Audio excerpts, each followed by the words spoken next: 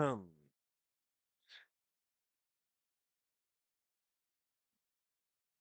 The investigation is now in session. We will continue Ace Attorney investigation. Miles Edgeworth. Ace Attorney investigations, not miles tails per hour.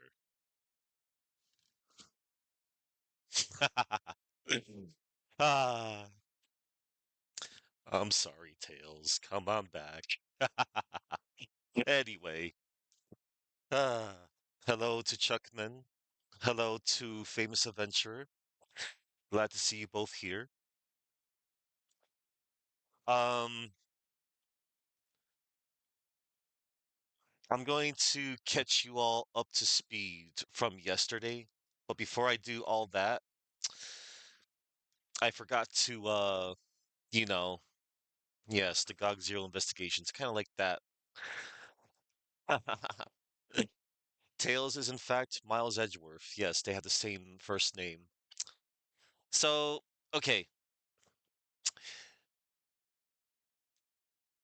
I just want to see the game description because I forgot to read the game description yesterday. I know it's a little whatever, but I want to get it out of the way. So, I'm going to be continue playing this game via the Ace Attorney Investigations collection. And the description goes as follows. Miles Edgeworth's dramatic turnabouts take center stage. Experience both Ace Attorney investigation games in one gorgeous collection. Investigate crime scenes and solve tough, intriguing cases through logic and deduction. When Edgeworth's past and present collide, his future begins. Wow. Experience both Ace Attorney investigation games in one gorgeous collection. Step into the shoes of Miles Edgeworth, that prosecutor of prosecutors from the Ace Attorney mainline games. Leave the courtroom behind as you walk with Edgeworth around the crime scene, gathering evidence and clues and talking with persons of interest, using your wit and what you discovered to solve tough, intriguing cases through logic and deduction. Both games have been given the full HD treatment, including all new designs for the chibi characters. Classic pixel art style is also available for a more retro vibe. Quality of life improvements, including chapter select, have been added, making it a breeze to replay your favorite parts. Autoplay and story mode also has been added, with progress autoplay will progress the dialogue for you, while story mode will solve even the toughest puzzles on your behalf. Perfect for those who just want to sit back and enjoy a good mystery. You can also turn story mode on and off at any time. A gallery section packed with bonus materials that are sure to please is also included. View in-game illustrations and character animations along with character design sketches and more. Listen to the background music of each game or bask in the beauty of some orchestral arrangements. You can also play the games in English, French, German, Japanese, Korean, traditional Chinese, and simplified Chinese.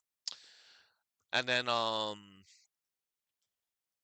the back of the box, of the first game, I the truth shall set you free.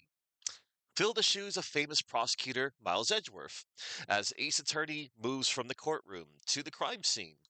Investigate, collect evidence, and solve intricately tangled mysteries to reach the ultimate truth.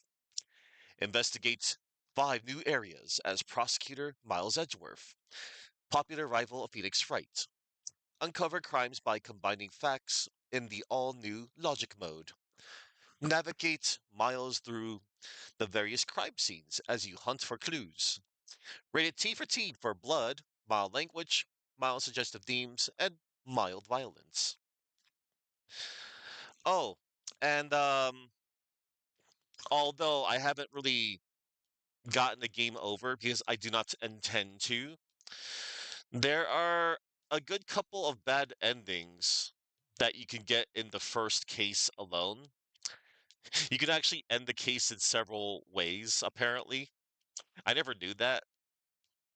because I always like, save scum back in the day. But I'm thinking of checking out all those stuff, all the those scenes on my own time. But here's some of the bad endings you can get from the first case alone. This happens if you let the truth gauge run out at certain times. So you could get a game over before Portsman arrives. Gumshoe expresses concern that Edgeworth is too fatigued to investigate and takes over for him. As Edgeworth expects, days pass with no resolution to the case. After Portsman arrives, but before the first argument, Portsman claims to have already identified a culprit before forcing Edgeworth to vacate the crime scene. During the first argument, Portsman arrests Gumshoe for the murder, with Edgeworth unable to do anything but watch helplessly. While in Edgeworth's office at any point from the second argument to the fourth argument, Portsman arrests Bird, proclaiming his victory to Jim's soul. Edgeworth tries to protest, but Portsman tells him there is no one left to listen to him. And while in the hallway, Portsman steps out of Edgeworth's office and announces that the investigation's over before arresting Bird as Edgeworth watches helplessly. And finally, after the fourth argument, Portsman tells Edgeworth that he knows that Miles would love to pin the murder on him, remarking it's a swing and a miss. Portsman says he'd love to see evidence to disapprove his alibi, and meanwhile, he's going to take Maggie, who has no alibi, into custody. Good thing that never happened, because I'm so good at what I do, solve cases. And now, before I begin the next case, I'm going to give you all a little summary on what went down on the first case in Turnabout Visitor. So, in Turnabout Visitor,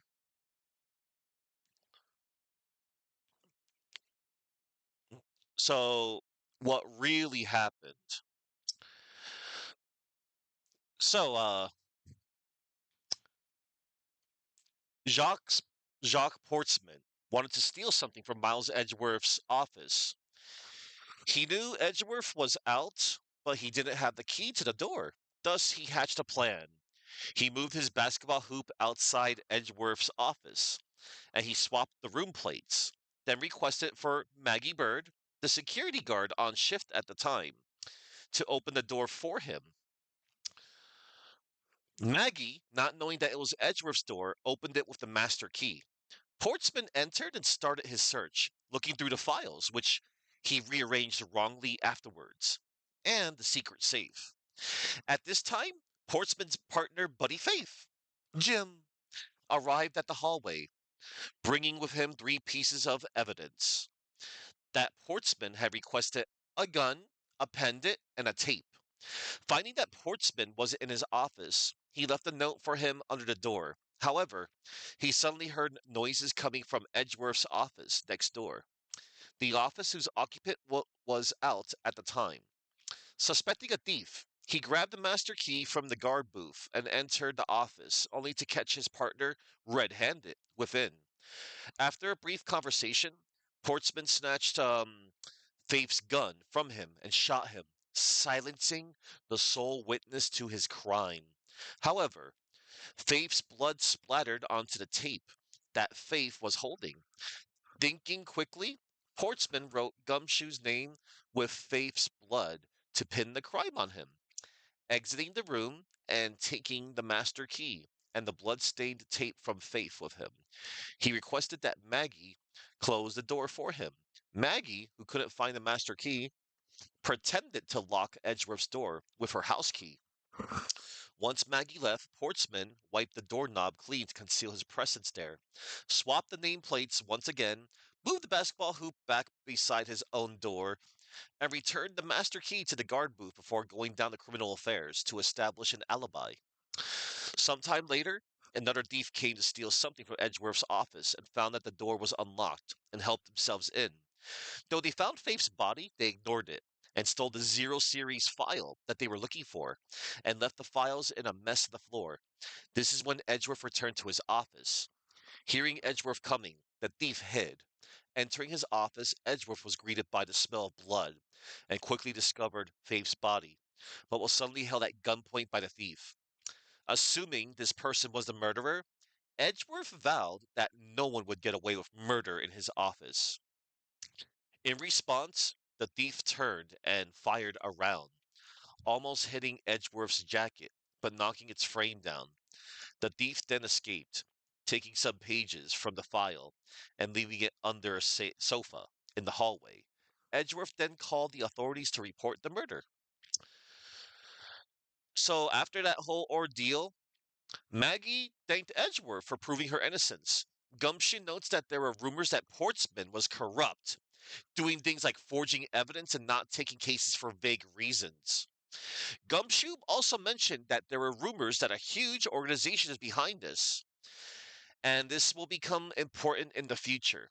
Edgeworth noted that one piece of evidence didn't have any significance to the case, and I did present the stolen zero series file. It is not known what the thief was up to and why they only stole some pages of the file. Just then, an officer will give Edgeworth something he found in his office, a black card with a raven mark on it. Edgeworth and Gumshoe both recognized it, the calling card of the Yatagarasu, a famously methodical thief that steals evidence of corruption from major companies and sends it to the press. And then Edgeworth mentions how this relates to a case he was involved in from 2 days ago, which we're about to do right now. We now begin Turnabout Airlines. All right, everybody, it's time. We're going on a plane.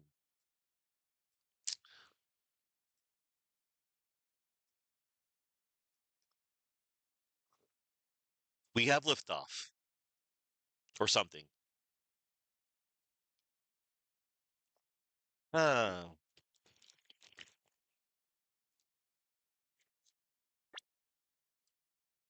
Vader time. Yes, it's always Vader time. It's time. It's time. It's Vader time. It will always be Vader time, no matter what. Would you look at the time? Vader time. All right. I like that. It shows a close-up shot of his desk and the Steel Samurai. We all love the Steel Samurai here. None of that Nickel Samurai garbage.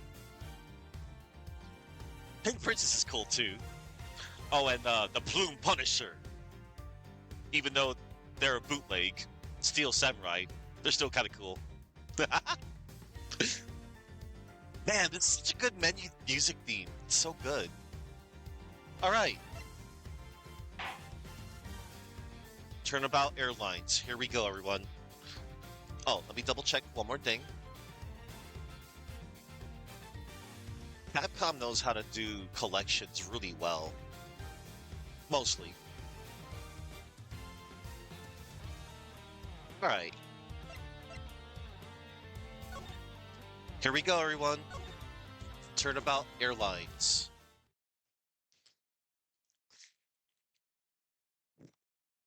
Episode 2, Turnabout Airlines.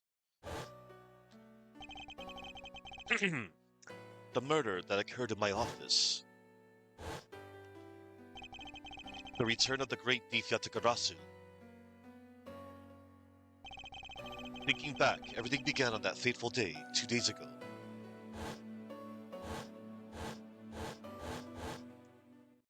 Two days earlier. All right.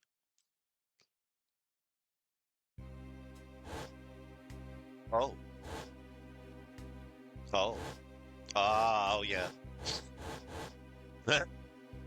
I forgot that little scene. Yes, everything began high up in the air, 9,000 feet in the air to be precise. Thank you for flying Go You Airlines. We are currently experiencing some slight turbulence.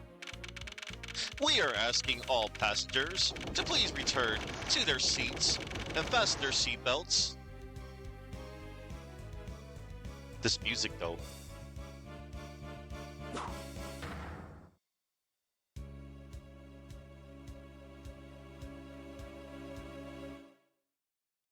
Can't tell if that's blood or a blood stain. Uh-oh.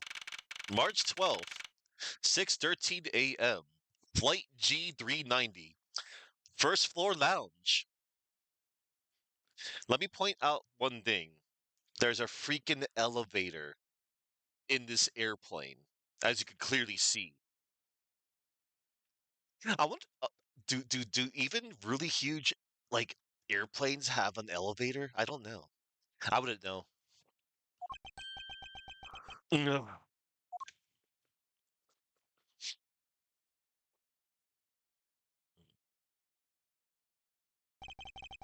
Why do I feel like I just woke up from a horrible nightmare? 6:13, huh? Guess I was out cold for about 10 minutes. Ha! Flight turbulence indeed. Ladies and gentlemen, we are currently experiencing some slight turbulence. For your safety, we ask that you return to your seats and fasten your seatbelts. I suppose turbulence is to be expected on a flight. Though admittedly, I'm less than comfortable with anything resembling earthquakes. Edgeworth doesn't like earthquakes, everyone. We all saw that in, the first game. Case 1-4.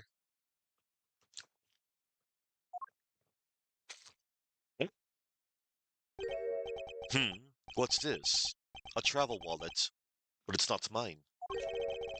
How did someone else's travel wallet wind up in my pocket?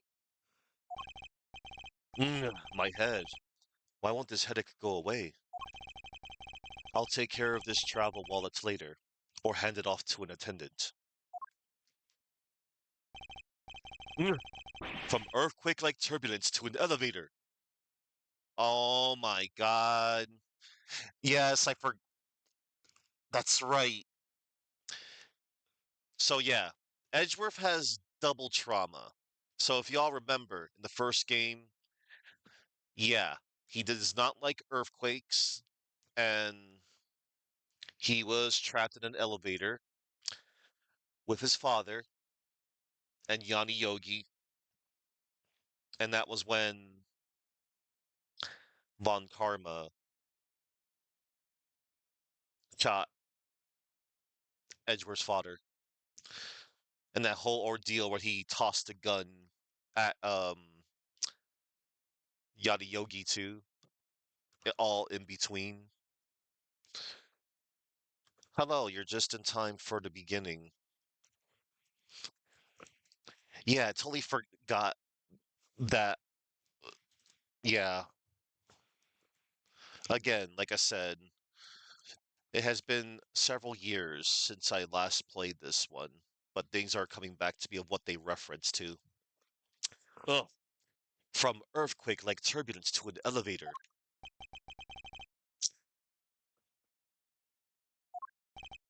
Hmm. What am I doing hesitating like this? Actually, I know full well why I hesitate. It was when I was still but a young child. Yep, there it is. I was caught up in a murder that happened in an elevator. But how long am I going to let my past haunt me? Depends, Edgeworth. Depends. It's just an elevator. I'm a grown man now. I need to behave like one. Oh, hello, dead body. What the? What in the world happened? Is there something wrong, sir? I must ask that you please return to your seat. Eek! Dead body. He's dead. Please calm down. We mustn't jump to conclusions without all the facts. I agree. What's wrong? Did something happen? You murderer! No, you have it all wrong. It wasn't me. Yeah, he just saw that there was a freaking dead body, man. March 12th, 6:41 a.m. Flight G 390, second floor, first class. Wow, look at this. Everyone, I am sorry to interrupt, but I have an important announcement. I am one of your flight attendants today, Rhoda Tanero. Unfortunately, we have just had a minor accident on this flight. An accident? Don't treat us like we're stupid. I caught a glimpse and it was a murder. What? Murder? What's going on with this flight? Everyone, please calm down. There's no reason to panic. This flight will stay on course and make its scheduled landing. We are still currently in the middle of a rough patch of turbulence. So until we are out of this area of turbulence, I ask that you please remain seated. But someone was killed, right? I mean, what about the killer? Let me off! Please, there is no need to feel threatened. We have already apprehended the culprit.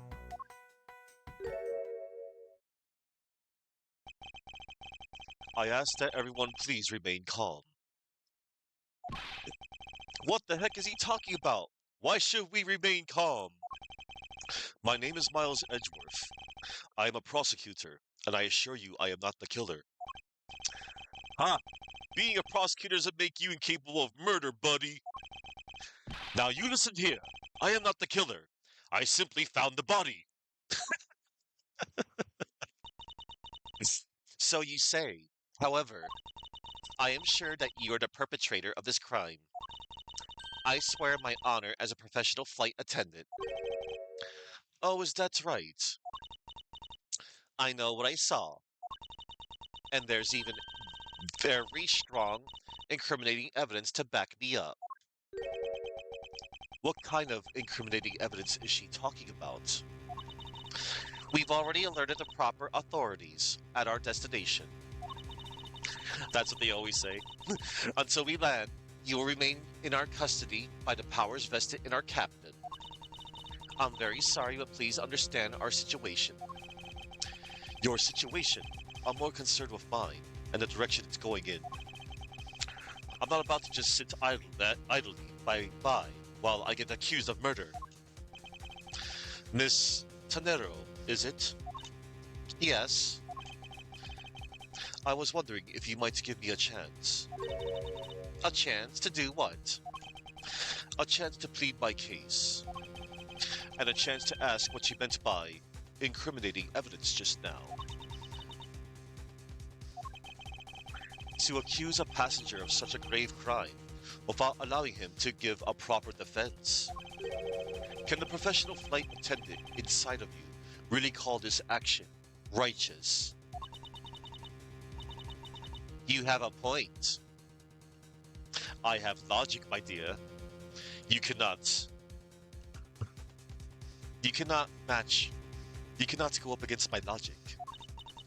Very well. I'll listen to what you have to say. But be wary of what you reveal. I'm afraid you'll only look even more suspicious if your explanation fails to satisfy. I also do not have the time to deal with you all day, so please make it quick. Of course, as you wish. Good. Very well then. Let's get started. I know for a fact that I didn't kill that man in the elevator. Nope. What I don't know is what sort of evidence she has up her sleeve. But I'm certain it doesn't fit with how the crime really occurred. And we're already in a testimony! We're already in an argument! What Miss Tanero saw. What did you see? I swear to tell the whole truth as a professional flight attendant. Unfortunately for you, Mr. Edgeworth, I am certain you are the killer. The scene I saw in front of the elevator. It was you standing there with fresh blood dripping off of the murder weapon. So if you would please cooperate, we'll turn you over just as soon as we land. Hang on. Let's see. The victim was seated in first class like myself, but I don't know his name. Rhoda Tenero, a GoU Airlines flight attendant, charged with taking care of first class. Evidence: prosecutor's badge, travel wallet, picked up off the floor in front of the elevator. It isn't mine, so who is it? Crime scene notes: body found at 6:15 a.m. inside the elevator. Stopped at the first floor lounge. Ooh. There's money, a figurine on the ground. Might be some lanyard he's wearing. Guy magazine. Details meals, movies, and other services inside. Flight itinerary. All times shown correspond to our departure time zone. Okay. So, if you would please cooperate, we'll turn you over just as soon as we land. That's it? That's her evidence? I don't think you could ask for a more perfect witness testimony.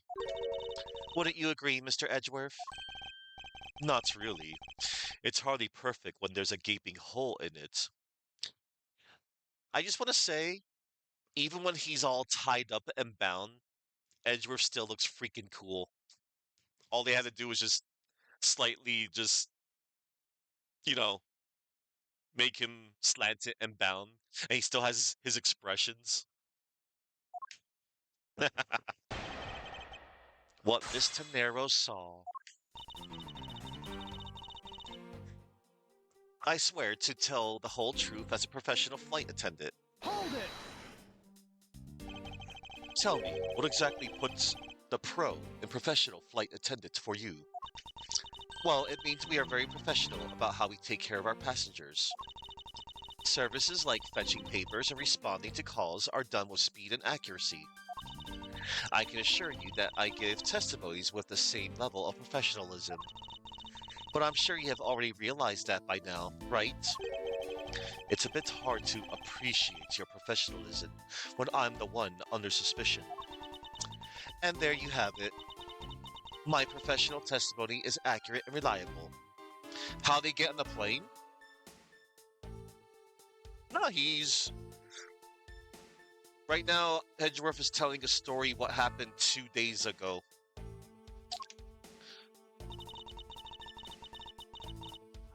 And, there was some turbulence. Edgeworth was knocked out for 10 minutes. He woke up. He opened the elevator, and then he found a dead body. And then she thinks she saw that Edgeworth might have killed the man. And now she's, interrogating Edgeworth, I suppose. Unfortunately for you, Mr. Edgeworth, I am certain you are the killer. Hold it! And I'm certain you are mistaken. You certainly seem sure of yourself. That's what the flashback was about. Of course, a professional flight attendant can't afford to make mistakes after all. Perhaps, but you must admit there are few who can look at a murder with a clear mind. We attendants all go through extensive training and are always calm and collected. We'll even calmly serve you coffee if you so wish, as the plane makes a splashdown. I fail to see how that would be the calm and rational thing to do in an emergency. Even until the bitter end, we are there to serve the passengers.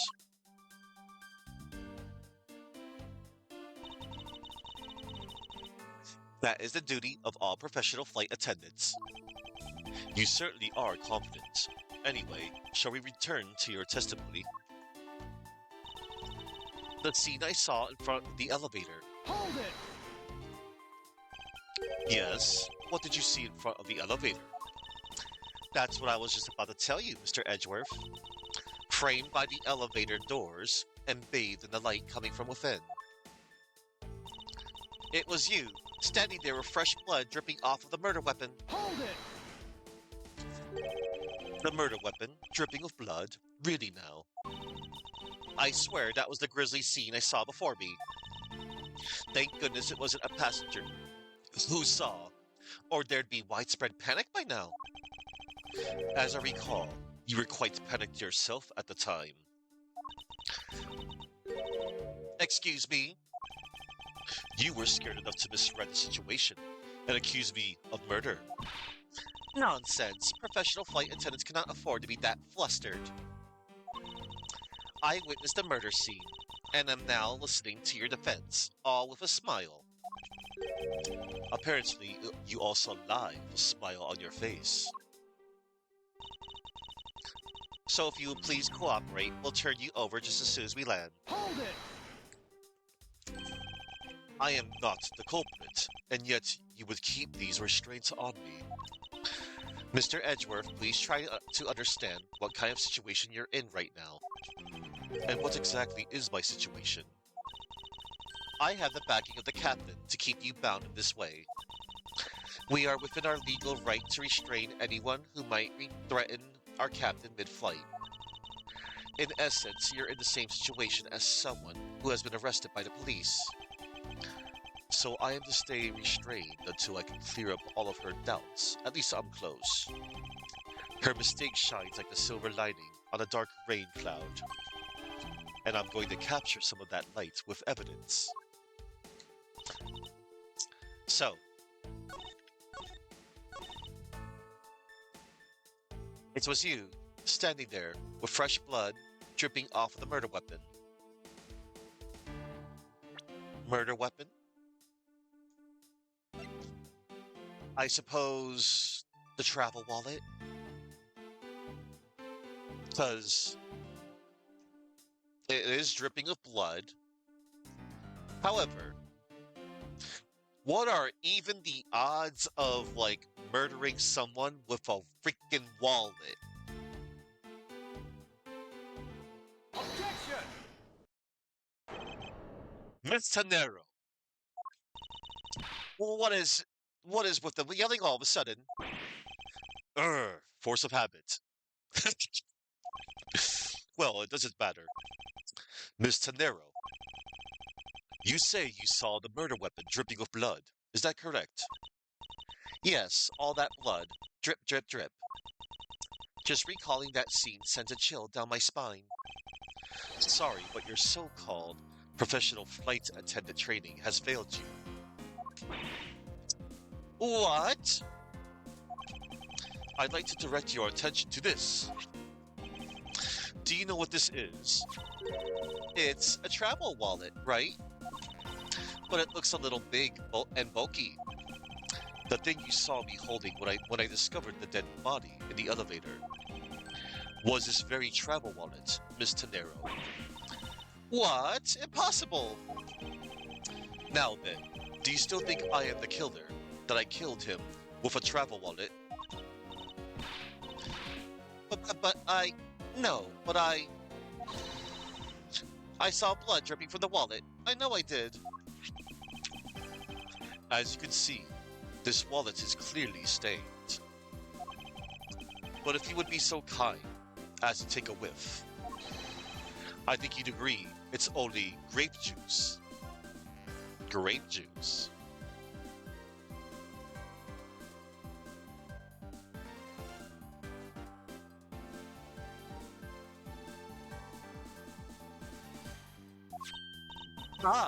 Then that's right. You mistook grape juice for blood. The murder weapon dripping with blood does not, in fact, exist. No! There, that should clear up that pesky accusation. Hold it. Wait just a sec. That is, I mean, even a wallet could be deadly if it was wrapped around something heavy. I demand that you show me what's inside, please. She's trembling. And the tacked on please at the end sounds like I've got her. There's no need to look inside. Even you can tell from its appearance that it's light. No, I can't be sure of anything until I see the contents of that wallet for myself. She's a persistent one. I suppose we have no choice but to see what's inside. Miss Tanero, if you would be so kind as to open the wallet and check its contents for me. All right, I usually don't pry into passengers' belongings, but we have no choice here. So,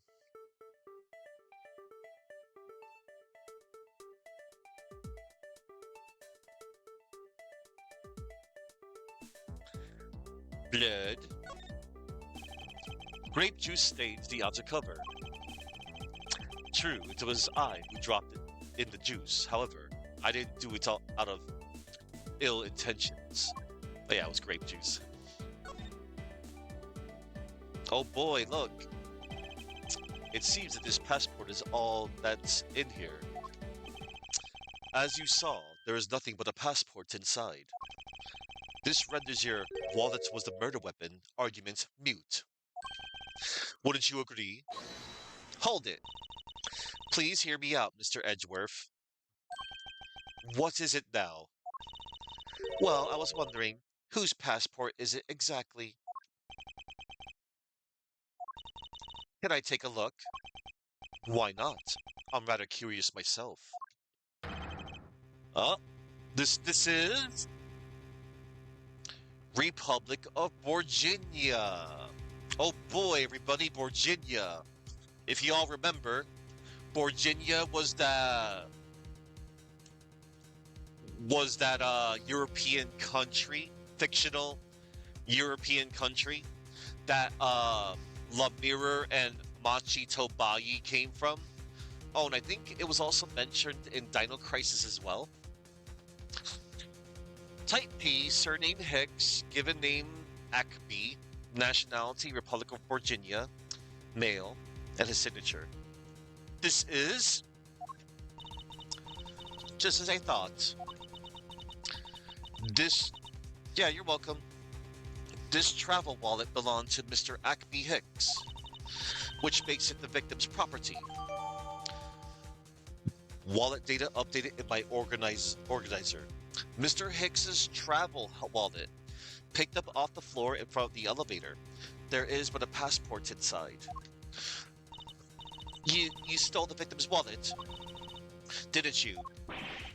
How dare you? You said it yourself. You claimed to be holding this wallet in your hands when I found you.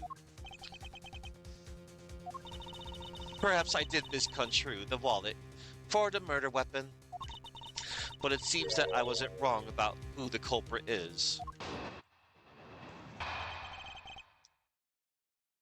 Another argument, Ms. Tenero's logic, which we're going to break into. As you claimed, the murder weapon is not the travel weapon. However, it is something you stole from Mr. Hicks after you were done with the vile deed.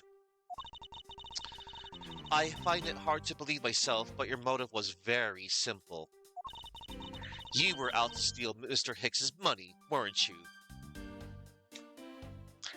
Please. Miles Edgeworth makes probably so much more money in his universe compared to however much you make.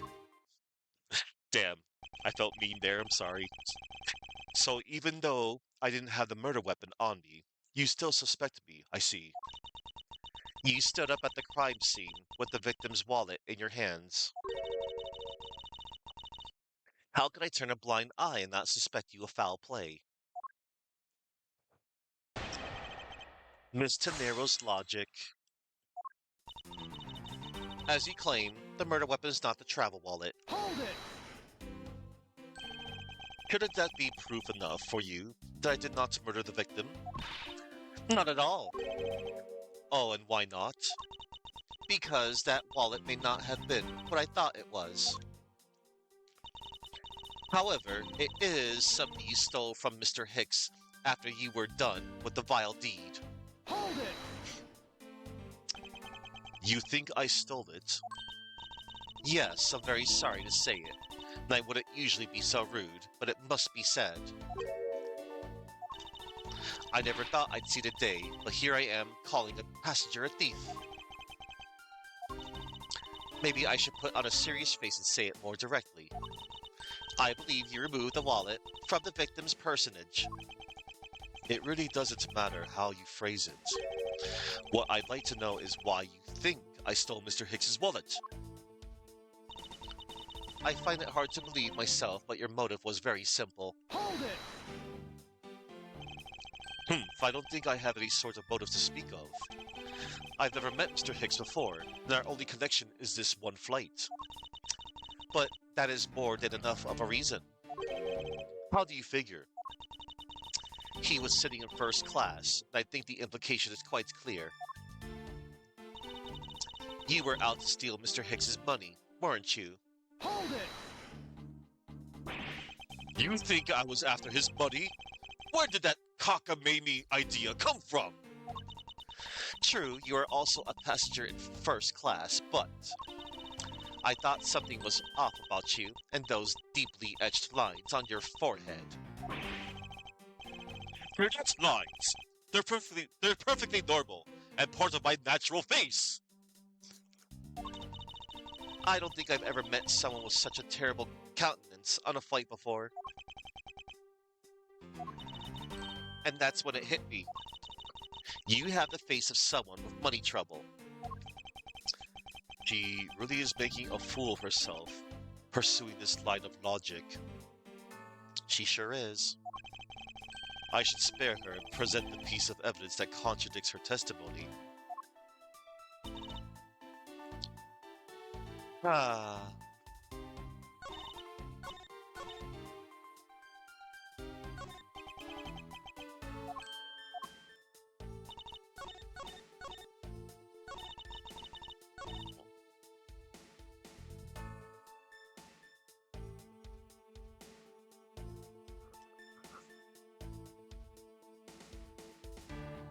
One moment, everybody.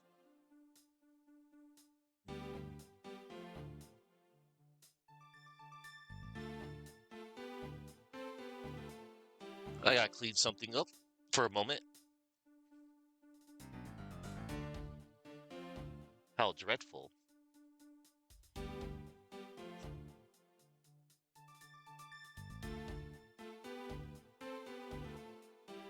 Alright. Everything's good, everyone. Situation has been handled.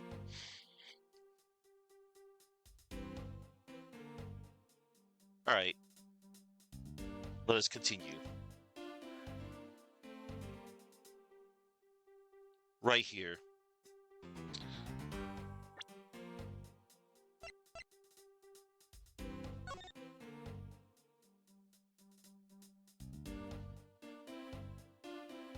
No, it wasn't because of the money.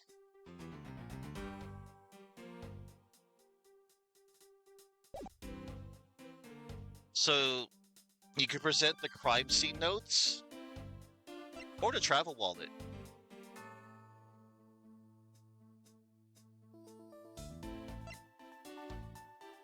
Objection! I wonder if I might get a word in, Miss Tanero. What is it now? Miss Tanero, I wonder if you noticed a contradiction within your own testimony. What are you talking about? It's simply impossible that the motive for this murder was monetary theft. One glance at the crime scene should have told you that. What about this scene? What proved that the motive for the murder was not the money?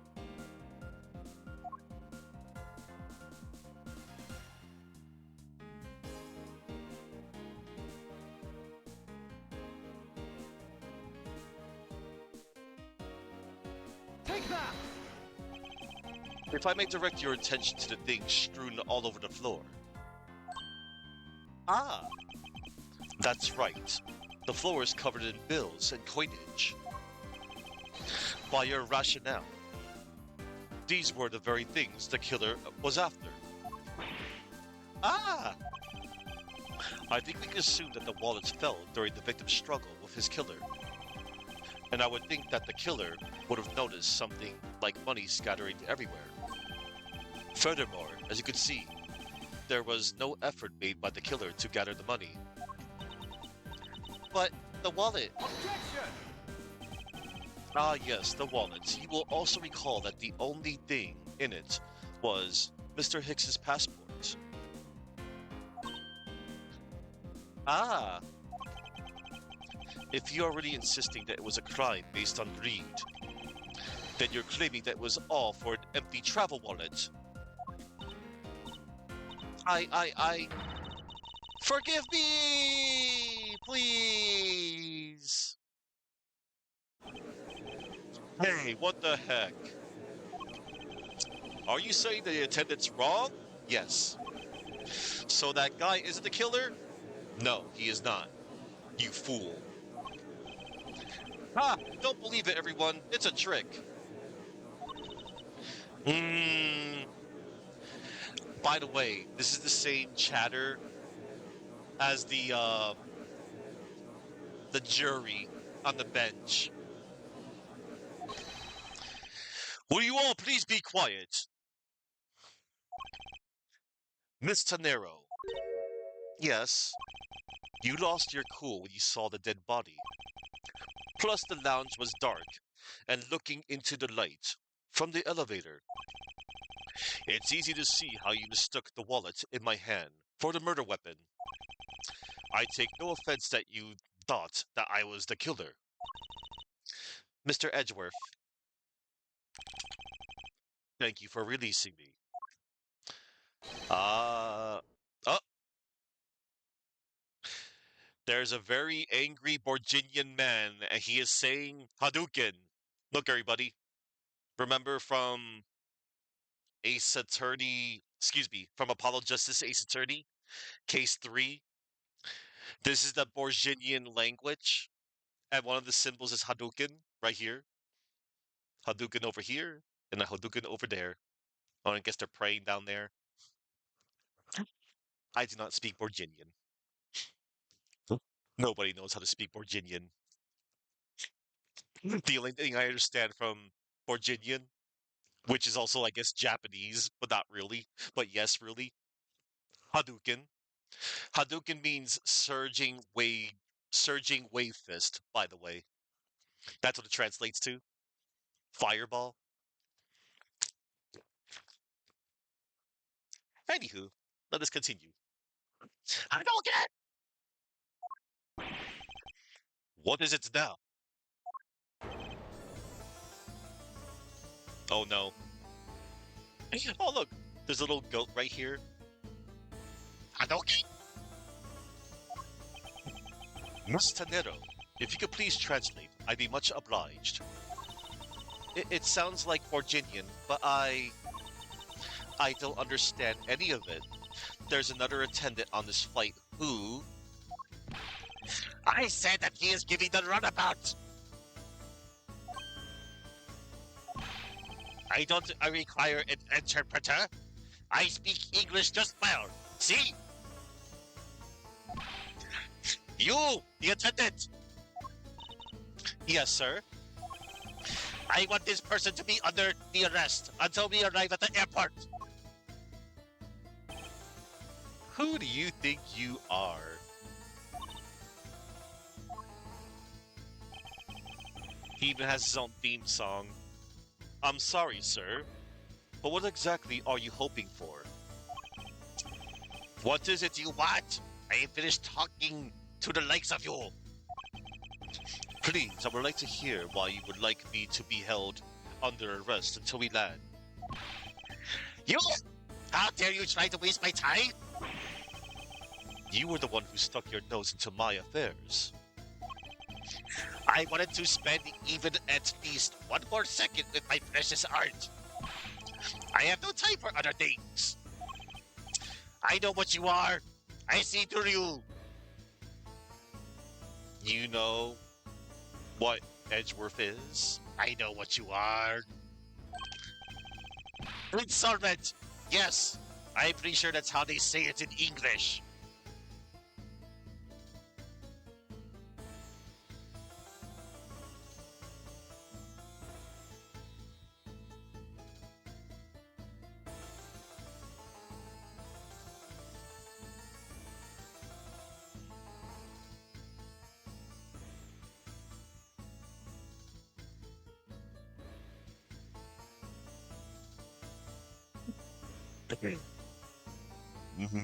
No. Anyway, well, I should hope I'm not monetarily bankrupt, but I don't think that's what you meant. Yeah, Edgeworth is not in debt. I'm sorry, but I don't think I caught your name. I am Zeke Blanc II.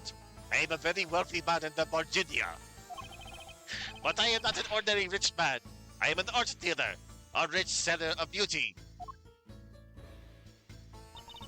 Mr. LeBlanc, what did you mean just now? Pardon? Um, when you said that Mr. Edgeworth was giving me the runabout. I had to explain? Unbelievable. I will say it once and only once. I do not have even a second to waste. Time is money, as they say. Yes, and yet you continue to blather on. I saw it. Yes, I did. I saw the victim go onto the elevator. Going down to the lounge. Oh, it was exactly at 6 o'clock. Okay.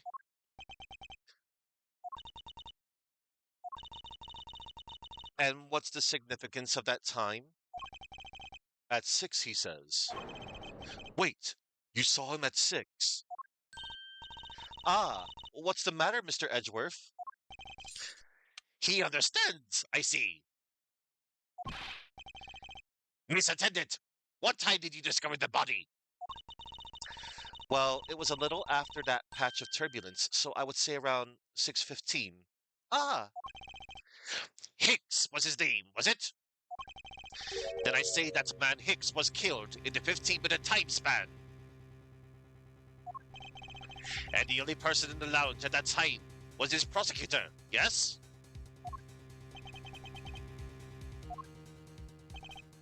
Yeah, I was in my seat the whole time. Me too. I was watching the movie and enjoying a fine glass of grape juice. I was still eating.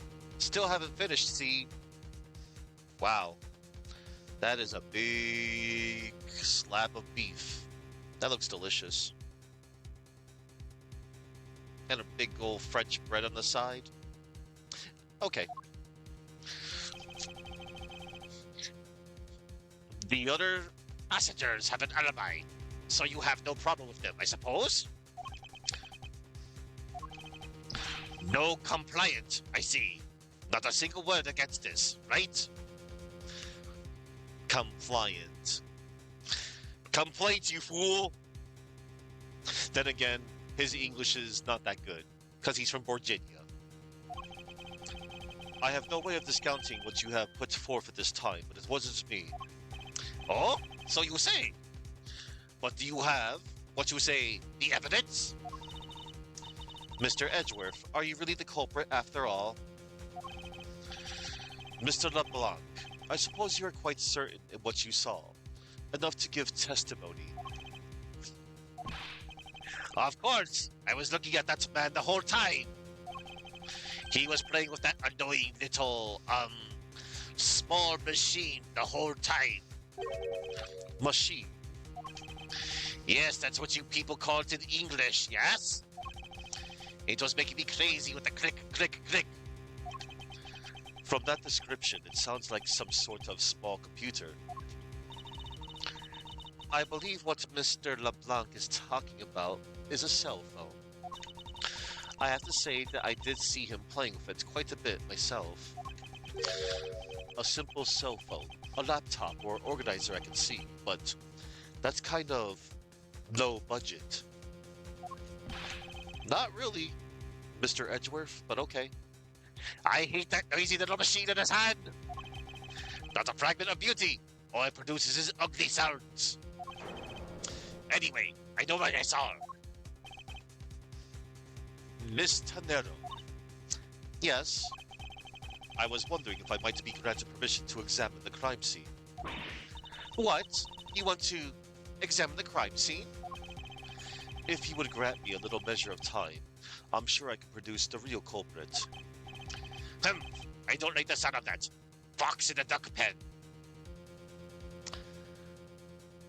Ah. That would be fox in the chicken coop, but okay. Yes, I think that is how you say it in English. No, I just said it. It's fox guarding the hen house. And I believe my innocence was proven earlier.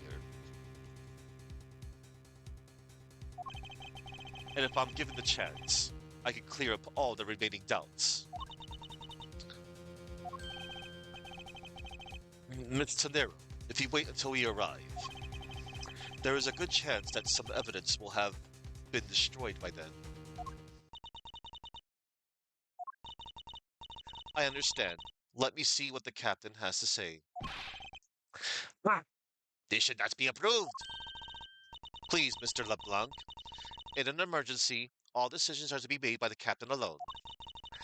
Now, please wait here while I go ask the captain what to do. I'll be right back. You are not planning to erase evidence when you are doing your investigation, yes? Of course not. Ah, we will see. Mr. Edgeworth, you have the captain's permission to investigate the crime scene. What? Unbelievable! I am in your debt, Miss Tanero. Of that Edgeworth bow. However, however, there is one condition. I am to supervise you. Can you agree to that? Of course, I see no problem with that stipulation. It's only natural, as I am still a suspect in this case. I take full responsibility and will watch Mr. Edgeworth's every move. I hope this is reassurance enough that there will be no foul play. Now then, Mr. Edgeworth, shall we proceed? If you should need my help with anything, please feel free to use Y button to talk. It's time to head to the scene of the crime, the first floor lounge.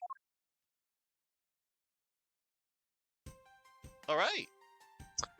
So I have Miss Tenero as my partner for this case. Oh, look at that little run. That's cute. That's adorable.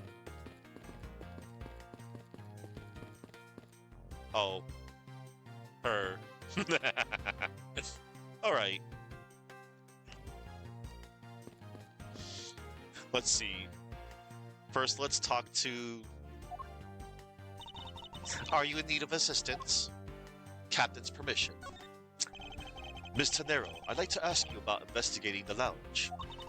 As long as you have the captain's permission, I can't stop you from looking around. If you could pass a message along, tell him I'm grateful for his spirit of cooperation. I will. However, please realize that you're still under suspicion. To be honest, I still have my doubts about you. Of course, I take no offense. Do you really understand what I'm saying? Yes. Yes, verily. Do you pinky swear you do, on your honor as a professional prosecutor? I pinky swear I do, on my honor as a professional prosecutor. Well, I guess that settles that. I feel my honor as a man slowly diminishing. Anyway, let's show her evidence. This badge is designed to reflect the relentlessness and discipline of law enforcement. It comes from the authority invested in us as strict protectors of the law, and executors of the sentences much like harsh winter frosts and blazing summer days. To wear it is to identify oneself as a prosecutor, but I have no interest in doing so. Each prosecutor's badge is engraved with the number of its owner on the back. Humph, numbers, as if we're not human on the inside like everyone else. Yeah, right? Alright.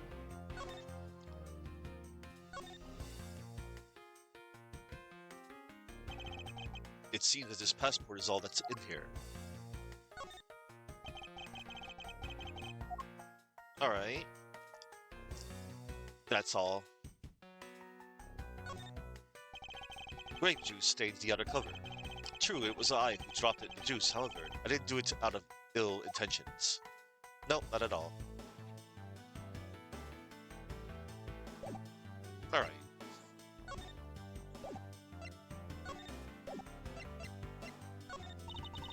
Even if you show that to me, I still cannot allow you free reign.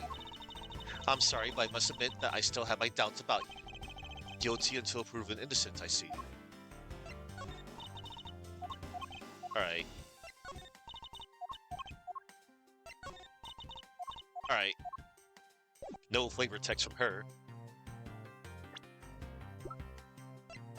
Zinc LeBlanc, 62. From North European Republic of Virginia.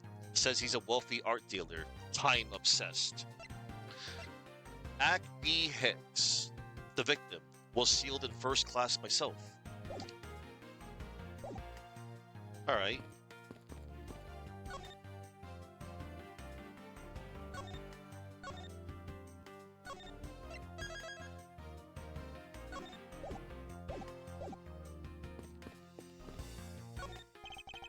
Excuse me, but may I have a word with you? You there! Ah. If you need something, please ask Miss Rhoda over there, okay? What the? Hey, wake up, you! I'm terribly sorry that she's being so rude, Mr. Edgeworth.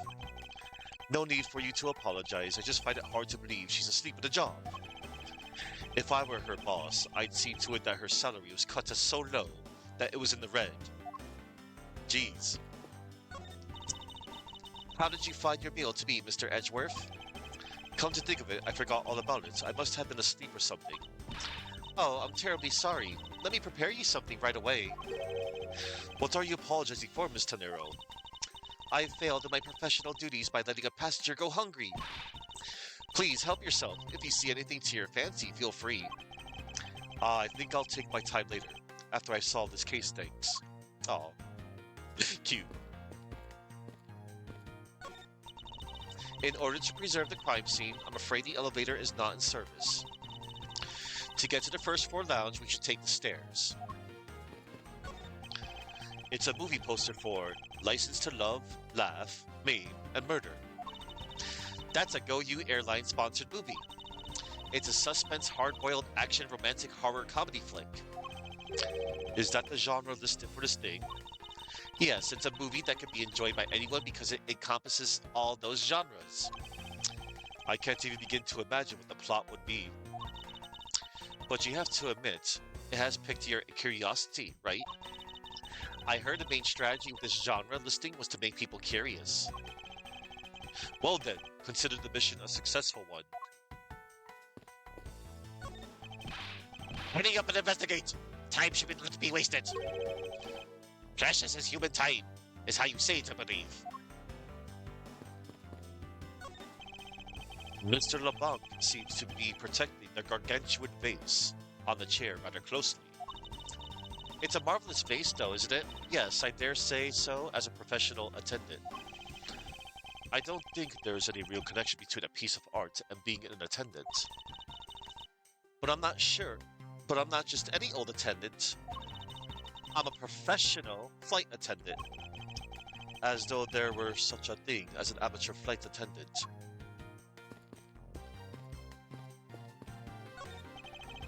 This was Mr. Hicks's seat. I don't see the machine Mr. LeBlanc was talking about. Perhaps it's in the elevator? Maybe. We should probably head down to the crime scene now.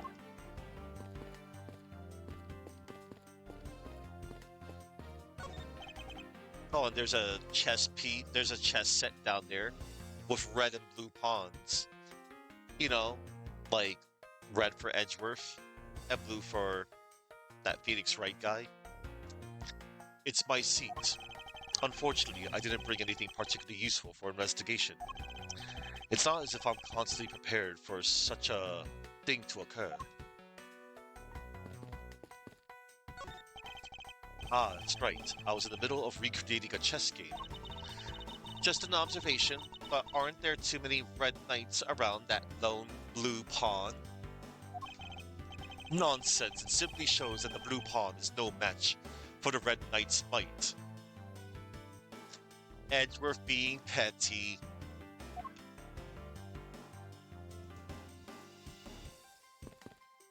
Was not quote unquote winning against Phoenix enough in case 4 in the second game?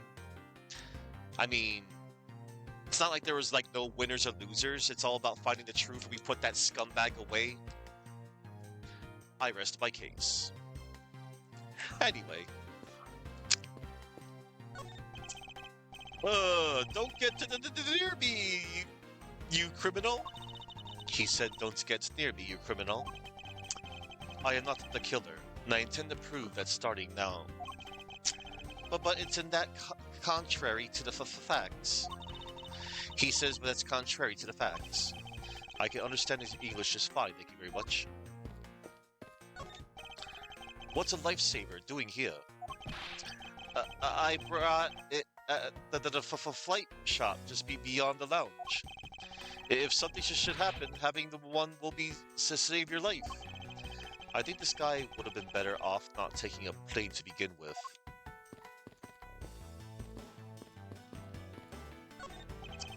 If I may have a word with you, this steak, so awesome. That's great to hear. However, I would like to ask you a few questions. I was here the whole time, so wouldn't know. Eat or speak. Please pick one. Munch, munch, munch. All the munches. I think he chose to eat. Yes, I can hear that. And hello there, Moonlight the Duchy. Hello and welcome.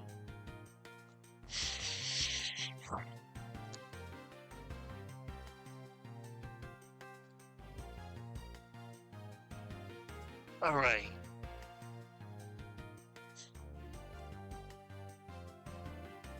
How's it going? It's going well. Just enjoying a fine video game in the form of Ace Attorney Investigations, Miles Edgeworth. I'm on case 2 right now. A murder happened on an airplane. Hey, miss, how about another glass? Excuse me, but I was wondering if you know anything about the murder. How about it? How about a glass together? Sorry, but I must decline. I wasn't talking to you. I was asking the cute attendant. I'm sorry, but I am on the clock right now. But if you need a refill, I'd be happy to bring you another glass at any time. You got it, Toots. That's no way to talk to a lady. I agree. Oh, that's cool, Moonlight.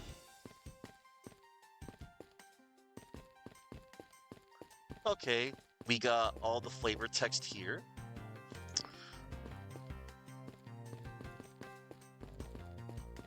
We can go to our next destination.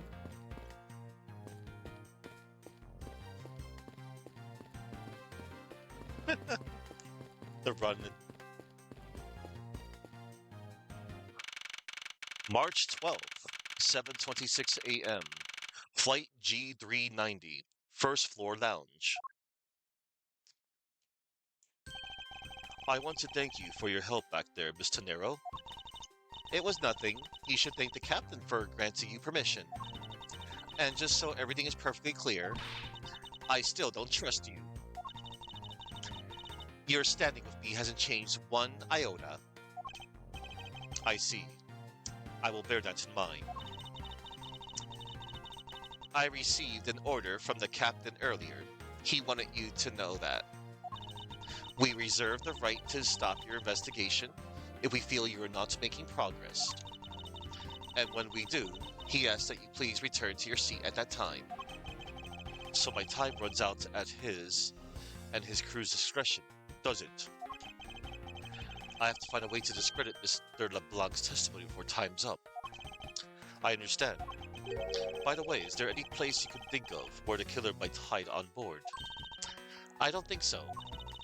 After every first-class passenger was accounted for at his or her seat, we made a thorough search of the plane.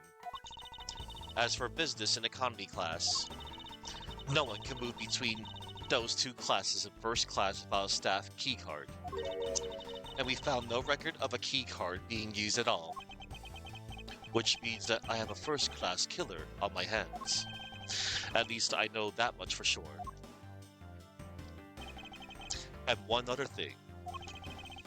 No one else has been allowed near this crime scene since the murder was discovered either. Begin investigation. First floor lounge. Now then, let's get started. But where should we start from? Let's start with Mr. LeBlanc's statements. The crime occurred between 6 a.m. and 6:15 a.m. During that interval, the only person in the lounge was myself, which would make me the prime suspect. However, since I did not kill Mr. Hicks, it means that the killer was around somewhere. Where was the killer? What clues point to where the killer could have been? If we are to believe what you say is true, then yes. The first order of business will be to gather information to win your trust. Alright. Oh yeah. I want to point out, you see her little hairstyle here? It's kind of like a plane engine, kind of, sort of. Kind of cute.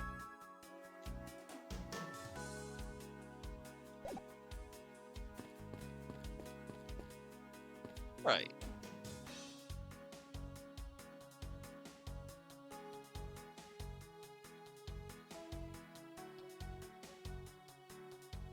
Okay.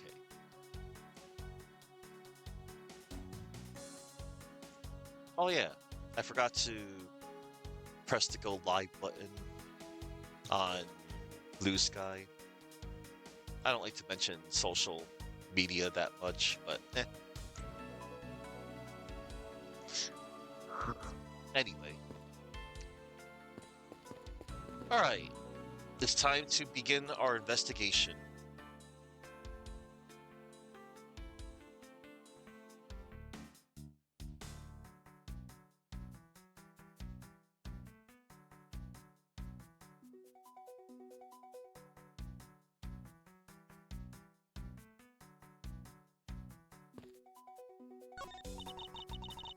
This door leads to the flights. This door leads to the flight attendant's room. But please understand that it's off limits to unauthorized personnel. The room is giving off the scent of woman's perfume. One would think that perfume would smell great. However, to me it simply smells.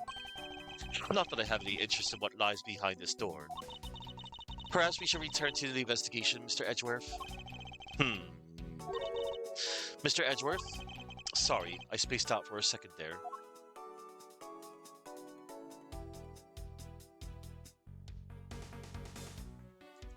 Right.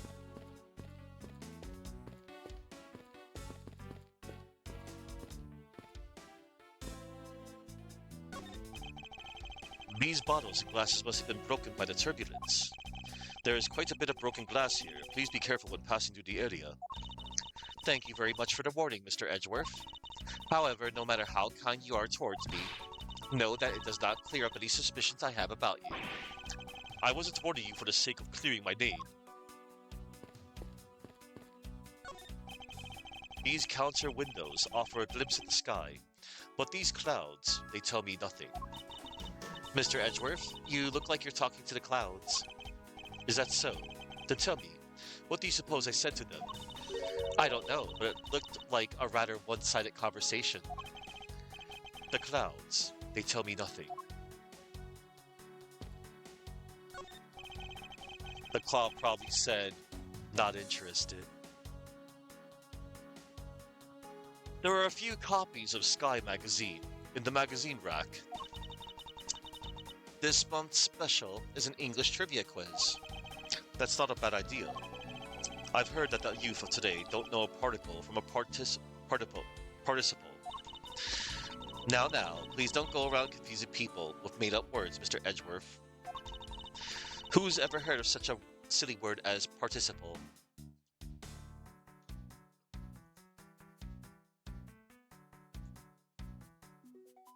A participle is a word made from a verb. It acts like an adjective to describe a noun, or helps form different verb tenses with helper words like be or have. That's cool.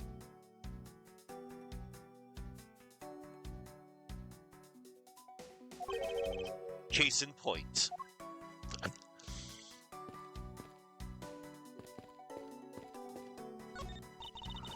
This grand piano is the pride of this plane. It can play the music of whatever CD we insert into its CD drive. That's not a piano, it's more like an overgrown music box. Ah, but its keys they press along with the music, as though there really is someone playing it. Some people have entirely too much money to waste on overly complex toys.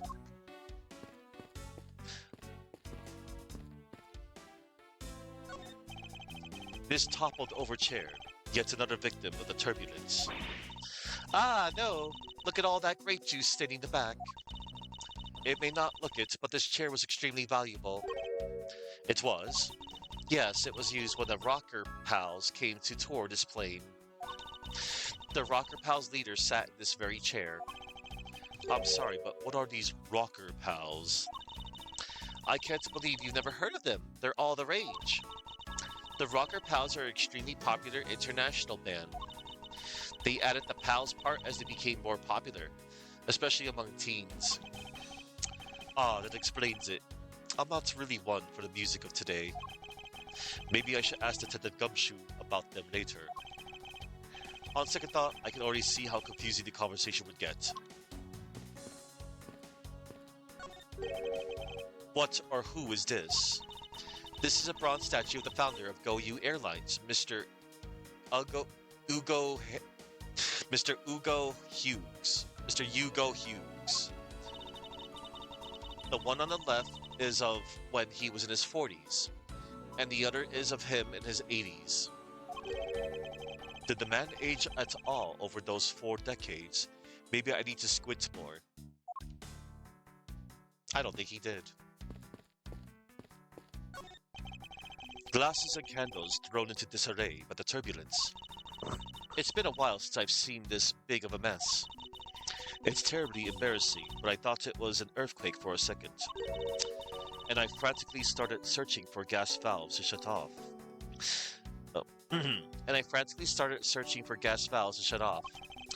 I guess the shaking of the plane was bad enough to be mistaken for a real earthquake. Not that I would know, since I was unconscious for most of it. Yep, he was. The in-flight shop is just beyond these shutters. But we don't have permission to open them, so I'm afraid I must leave them closed. There must still be clues to be found here, in this lounge. I must remain ever vigilant.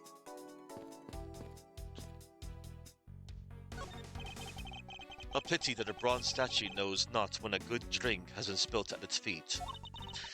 This is a statue of our founder, Mr. Ugo Hughes, who was a big fan of grape juice. I'm sure he would be thrilled if he knew so much grape juice was here at his feet. Is that a hint of hero worshipping I detect? Yes. Alright, and now to actually investigate the most important thing. The crime scene. Or rather, it is, where the body was found. Like, it is a crime scene. What floors does this elevator service? Only the first and second, although it can also go down to the cargo hold. However, that requires a flight crew keycard. So the only floors accessible to passengers are the first and second. Elevator.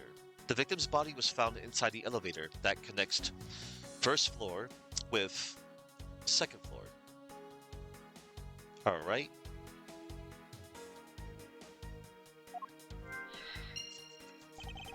I won't rest until I've inspected every suspicious-looking nook and cranny. Alright. We're going to search everything.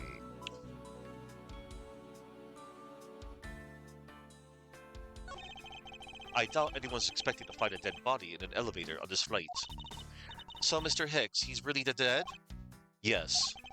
She's trembling, although I can't fault her for that when there's a corpse right there. Mr. Hicks, if you're really dead, then please answer yes.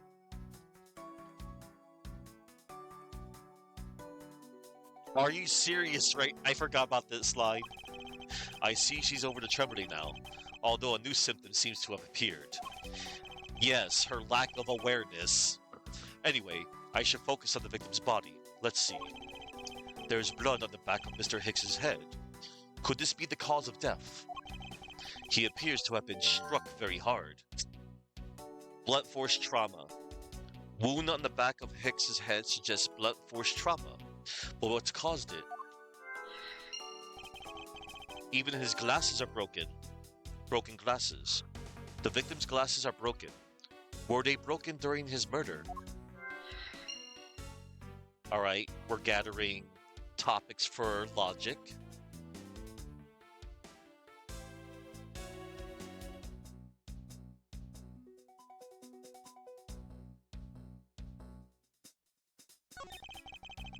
I wonder what was hanging off of his lanyard.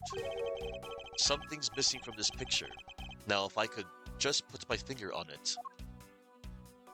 Alright. There's something sticking out of his pocket. Hope he won't mind if I take a look at what's inside. It's a picture. It looks like it was taken inside a building somewhere. Photo of Mr. Hicks, data jotted down in my organizer. Photo of Mr. Hicks, found in the victim's pocket. A souvenir picture, perhaps.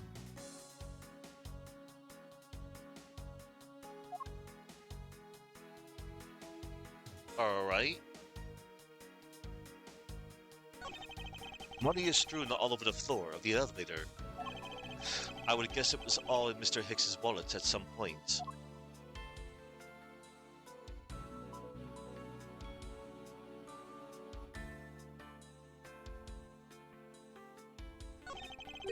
What is this sinister-looking figure on the floor here? Oh, that's a piggy bank of our company mascot, Captain Ugo. Captain Ugo. It's just one of the many pieces of merchandise we sell at our in-flight shop. This bank is a limited edition, and is so popular that we're down to our last one. Aww. You have an in-flight shop?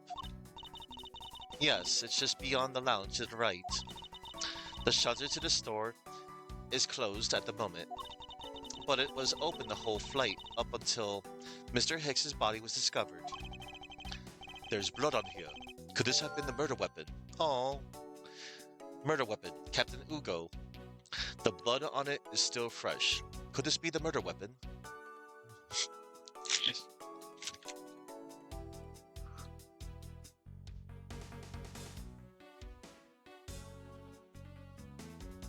This is my own little Captain Ugo.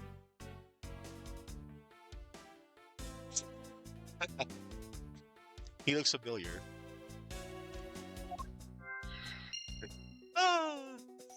Alright. Now then.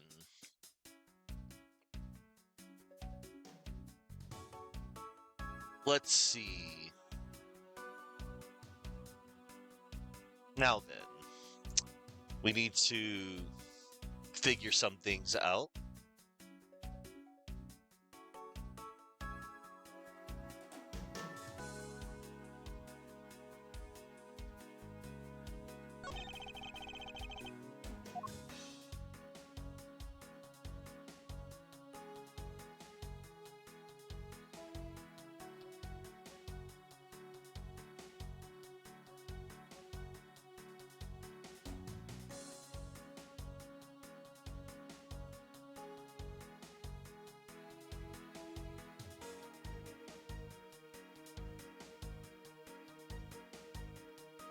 Alright.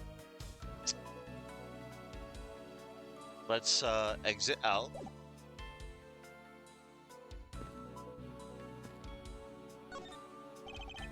There's some spilled grape juice in front of the elevator. I assume it was spilled during the turbulence. Oh, we must clean that up or someone might get hurt. Aha! What is it, Mr. Edgeworth? I found some very important evidence. What is the important piece of evidence in this scene?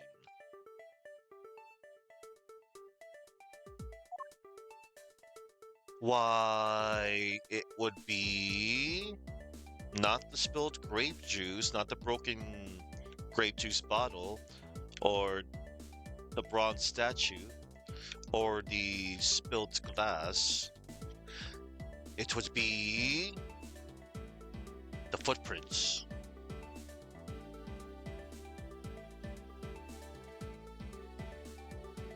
Take that! What is it? They're a little smudged, but I think we can both agree that they are a set of footprints. Spilled grape juice. There is some spilled grape juice on the floor in front of the elevator. So you think? Yes, these belong to our killer. Oh, then maybe we should check the shoe sizes of everyone in first class. I don't think that will be of any help to us.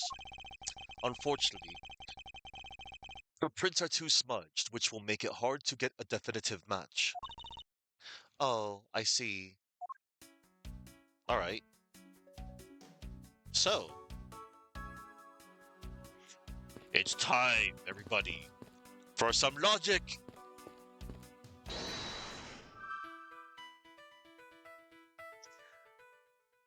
We got lots of topics. We've got everything that we can for now. Oh, wait, hold on. Before I do some logic, let me talk to what's-her-face. Notice anything? Did you notice anything? I was wondering I was wondering whose footprints those are next to the elevator. I'd say the killers. What did you say? Even if they aren't, I'm sure they are a vital clue to solving this case. Oh, maybe there are other clues waiting to be found in other places. Come on now, Mr. Edgeworth, let's go find them together. A word of advice. Nobody likes a credit thief, so stop stealing my lines. About the victim. I was wondering if you noticed anything, Miss Tonero. Yes, I can't help but notice the sad atmosphere in here. Yes, it is a rather tragic crime. I'll say, robbing the poor man after bludgeoning him to death. Talk about rubbing in the salt. I believe I mentioned this earlier, but no money was stolen from Mr. Hicks. Oh yes, you did. Sorry for the accusation. But I still insist that there is something off or missing from when he was at his seat. Oh, something is missing. I can't forgive someone who would do this to a passenger of mine. I swear as a professional flight attendant that I will capture the culprit with my own hands. And I promise as a prosecutor to solve this case with logic and deduction. Logic and deduction. I should go over all the leads that I've collected so far. One more time. The key to solving this lies at the intersection of my logic and the evidence. Yep.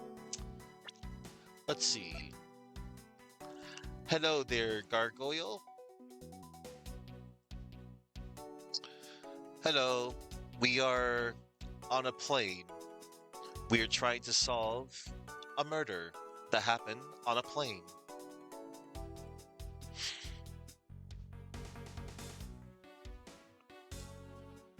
Okay. Let's see. Alright, she doesn't know nothing about that. Snakes? Snakes on the plane? Probably. Okay. We shall find those snakes. Okay, now it's time to use logic again. Because I have all that I need. Where was the killer? What clues point to where the killer could have been? Elevator. The victim's body was found inside the elevator that connects first floor with second floor. We will connect that.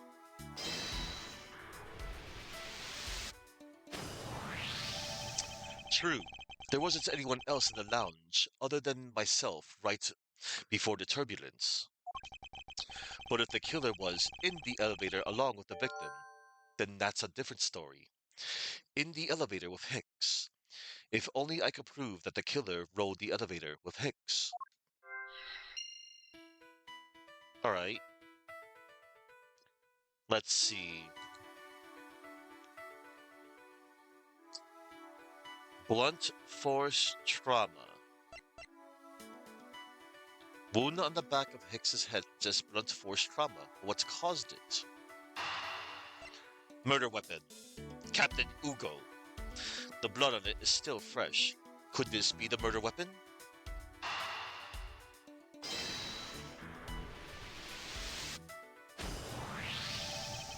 A statue of blood on it lying next to the body of a man who was beaten to death. Oh, Mr. Edgeworth, I think I figured something out. Yes, what is it? The way the blood is on this, it looks like it matches up with the wound on his head. Well, aren't we deserving of the Master of the Obvious title? Well, what do you think, Mr. Edgeworth? Don't you think that's worth investigating? It would appear that this figurine is our murder weapon. Oh, I just knew it. I mean, I can't think of any other connection. Perhaps. Master of the Oblivious would be more befitting. Captain Ugo Piggy Bank data jotted down in my organizer. Captain Ugo Piggy Bank, usually on display at the in-flight shop, found at the crime scene with blood on it. Alright, hang on. Let me talk to what's her face again? Alright, she wouldn't know that, of course. How adorable. It says, Go You Airlines. You know, I've seen it occur a lot recently, and it's been bothering me greatly. But why do some brands think it's acceptable to simply smash two words together and call it a day? And look, there's a blood stain over here. Ooh. There is some blood on one of the corners. Could this piggy bank be the murder weapon? I don't know. Maybe. We shall see. Oh. I suppose this is where you insert your coins. I have to say, for a piggy bank, it's made rather well. So well, in fact, that I'm not sure there is a way to take your money out. That's probably the idea. The raccoon is going to steal your coins away and never give them back. I don't know, maybe. Alright. Back to logic. Alright. In the elevator with Hicks. If only could prove that the killer rode the elevator with Hicks. Spilled grape juice. There is some spilled grape juice on the floor from the elevator.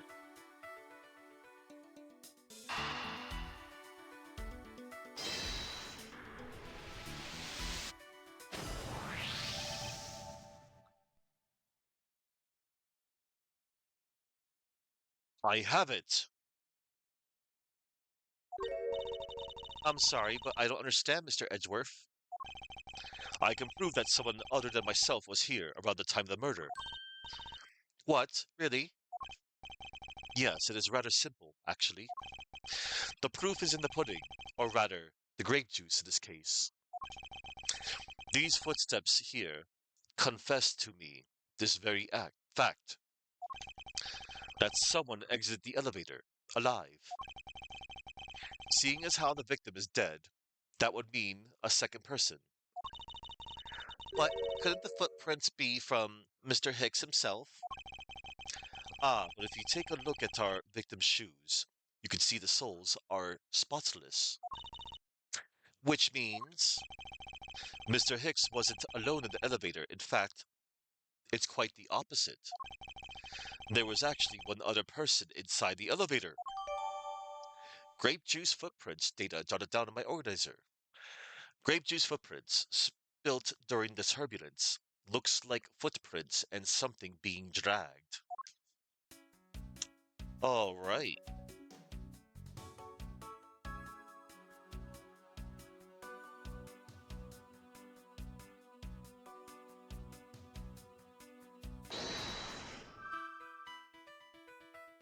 Hmm.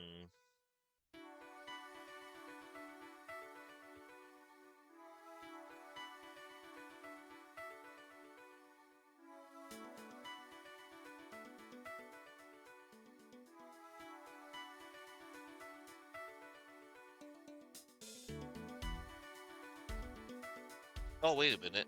I forgot to examine the paper, I think. Not the paper, the photo.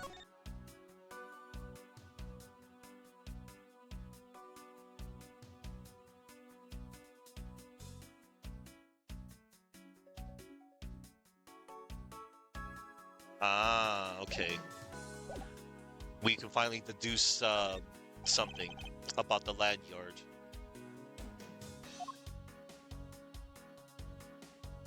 We shall deduce. Let me double check. Yep, there it is.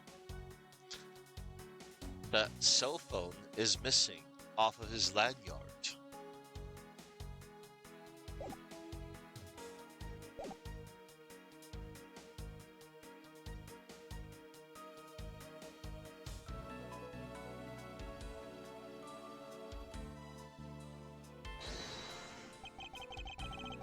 Is this spot somehow connected to any of the evidence I hold?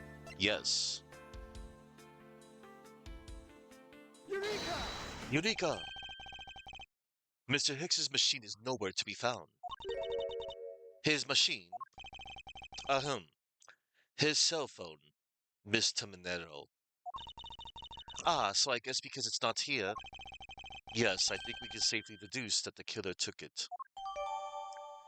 Missing cell phone. Missing cell phone data jotted down in my organizer. Missing cell phone. The victim supposedly had one, but it has gone missing. Then the killer take it. Investigation complete.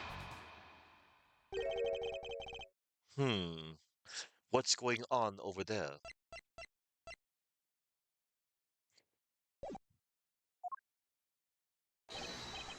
Oh, there's LeBlanc speaking in Borginian. I do not speak Borginian. I am sorry. The only thing I understand in Borginian is Hadouken. The little symbol right here. Hadouken. Hadouken.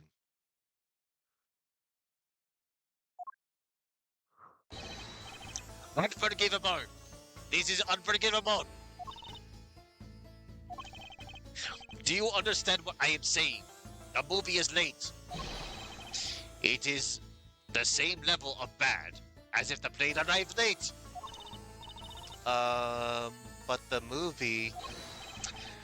What? I will not touch you anymore. You are just wasting my time. What is the matter, Mr. LeBlanc? If there is no emergency, please return to your seat, sir. Do not tell me what to do. I need not to sit down. Well, Mr. Prosecutor, did you prove your innocence yet? If you would like, I will prove my innocence to you right now. What? Nonsense! Are you saying my eyewitness testimony is mistaken? Not mistaken, merely that there is room for doubt. I'd be most honored if you could please tell me what you saw in detail once more. Fine, suit yourself.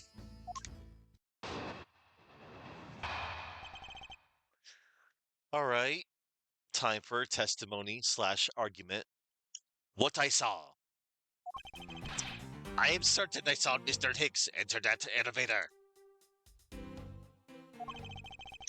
It was when the needles on my pocket watch pointed to the 6 and the 12. The body was discovered 15 minutes after that in the lounge, yes? Then you, the only person in the lounge at that time, must be the criminal. Mr. LeBlanc's conclusions seem to make logical sense. After all, the only person in the lounge at the supposed time of the murder was me. So, my eyewitness testimony. If you think you can destroy it, then come, let me see. Hurry! Do I look like a man who is having the time to wait for you? No. Why is he so irritated? I'm the one accused of murder here. Anyway, I must find a way to discredit Mr. LeBlanc's account somehow, and fast. Okay.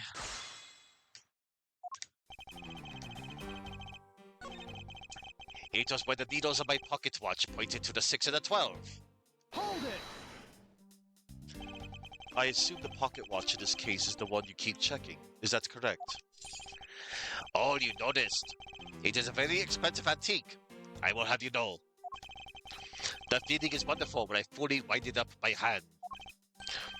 It does look very well designed and quite classy. I will have to charge you if you want to touch it. That's quite all right. Let's continue with your testimony. What a cheap man you are! Now return the time you wasted to me. How dare you? And if we must, I saw Mr. Hicks enter the elevator at 6 o'clock. The body was discovered 15 minutes after that in the lounge, yes? Hold it! It's true that I found the victim's body at 6:15. And that's when I found the two of them as well. You see? It all matches my testimony. Then you, the only person in the lounge at that time, must be the criminal. Hold it! That is the most mistaken way of thinking I've ever heard of.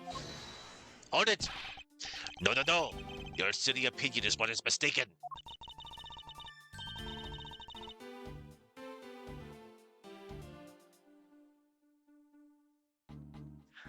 Hi, Demario. He is conducting an investigation right now. Um, Cases take place outside of court in this game. And yes, right now, Edgeworth, he is accused of killing someone, which he totally didn't, in an elevator inside this airplane that we're on.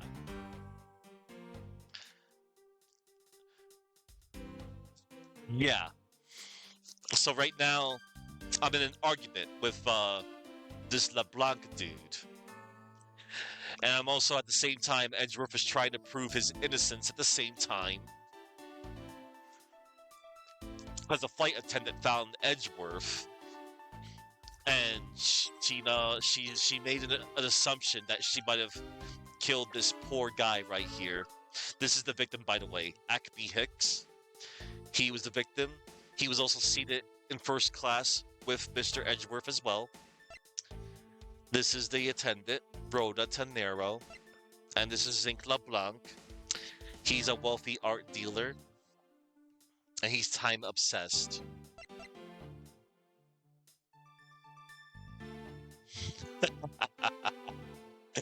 Oh man. It was a really bad coincidence too, because okay, so like there was some flight turbulence. Edgeworth got knocked out from the turbulence for about 10 minutes. He woke up, he checked out the elevator, and inside the elevator there was some dude. This dude right here. He was found dead.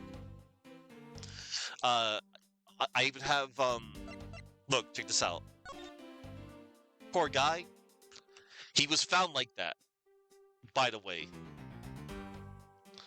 And then, when Edgeworth saw him, and then freaking Rhoda here thinks Edgeworth did it. But so far, I'm almost proving Edgeworth's innocence so far. All right.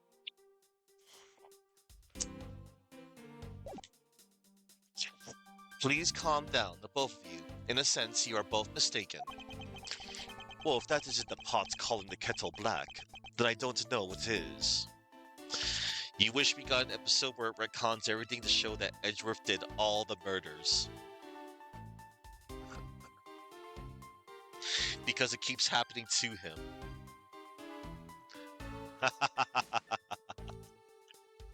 I don't know about a retcon there. It would be really hard to do. Unless, they should just do the whole time travel thing. But no, that would be too not good. And so far, the only prosecutors that have murdered was Manfred von Karma for bad reasons, and Bordeaux. But he did it for the greater good, though.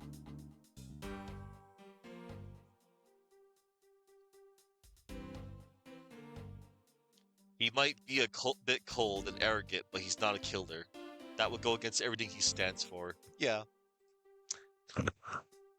Well, if it isn't the pot calling the kettle black, then I don't know what is. He certainly has a lot of confidence in his testimony. If push comes to shove, I may need to press him for more information. And we will. On the first statement, I am certain I saw Mr. Hicks enter that elevator. Hold it! Mr. LeBlanc, were you able to get a good look at the inside of the elevator at the time? Of course, I saw what was inside. And you are sure that the victim was in the elevator alone? Yes, the only person inside was that Mr. Hicks man. This last outburst is a bit too important to let go. Whatever happened to the whip waifu lawyer? About that grotto. Wait and see. The only person inside was that Mr. Hicks man. Hold it! Was he really alone? Of course. I will bet even 1 cent. A cheap ante for a cheap testimony. But if that's how you want to play it, I'll happily take your 1 cent. Damn! Edgeworth is gonna rob him of that penny. And we're going to right now. The only person inside was that Mr. Hicks man. Nope. Because there were also footprints nearby. Observe. Here, here, and here. Objection! Mr. LeBlanc. What is it? There is a very glaring contradiction in your testimony. What do you mean? Please take a look at the area in front of the elevator. There, at the spilled grape juice. Yes, and? Would you admit you also spilled it with the blood? No, it spilled itself during the turbulence. But the interesting thing here is the set of grape juice footprints. Footprints? Yes, the ones that lead from within the elevator out into the lounge itself. It's evidence that proves that someone other than Mr. Hicks exited the elevator alive. What? There must have been another person in the elevator with Mr. Hicks. Now then, I'm done playing games. Why don't you tell us the truth? Look, everybody, he said Hadouken again, right here. Hadouken! And bowing down. And goat. I only know Borginian Hadouken, and it was also referenced in Dino Crisis. Virginia.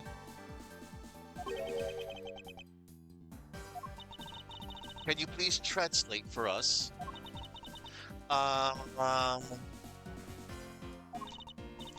No way.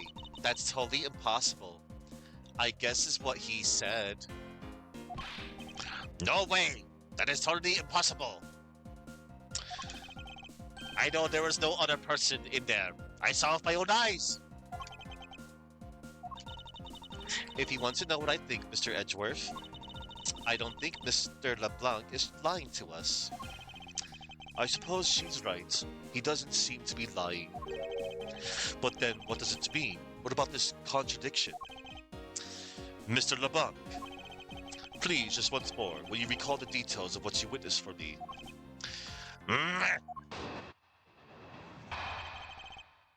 What I saw, part 2. He's sweating, literally, wiping himself. I was very upset when Mr. Hicks passed by my seat.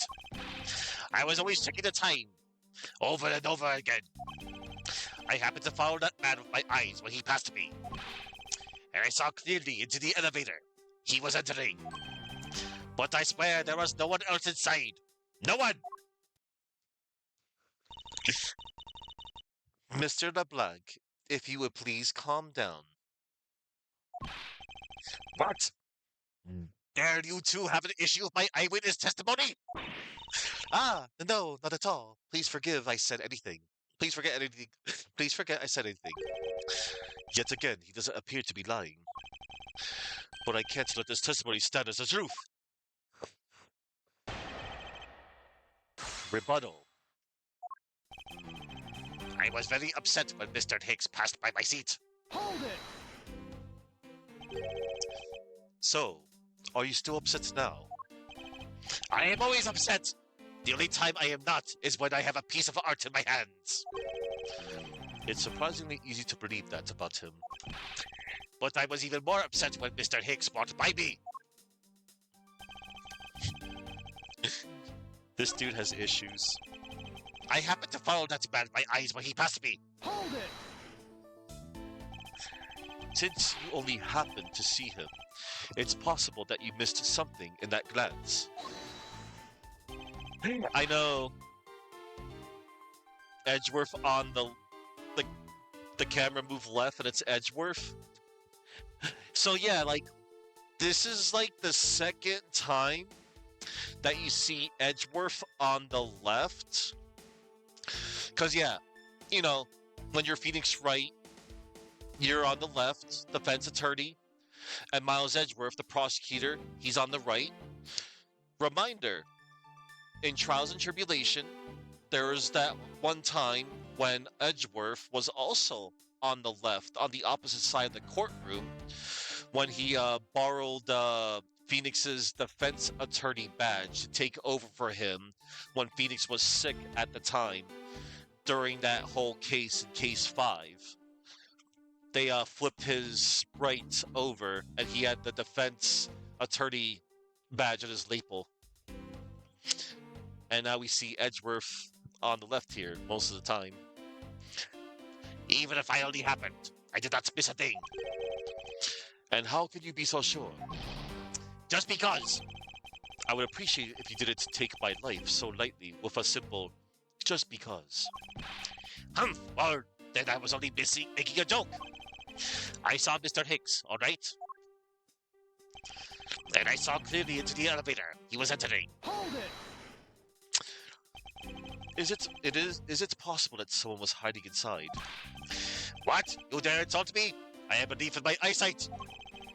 When I look for art for sale, I am told often I have great sight for the arts. I think the phrase you were looking for was great sense, although that's debatable. But isn't it possible someone was just outside of your line of sight? You are persistent. I tell you, I looked clearly. But I swear there was no one else inside. No one! Hold it! Why do you insist that you're absolutely not mistaken? Because when I say I am not wrong, I am not wrong. Mr. LeBlanc, if I may, I think beyond misconceptions and mistakes lies the truth. Funny that suspiciously mirrors something I told her only a little while ago. Mr. LeBlanc doesn't seem to be lying. I may need to draw more information out of him before I see anything inconsistent. And we shall, by pressing the second statement. I was always checking the time, over and over again. Hold it!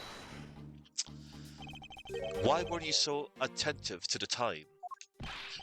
Because something unforgivable was happening. Come to think of it, you were yelling about something unforgivable earlier. I was giving a complaint to the attendant about the movie starting time. Return back to me my time. In money. You understand the point. Movie? Is he talking about the in-flight one that's mentioned in the magazine? A summary of the plot and its start time. Interesting. They were supposed to show License to Love, Laugh, Maim, and Murder. I cannot see that movie in my country. You can only see it on international flights. I looked forward greatly to that movie.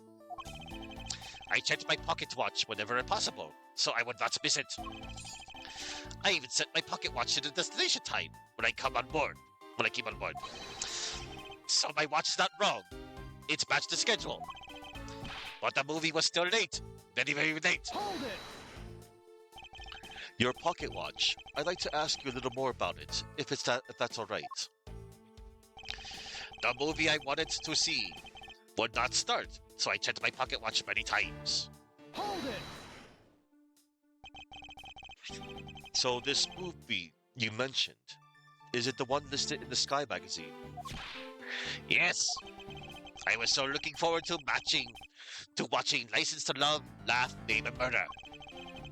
Miss Tenero, was this movie shown on this flight? Yes, it was shown at the scheduled time. Isn't it possible you simply slept through it by accident? Nonsense! You doubt me? Yes. No.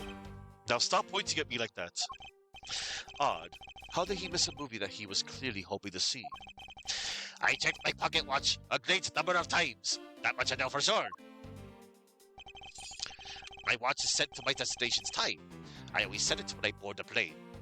Hold it! You're sure about what you just testified, Mr. LeBlanc? Yes, of course. I'm a very busy man. I'm immediately busy when I land. I have many places to go, and no time to waste adjusting my pocket watch. I see. That was a very valuable statement you just made. Flatter me all you want, but you will not get us 1 cent out of me.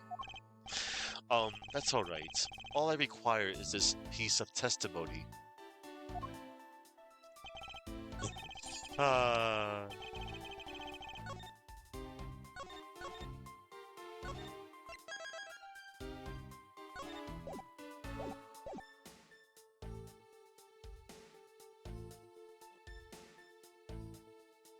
Alright. My watch is set to my destination's time. I always set it when I board the plane.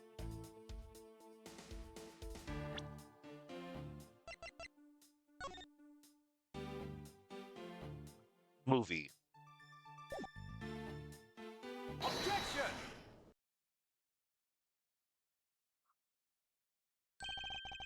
Mr. LeBlanc, you said this just now in your testimony.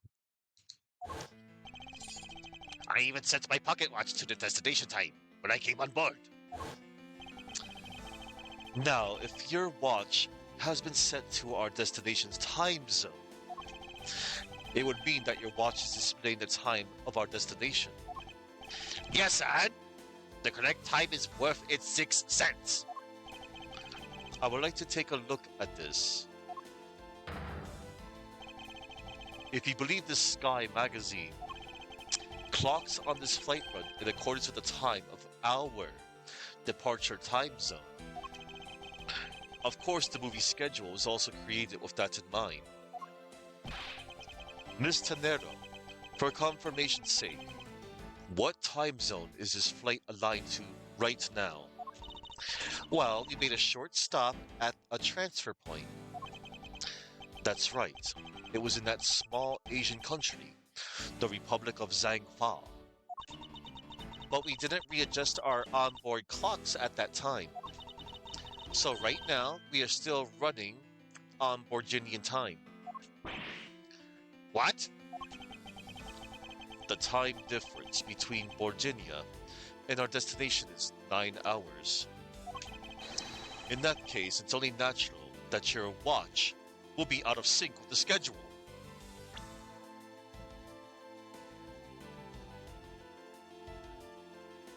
Wow. Further, with your analog watch set to our destination time, it would appear to be running 3 hours fast when compared to the flight's onboard clocks. It also changes everything about your testimony, and you can bet 1,000,000 cents on that. In light of this information, it means you saw Mr. Hicks 3 hours prior at 3 a.m.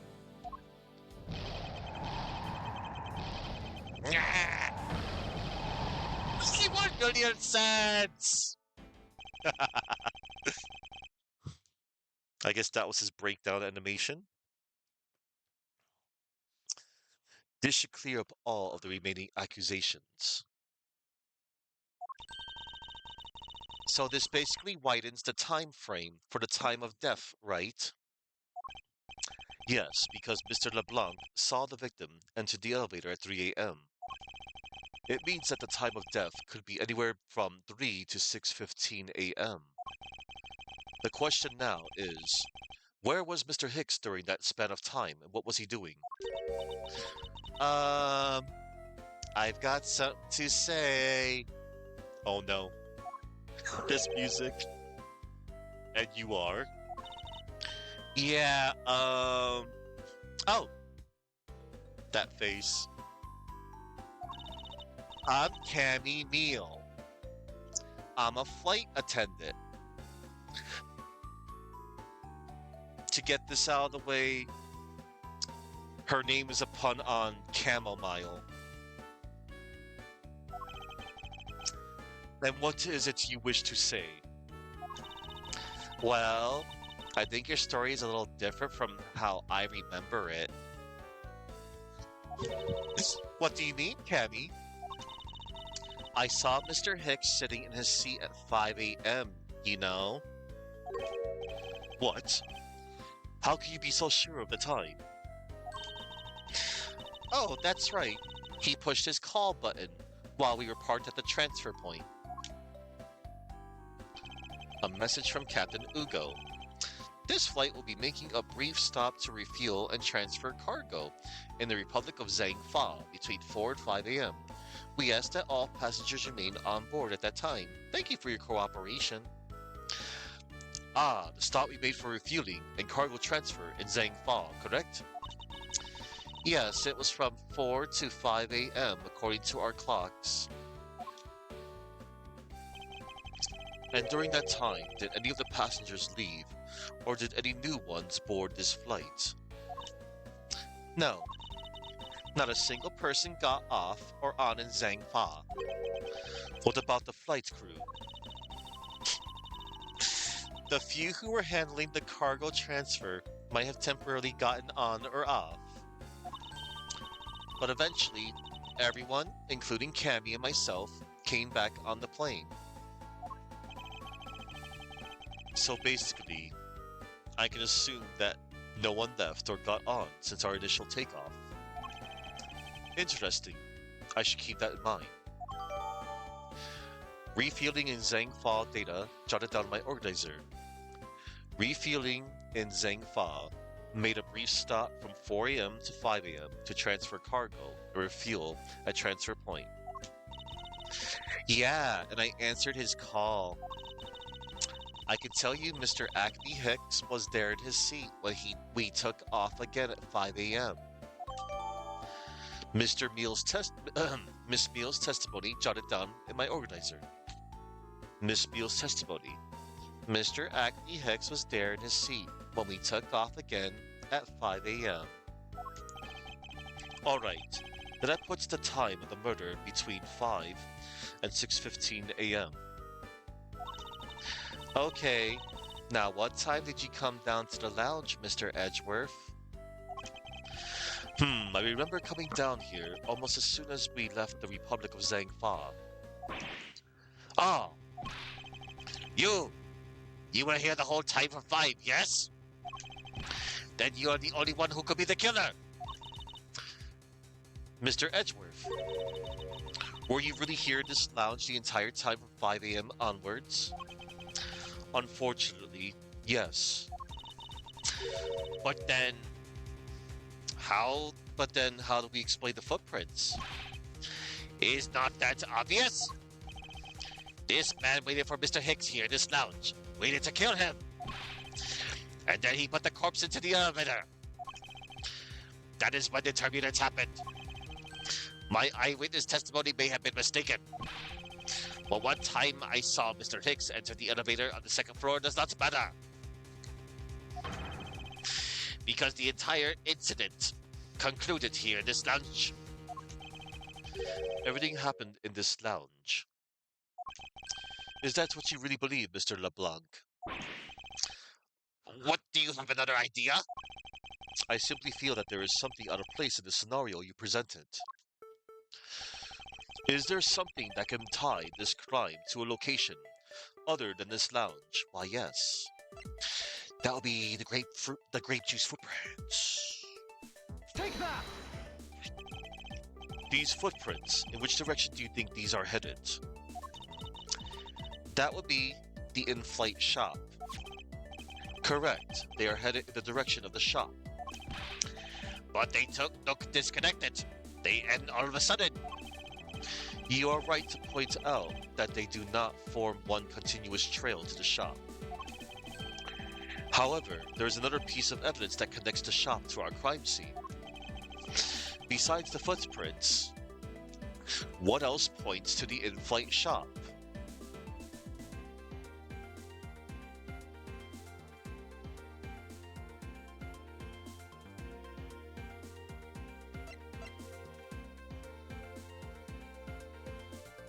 Take that! A murder weapon. This little piggy bank is sold at the in-flight shop.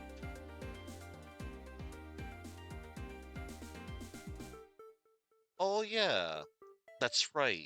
They renamed Captain Ugo to... He used to be called Mr. iFly, but he was renamed to Captain Ugo. I totally forgot about that little detail. I kind of even forgot the name of this thing and this piece of evidence. That's how long I've last played this game, back in 2010. The murder weapon. This little piggy bank is sold at the in-flight shop. It is sold there, and only there, and is not displayed here in this lounge. How, then, did it find its way here? Don't you find that a tiny bit suspicious?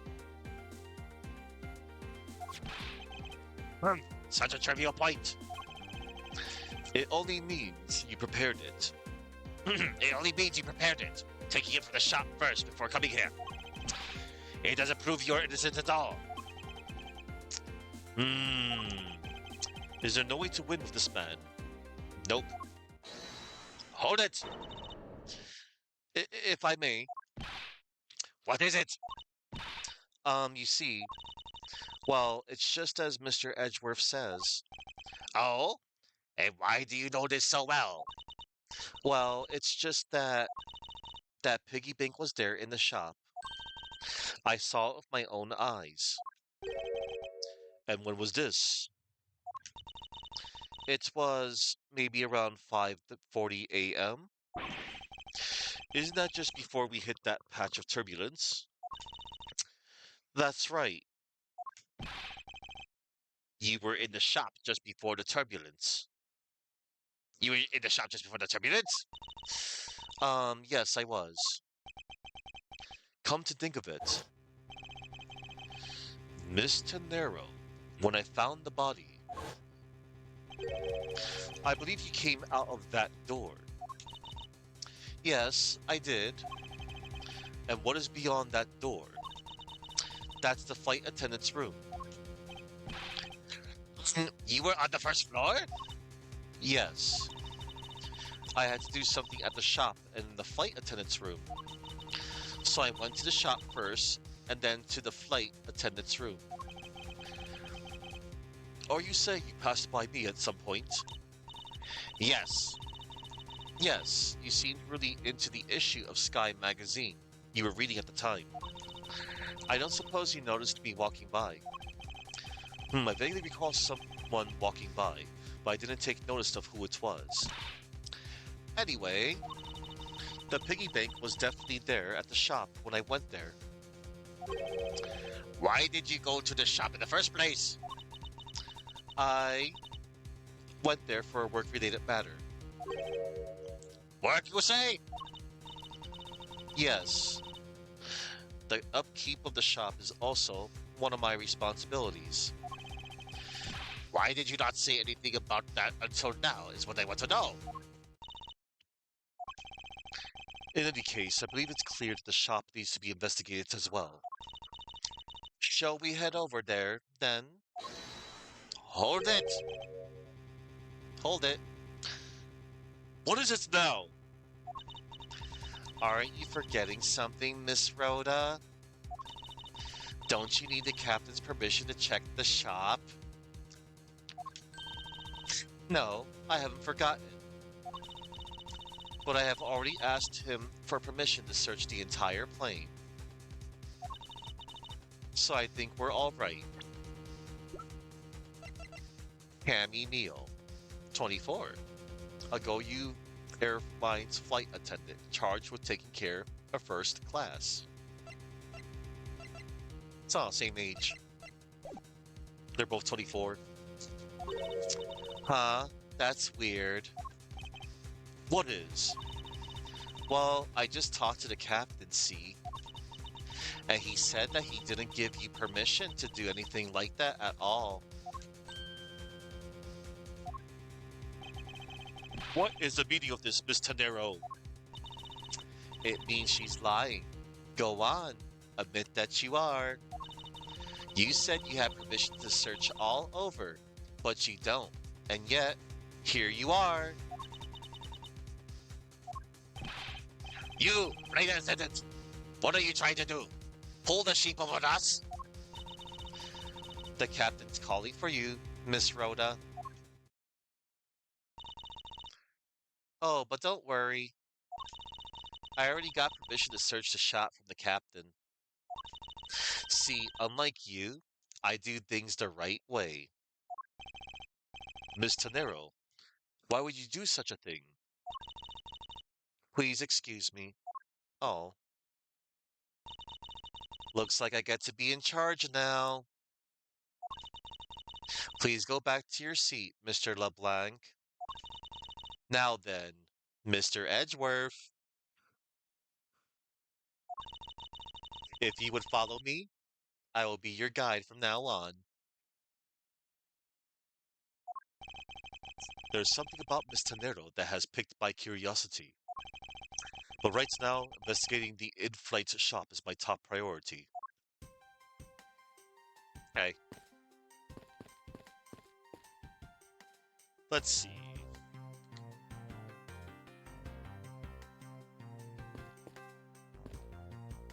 Cool, I can get more flavor text. You know, it's a real tragedy that we never got a Miles Tails Prower and Miles Edgeworth crossover. They'd make a great investigative team. I know, right? I would honestly would like at least a comic of that. Hey, Sherry.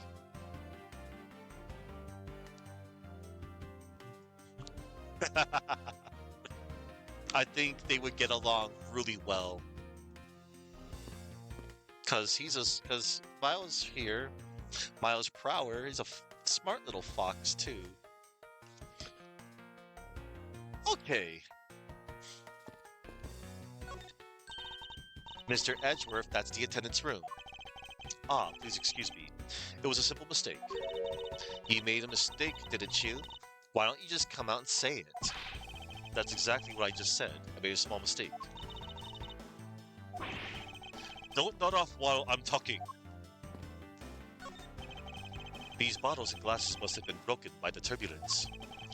There is quite a bit of broken glass here. Please be careful when passing through the area. Huh? Did you say something? I said that there is glass here, and to be careful. Tails will provide the technological know-how, while Edgeworth will work the people. Yep. But why? Obviously, common sense does not register, even as a blip on this girl's radar. Oh man. These counter windows offer a glimpse of the sky, but these clouds, they tell me nothing. Ah, now's not the time for me to stand here, making up soliloquies. Soliloquies. I should be hurrying to the shop, investigating. There are a few copies of Sky magazine in the magazine rack. The special this month is an English trivia quiz. Of course, I have never uttered a single grammatically incorrect sentence in my life. What is it? Why are you looking at me for? Hurry and go do your investigating. I do not believe in this making haste slowly, saying you have in English.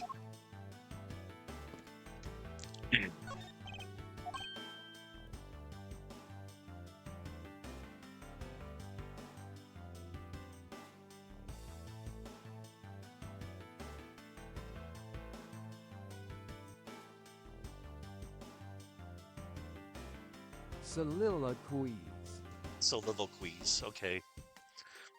That's a tricky word.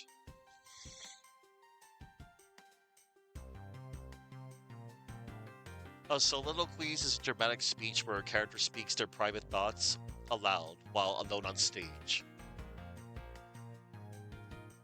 Got it.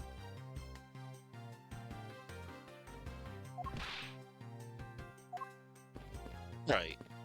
Let's see. A piano. It's been a while since I played one of these. It might not be a bad idea to brush up a bit after all this time. Of course, that's contingent on the outcome of this case. It's time to get investigating.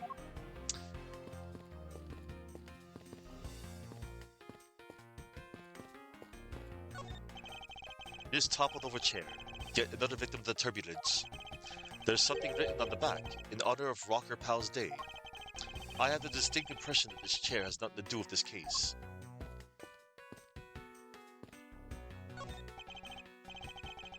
Oh, I am really mad! You had better hurry and bring to me some evidence. If you could just wait a little longer, while we look into the shop. Humph! Don't number the birds before they are born! Don't number the what? I have no idea what he's trying to say. Don't count your chickens before they hatch, perhaps. Yes. All I ask of you is your patience and cooperation.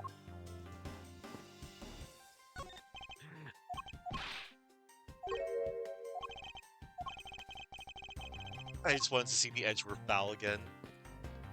That was cool. Miss Beale, about investigating the in-flight shop.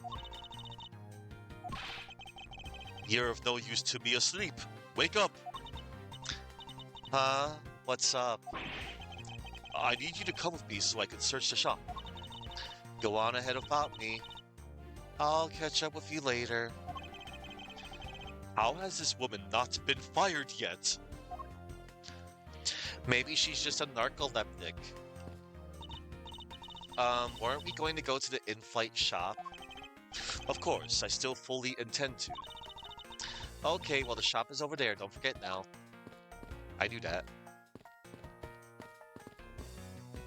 I just want something called flavor text. There's something written on the pedestal. Here lies Hugo Hughes. I don't think that's what they meant to write. Glasses and candles thrown into disarray by the turbulence. Seeing this reminds me of the ferocity of that last patch, and of... No, I can't do this anymore. I'd overcome that already. I won't let past traumas control me for the rest of my life. I already checked this area earlier, but it never hurts to take another look. I doubt anyone was expecting to find a dead body in an elevator on this flight. For the victim's sake, I will do anything in my power to bring this to a speedy end. Captain Ugo here was probably used to hit the victim on the back of the head.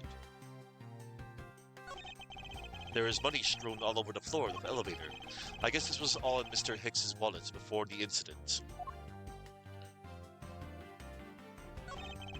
The machine that should be hanging off of here must still be on this plane somewhere. His cell phone that they referenced.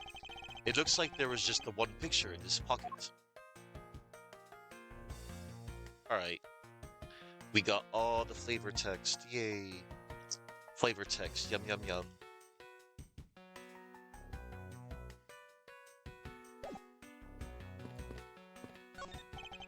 A pity that a bronze statue knows not when good drink has been spilled at its feet. Ah, compared to the one on the left, the statue appears to be slouching a little. It must be the altitude. Yes, that's it. I think they're the exact same thing.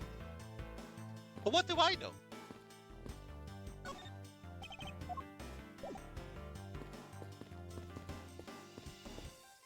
Alright. March 12th, 8:32 a.m. Flight G390, first floor, in-flight shop.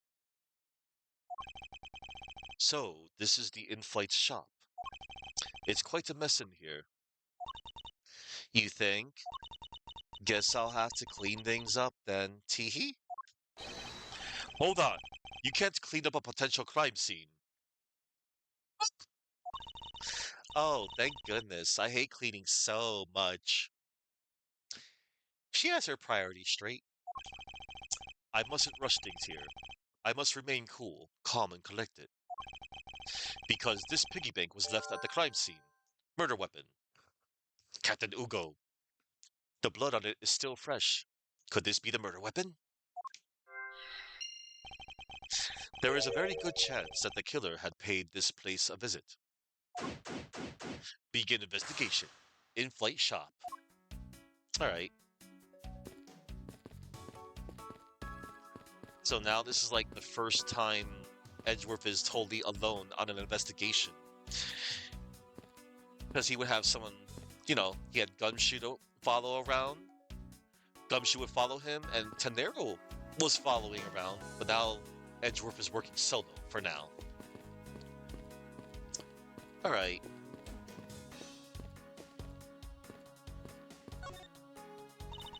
I don't know much about this shop, but you can still ask me about whatever. Notice anything? So what do you think about what has happened regarding this case? Oh, I don't know. I guess I think you're the killer, though, Mr. Edgeworth. I can assure you that I'm here in this shop to prove just the opposite. Yeah, but it was me that got you the permission to look around. You know. So don't forget that, okay? And now she's looking like Cousin It from the Addams Family there. How am I supposed to thank you properly if you insist on falling asleep? Well, you know what really you know what really show your thanks? You see that item for sale over there? Sorry, but you're going to have to make do with my words of appreciation. That face. Look at that cute little plushie she's holding of Captain Ugo. And something else there that I'm sure all you people see. Excuse me while I conveniently hydrate.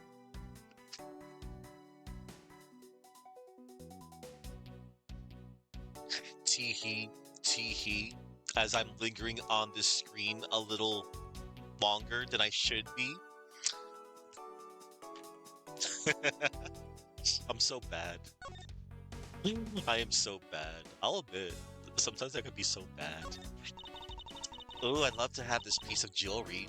Can I have it? No, you may not. This is a prosecutor's badge. Hooey, then why did you show it to me?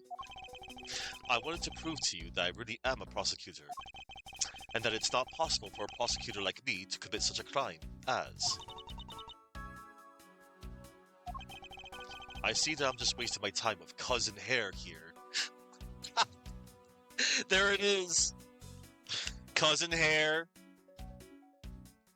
They reference Cousin It from the Addams Family. There it is.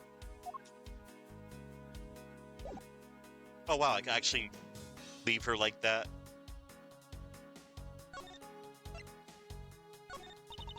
So what is that? Are you going to give it to me? Oh, but I'm not supposed to accept any presents unless they're really worth something. Wow. Alright, let's look for flavor text. More flavor text. Alright. Miss Rhoda said that this little piggy was in his shop, right? Don't you find her a tiny bit suspicious? I don't think I can say either way yet.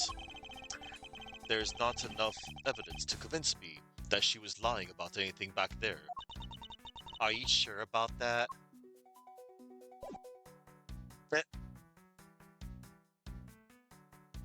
That face. She has good face. Good. She has good faces. Alright. Oh, that's right. I got this. Present for our readers. Superb class juice to 10 of our lucky readers. Like I said earlier, I was the one answering people's calls while we were refueling in Zhangfa. And Mr. Hicks was in his seat at that time. What time was that again? He called at around 5 a.m. You were at your seat around then too, you know. I do recall people calling for service at around that time. Even if this turns out to be a waste of time, I'll stand firm. I just know that there is a vital clue or two awaiting me here in the shop.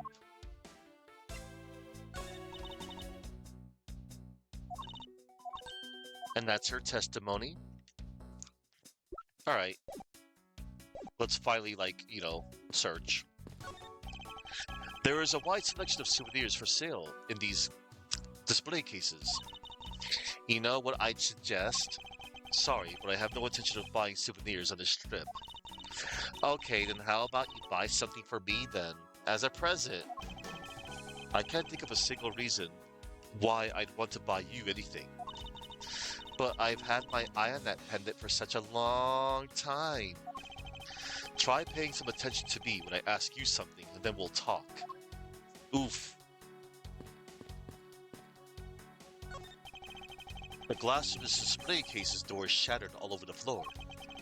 And it looks like there's nothing on display inside either. Wait, actually, I think there is something. What's this? A mini captain's hat.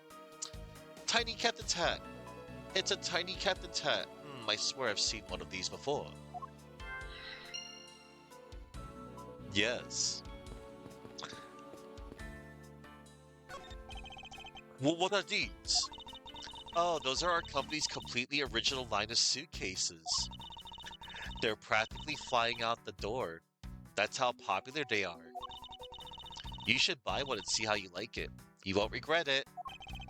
Perhaps that's how things work on this flight, but in the real world each try.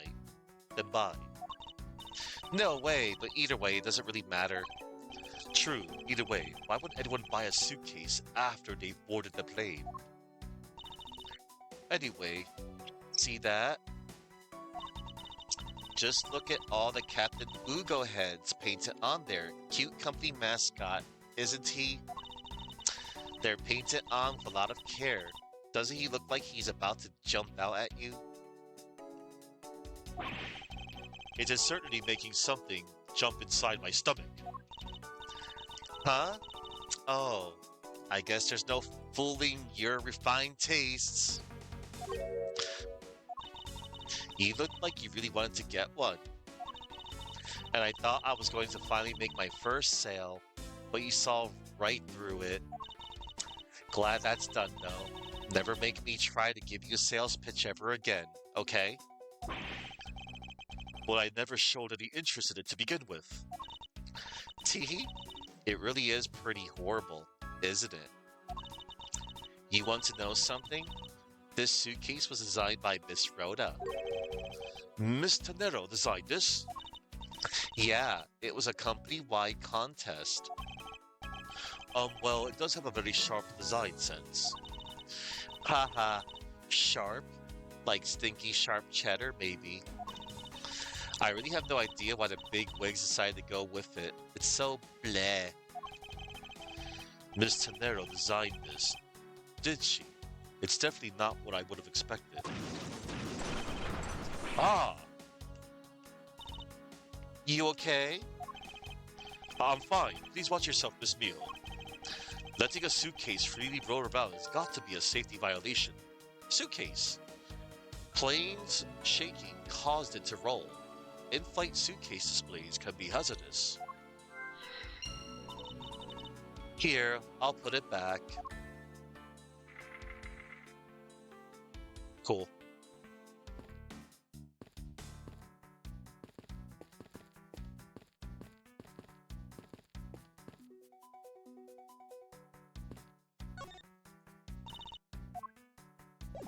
Alright. Stuffed toys, just like the one Miss Meal is holding, are on display here. They're relatively cheap, which explains why they're displayed so haphazardly. How about it, Mr. Edgeworth? You know you want one too. They're great for when you're stressed. Why do I envision stuffed animal abuse when she says that? Oh no. Don't abuse the stuffed animals. Who would ever do such a thing? Not me, that's for sure.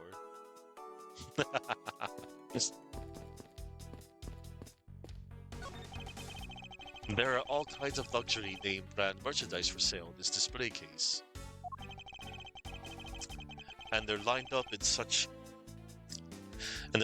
just such a manner as to scream, "Buy me," to any passerbys. Alright. Inside this display case is a row of lifesavers and life vests for sale.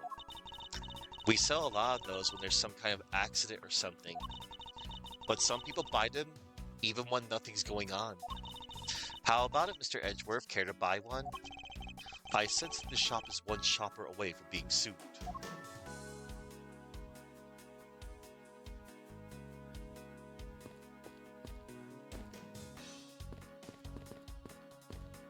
Let's see. Beautiful flowers in a beautiful arrangement. I feel cleansed just by looking at them. Well, you're kind of stepping on a few of them, you know, Mr. Edgeworth? Oh, excuse me. Okay. It looks like we have investigated every single thing here in the gift shop. Yep. And now, it is time to use power of logic. Now then.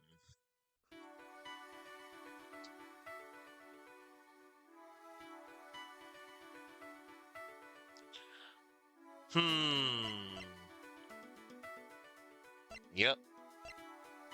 Murder weapon, Captain Ugo. The blood on it is still fresh. Could this be the murder weapon? With the tiny captain's hat. It's a tiny captain's hat. I swear, I've seen one of these before.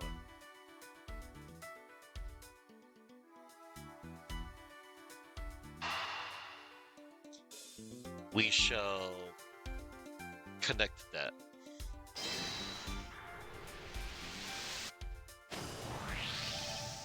Hmm. The hat probably used to be on the piggy bank's head. Let's give it a go and see. I believe this piggy bank was forcibly removed from this display case. Does this mean that the killer broke the glass to get at it? Captain Ugo Piggy Bank. Data updated in my organizer. Captain Ugo Piggy Bank. Found at the crime scene. Culprit must have shattered the display case glass to take it. Eh? Really? Don't tell me you don't know what things go where in the shop. Well, I don't. Miss Rhoda's in charge of this place. So come on. How should I know anything? I sense that further inspection of this display case is needed. I agree.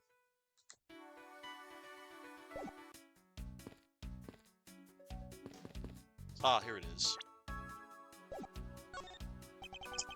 I won't rest until I've inspected every suspicious looking nook and cranny. Alright. Is this the same man as the one portrayed by the statues around in the elevator? Yeah, it's a paperweight of the founder of GoU Airlines, Mr. Ugo Hughes. On the bottom shelf, we have the cute one. The middle one shelf is the realistic one.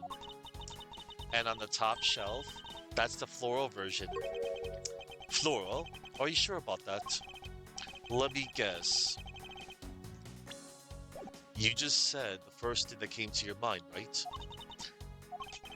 Looks like hit the bullseye.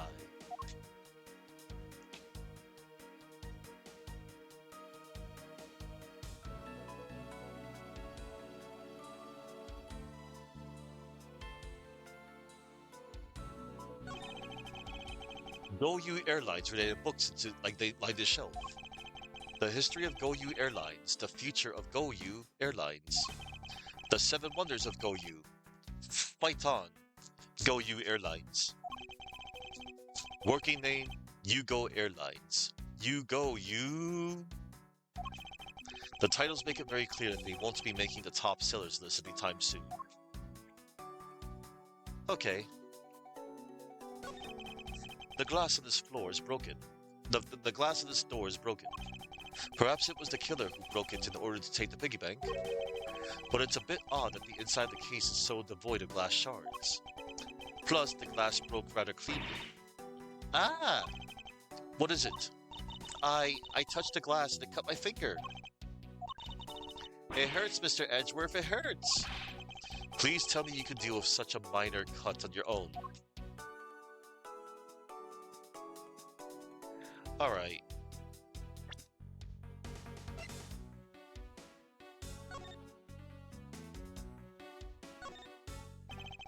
The hat on its head was found inside a display case in the in-flight shop. I wonder if that fact has any bearing on this case. Maybe. Alright.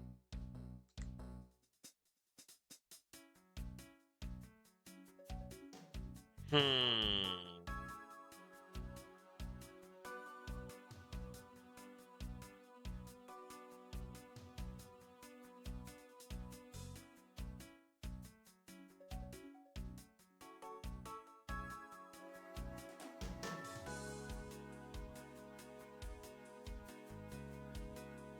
Alright.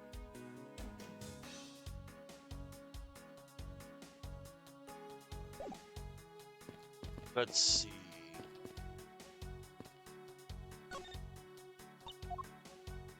About the shop. I cut my finger in those bad pieces of glass. Don't blame the glass for something you did to yourself. Just be more careful. Same to you. You're the one walking all over broken glass. You sure you're okay? I'm fine. Any glass I walk on, I crush. Like this! That's nice. Please be careful around the display case, okay? I don't want you to get hurt. Compared to the glass around my feet, the inside of the case is nothing to be afraid of. After all, no glass fragments appear to have ended up inside. Then I guess even you can tidy up the case, right? Perish the thought. Alright.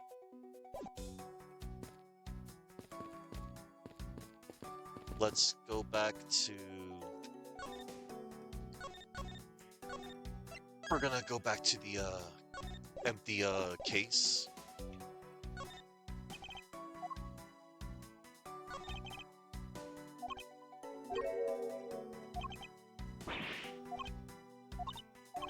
Alright. We are now going to deduce.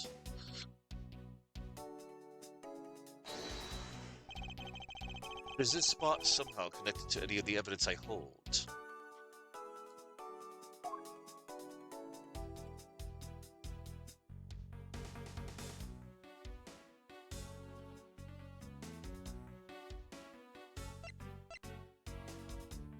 Found at the crime scene. Culprit must have shattered the display case glass to take it. There is definitely something very unusual about this. About what? If the killer had broken the glass to get at the Captain Ugo bank, there should be shards of glass inside the case itself. Oh, I see. Yeah, I guess it'd be like that. However, there's not a single piece of glass inside the display case. Nope, no, there isn't. Which means that the glass was broken from the inside out. The piggy bank must have fallen over from the turbulence and right through the glass. Yeah, that's for sure. There's so much glass all over the floor. I'm willing to bet that this hat was knocked off its head at the time, too. Eh? That's nice. Which leads me to believe that the killer took the Captain Ugo bank from here after the turbulence. Turbulence. The plane shook so much during it that it made a huge mess of the shop. Captain Ugo piggy bank data uploaded in my organizer. Captain Ugo piggy bank. This was taken out of its display case in the in-flight shop after the turbulence. Take your power naps in your own time, Miss Meal, and listen when I'm talking. Wow. But the murder occurred before the turbulence, which rules this piggy bank out as the murder weapon. So you mean the bank's not the real murder weapon? It's a fake? Yes. At this point, that is a very real possibility. But then what if when the killer went to take Captain Ugo, they broke the glass by accident? The display case is locked, so that's highly unlikely. Yeah, but there's one person who could have. Oh, and who would that be? Miss Rhoda, of course. I mean, she's the one in charge of this place, so she has the keys to everything. Miss Rhoda Tenero, huh? Alright. And now, we shall use our power of logic. Suitcase with the turbulence. Plane shaking caused it to roll. In-flight suitcase displays can be hazardous. Turbulence. The plane shook so much during that it made a huge mess of the shop.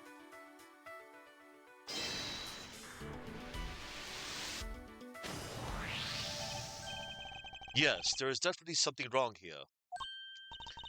What's with the sudden yelling? Tell me, Miss Meal, don't you think there's something strange about these suitcases? Oh, well, sure. They totally ooze strength. Like the color and such. That's not what I'm talking about. Now pay attention. Ah, you're scaring me, Mr. Edgeworth. Sorry.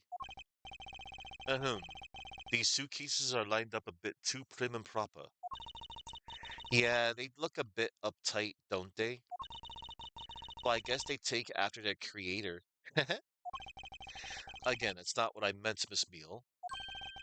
Don't you find it unusual that these cases are the only things undisturbed by the turbulence? Never mind. I'd sooner find an answer by inspecting these suitcases myself. Upon closer inspection, they really are quite hideous. Tehi? Tehi? I wonder how Miss Rhoda could have reacted. I wonder how Miss Rhoda would have reacted if she'd heard what you just said. Oh, I wonder how Miss Rhoda would have reacted if she'd heard what you just said.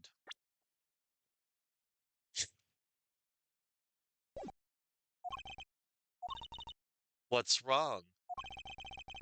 She makes a good point. It would be wise of me to watch what I say out loud. What's this? I spotted something that's not quite right. What is so unusual about this suitcase? Why, the front wheels. on the suitcase right here, see? One of them is the wheels is of a different color. See, the rest are blue here, and this one is pink. Take that! There's something very peculiar about these wheels. Huh? As in... As in... There are no stoppers in place on these. Yeah, the stoppers. Without the stoppers, one would think that the turbulence would have sent it flying. And... Uh, and so it is very likely that this suitcase was placed here after we hit that turbulence. Let's take a closer look at it, shall we?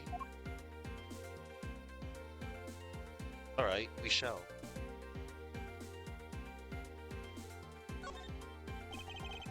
This was apparently designed by Miss Tanero herself.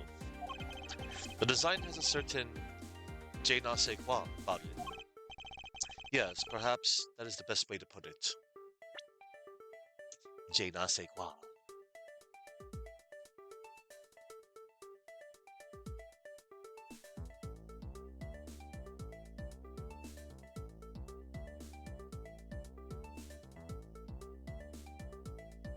I don't know what.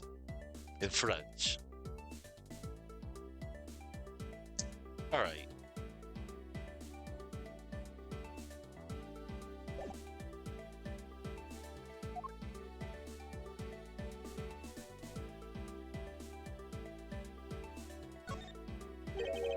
It would appear to be unlocked. Let's take a look at what's inside.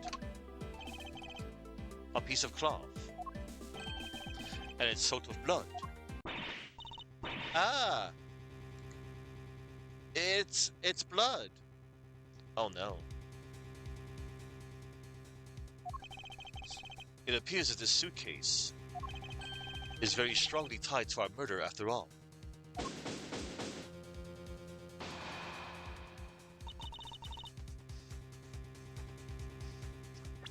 One moment. Okay. So explain this to me. What does this suitcase have to do with the murder?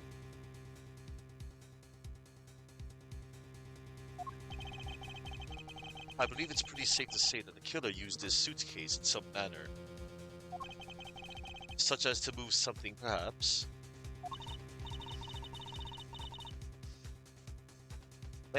But aren't you just talking about the cloth then? That alone is too small. A larger item would be needed to move, while what I'm thinking.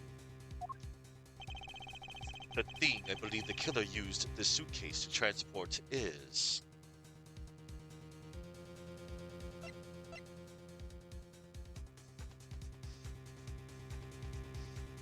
Take that! something that would fit inside a suitcase that is also covered in blood. Sounds like a dead body, doesn't it? Oof. The Go You suitcase data. Jot it down on my organizer. Go You suitcase. This was used to transport the body. It was designed by Miss Rhoda Tanero. Bloody cloth. Data jotted down on my organizer. Bloody cloth. Found inside the suitcase. Its beautiful pattern has been soiled by blood.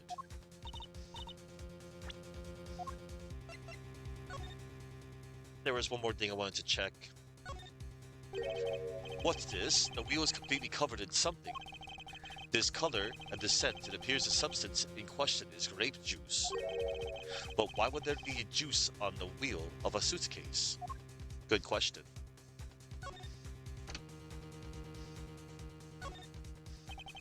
This cloth was most likely in here with the body. Just what was this suitcase used for? Alright. Why would there be blood inside a suitcase like this? Who knows?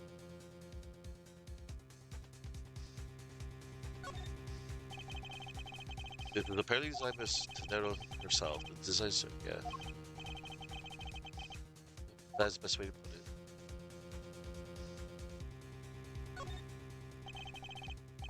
A $1,200 price tag.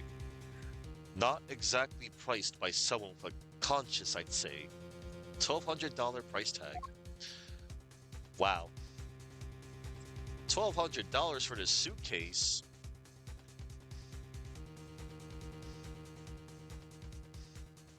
All right. For there to be this much blood on this piece of cloth, was the victim wrapped in it at some point? There's something very familiar about this fabric pattern. Yeah, very familiar.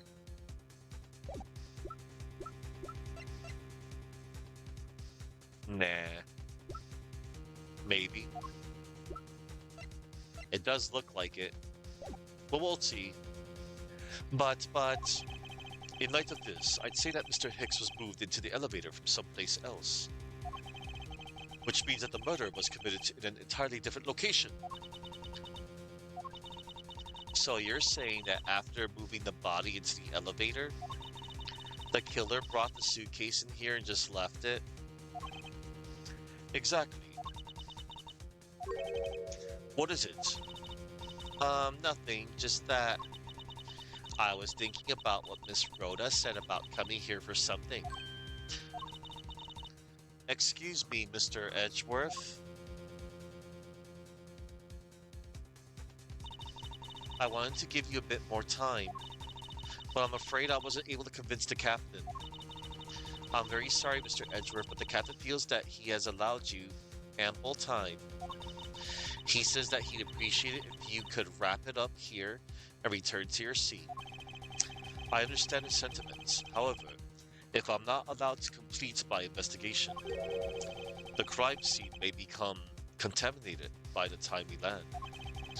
If I must stop, then I insist I be allowed to oversee the preservation of the two sites.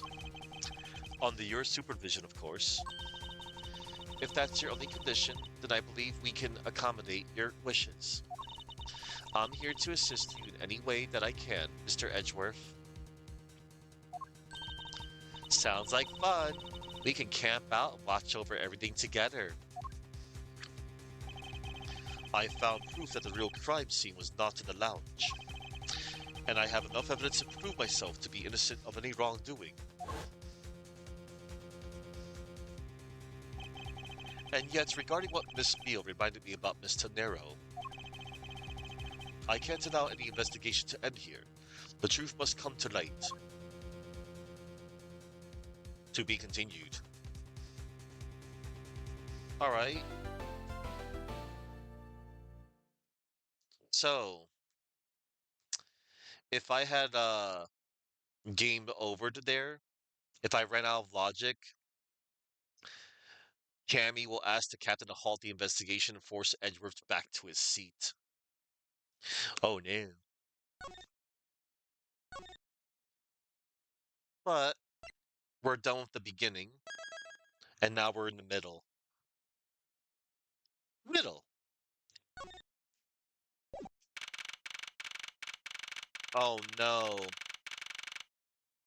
I spy with my eye a very terrible character eating it over there on the bench with his bento box. One Mr. Salmonella. Ugh. Although his claim to fame, he did create the Steel Samurai, so he was good for something. But as a character, he is bleh. March 12th, 1 p.m. local time, Hope Springs Airport. I know that once we had landed, I'm supposed to let the local police take over. Okay, Mr. Edgeworth, let's get you back to bed. I'm supposed to let the local police take over. And thanks to Miss Tenero and Miss Beale, I was able to preserve the crime scene. But I just can't shake it. I wasn't able to talk with Miss Tenero in private. White and nerdy. Yep. Hello, Suki. But I just can't shake it. I wasn't able to talk with Miss Tenero in private. Most of Weird Al Yankovic's songs were great, so I'm left wondering just what was she up to? Why did she do what she did? There must be a way for me to continue my investigation. I've been expecting you, Miles Edgeworth. Oh, Grotto. I believe you asked about her earlier.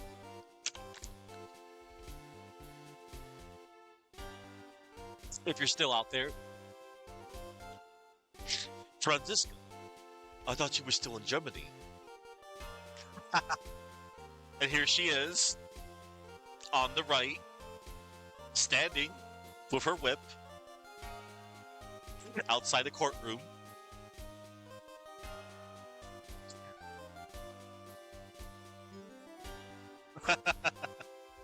Yeah, I think she's kind of alright in this game. She honestly gets a lot more. She gets a little bit more screen time for compared to, like, say, in the second game she appeared in, and One Case and Trials and Tribulation. Welcome back, Whip Girl. Yep, Franziska, I thought you were still in Germany. I go where I am needed, and wherever there are criminals to be caught. Her name is Franziska von Karma, the daughter of my mentor, Manfred von Karma, aka Satan. She, like myself, is a prosecutor. Are you heading up this case? It would be a bit of a relief if you are. Don't you try to flatter me, Miles Edgeworth. I'm placing you under arrest. But, sister. I mean, they are brother and sister. Not by blood. What? It's quite frustrating, actually. I had hoped to exact my revenge on you in a different venue. In court.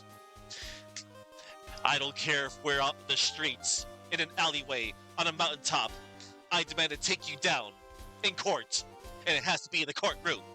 Nowhere else. But I'll have to take what I can get.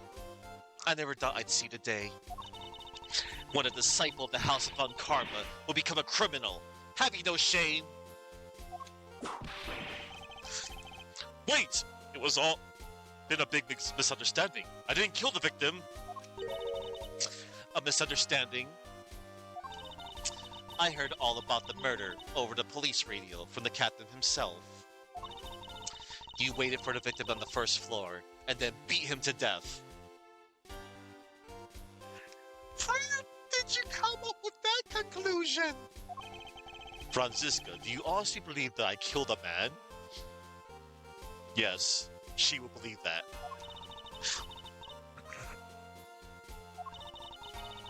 I suppose I should reserve judgment until after I have investigated this for myself. I can put your arrest on hold until then. That's as it should be. Ah! I don't need a lecture on how to perform my duties from you of all people. To be perfect in every way, the fulfillment of that creed alone is all I strive for.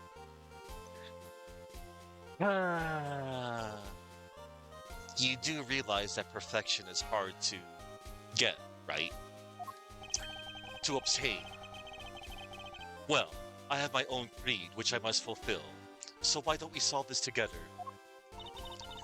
I have to get going. The crime scene awaits. Don't you dare leave town. Trust me, I had no intention to. Detective Gumshoe! Yes, sir! Too slow. Ah. And you actually get to see her physically whip the people too, like on the investigations. It's so funny.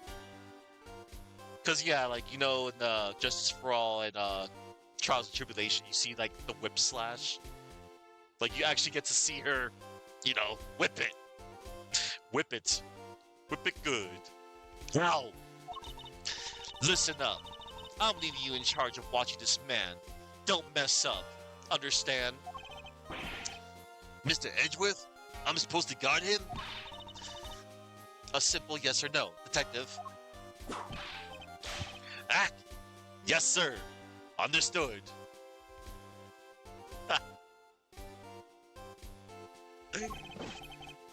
You just leave it to me. Miles Edgeworth. If you interfere with my investigation, I'll arrest you on the spot. Are we clear? Now then, if you'll excuse me. Aw, she did her little curtsy. We got to see her do it outside of court. Good to see you. Good to see you again, Mr. Edgeworth, sir. Boy, am I glad to see you're okay. Thank you, detective. I believe in you, sir. You can lean on me. I'll get you through this. I have to admit, I'm a bit curious as to what Franziska is up to. Maybe I should ask the good detective. Very well. In that case, I have a few questions for you. Ah, Gumshoe's theme. So good. I should try to get some information out of Detective Gumshoe first. We shall do that right after we look for flavor text. What are view of the planes preparing to for takeoff? Besides the turbulence, they're really not all that bad as a mode of transportation. Yeah. I wouldn't know.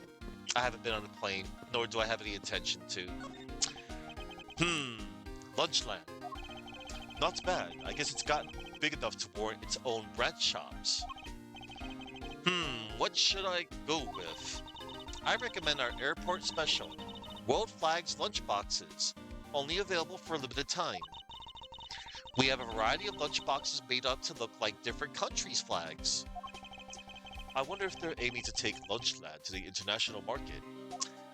Yes, Lunchland was the company that Angel Star worked with, where she, she showed off all of the different meals she had.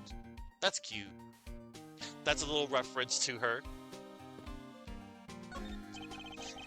This man was in first class with me. He was quite shaken up by the whole affair. I did it. I made it the whole flight. I'm not scared of turbulence anymore. He must have been pretty scared. He's repeating the same thing over and over to himself. Here he is. Looking from behind. I think I've seen this man somewhere before. Nom nom nom nom. In Soviet Russia, world flags, lunchboxes eat Jew. That hurt my very soul. Forgive the discourtesy of reciting this man's words.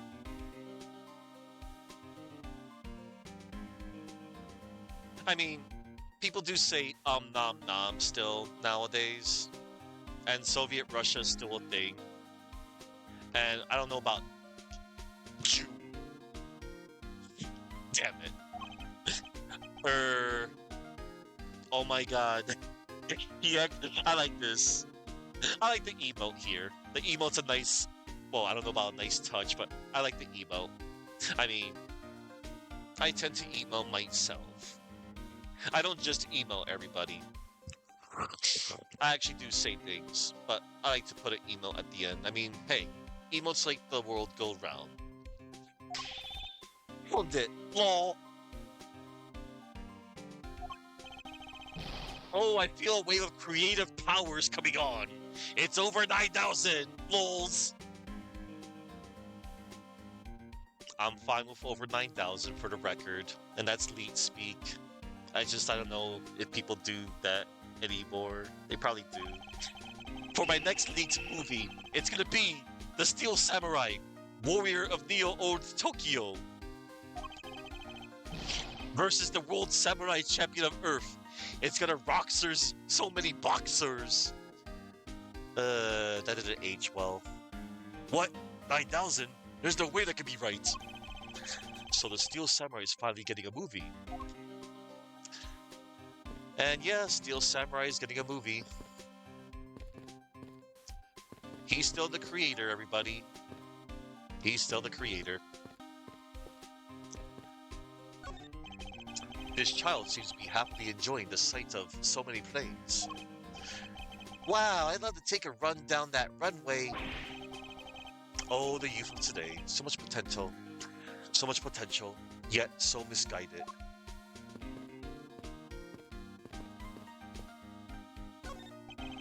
I can't believe there's no one manning the counter when a murder has just occurred. Alright, we can finally talk to Gumshoe now. Okay.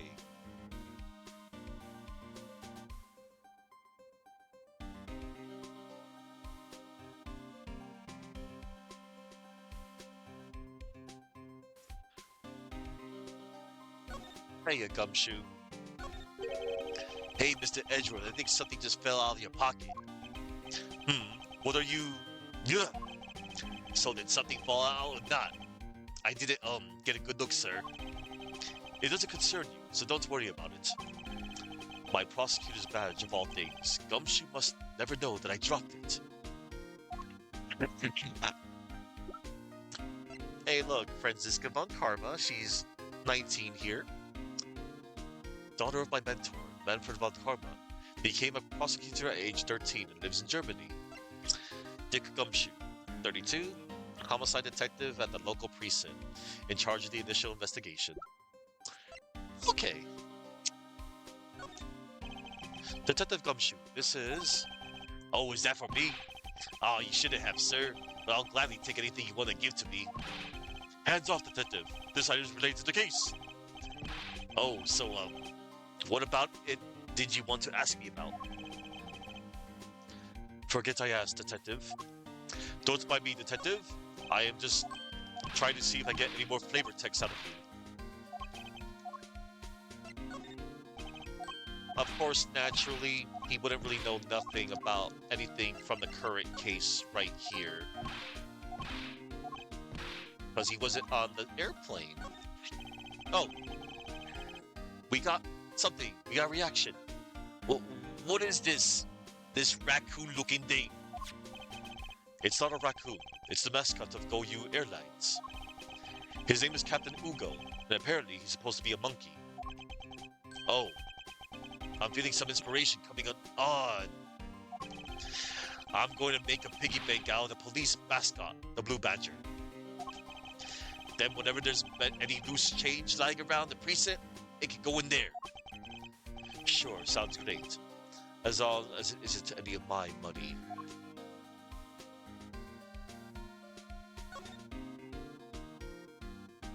That doesn't really look like a monkey. That's either a raccoon or a tanuki. Then again, it has no tail. But I guess some monkeys have markings too. There's many different kinds. Anyway.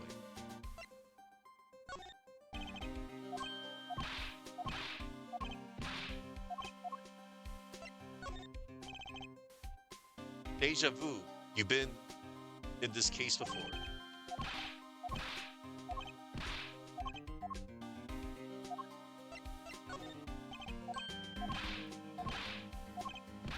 Interesting. Alright.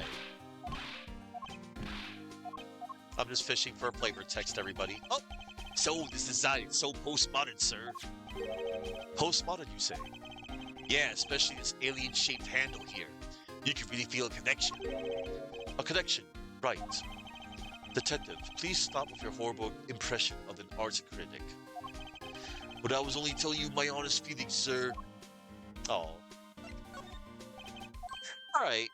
So we got flavor text when we showed him the prosecutor's badge, the statue, and the suitcase.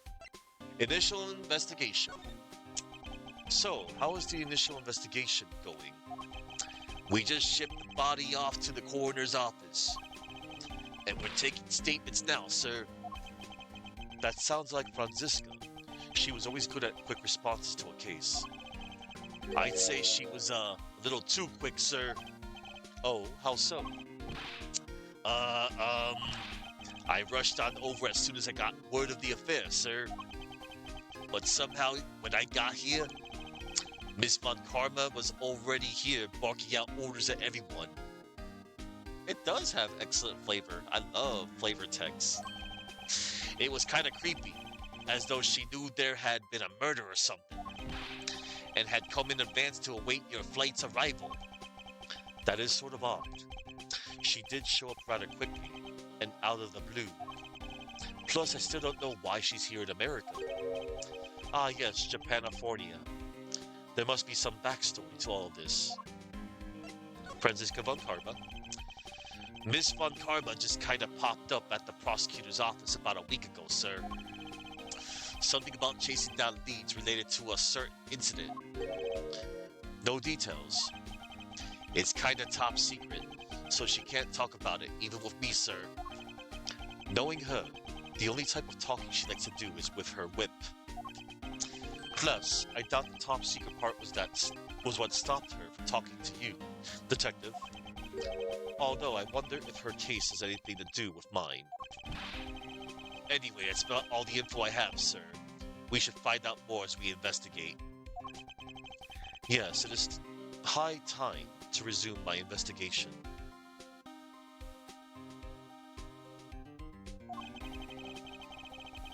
Starting with talking to the people involved in this case afresh.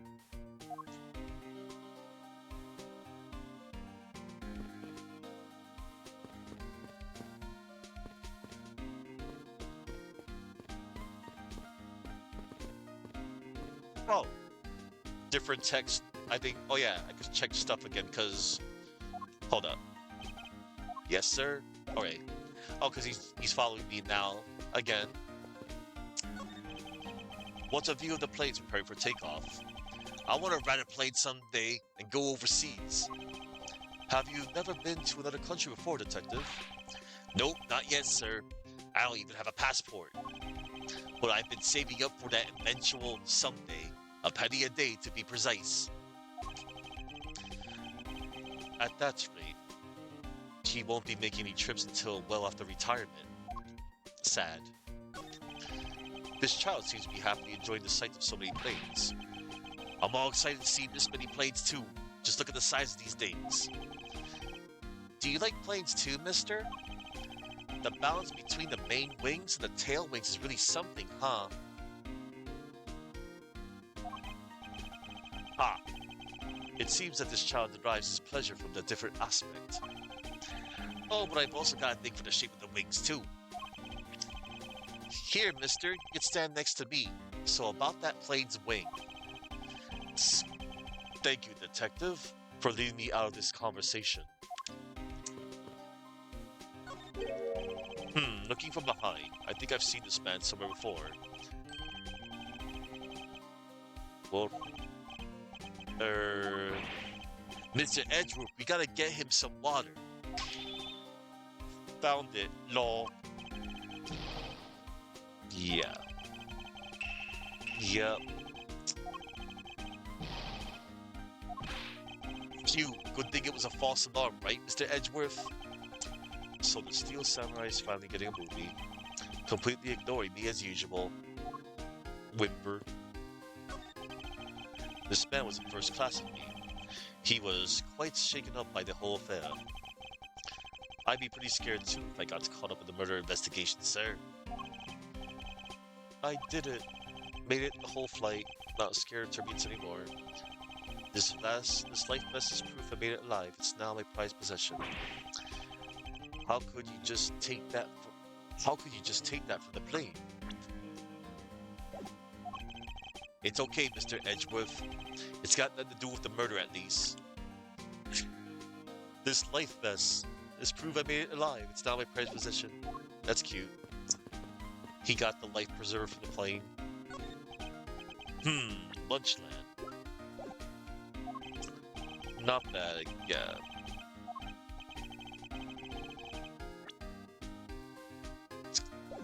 Oh, I've always wanted to give their steak lunch a try. Which should I go with? Well, okay. Yeah, the same dialogue. Ow, stop, Boosh. If you really want one that badly, Detective, why don't you go ahead and buy one? Is that okay, sir? Thanks, alright. Then I'm really gonna get one. Here I go. Excuse me, miss. I'll take a Star-Spangled Banner lunchbox, please. I hope he's aware that's the most expensive one on the menu. I am not paying for it, gumshoe.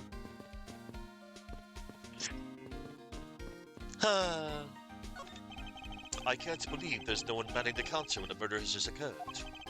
Relax, Mr. Edgeworth, I'm here. I'll make sure nothing else happens. You are precisely why I can't relax.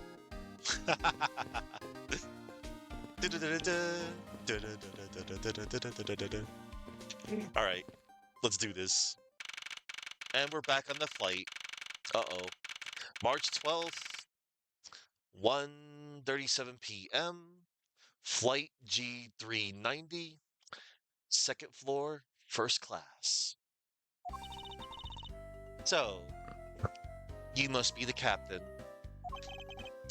Why, yes, I am. And who might you be? I am the prodigy prosecutor, Franziska von Karma. And I have a few questions for you.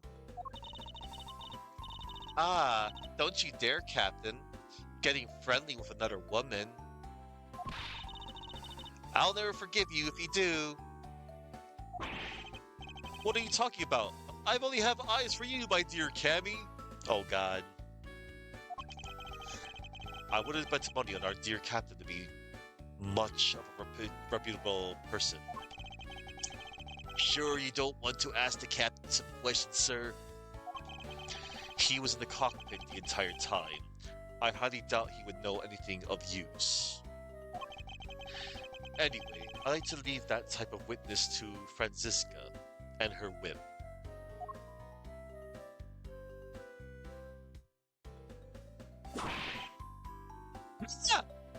Oh my. Off-screen whippage. Oh no. March 12th, 1:40 p.m. Flight G390, first floor, lounge. Now see here! Ah! Sorry, I'm sorry! How long do you intend to hold me? It is impossible for me to be the criminal, I told you! Mr. LeBlanc. Oh, it is you. Tell this man to stop stopping me from going! Time is money! I don't have even 1 second of wasteful time to spend.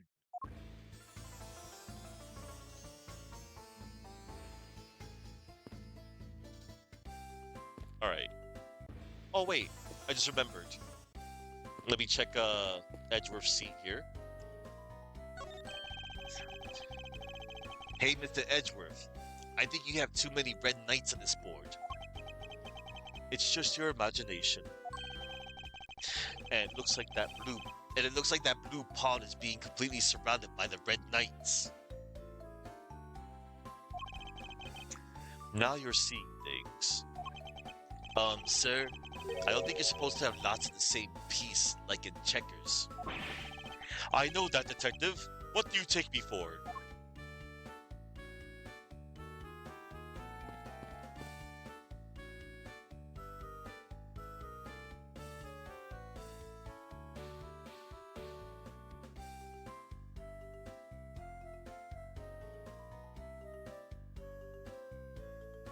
Alright.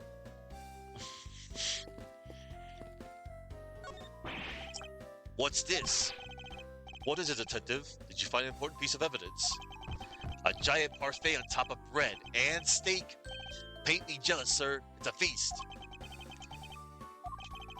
Maybe I should just let him have the giant parfait so that we can move on. That's too funny. The man in the seat was constantly drinking something. You know, right before payday, I do nothing but drink the soup from my instant noodles. That much sodium can't be healthy. You might want to go in for a checkup. Oh, did you really think I was serious, Mr. Edgeworth? Wow, I'm sorry, sir. I'll never make another joke like that again. That's a really big floaty, but isn't it a bit too early in the year for swimming? Detective, that is not for swimming. It's a lifesaver. So you can't swim with one of these? No. I mean, I suppose you could, but that's not what they are intended for. Well then, see, it's the same as floating. You shouldn't go around confusing people, sir.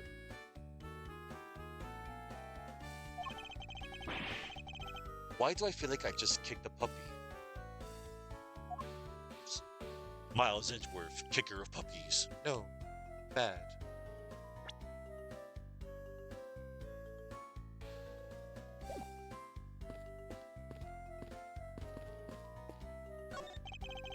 This was my seat. Wow, you read law books even when you're flying, sir? Were you expecting anything less? Now come along. We must hurry to the crime scene. Hold on a sec. There's a different book stuck in here. The Steel Samurai's Advent. Detective Gumshoe. Am I going to have to charge you with invasion of privacy? There it is.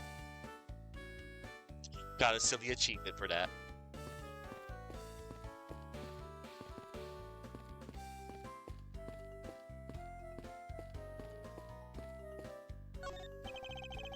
Hey, Mr. Edgeworth. This Erd's got a seatbelt strapped tightly around it. It must be of great value to Mr. LeBlanc, then. Yeah, I guess we don't want to churn your Erd. Then it's always best to buckle up. Obviously, but did that have anything to do with the case, Detective? Nobody gets my jokes.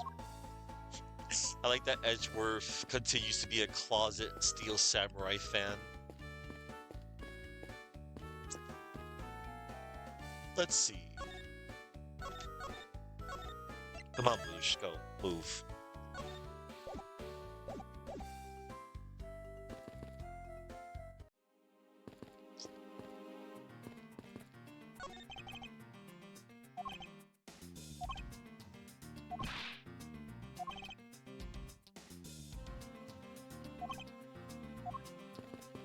Alright.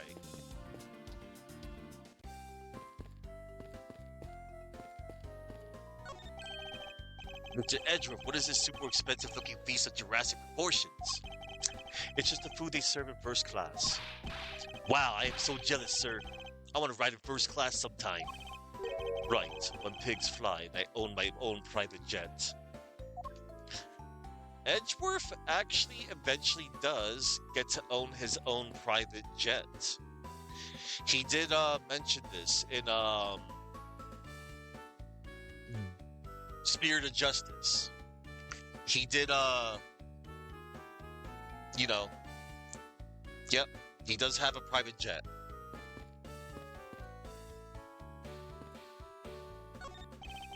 There's nothing supernatural about earthquakes and elevators. Although, is it just me, or do elevators have a long-standing hatred for me? Yes.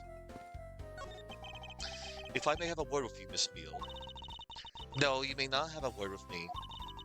I don't want to talk to any other man except for the captain right now. Me too, Cammy. I will never talk to another woman. Yes. Von Karma is back. Franziska. This definitely looks like a job for Franziska. What did I ever do to deserve this? More than this job, all I truly love. What? Oh. What did I ever do to deserve this? More than this job. All I truly love is my sweet Cammy. Might I suggest you not say that at this moment in front of Franziska? Franziska, I'd like to ask you about the investigation. Miles Edgeworth, can't you see that I'm in the middle of taking his statement? This man is only captain in title.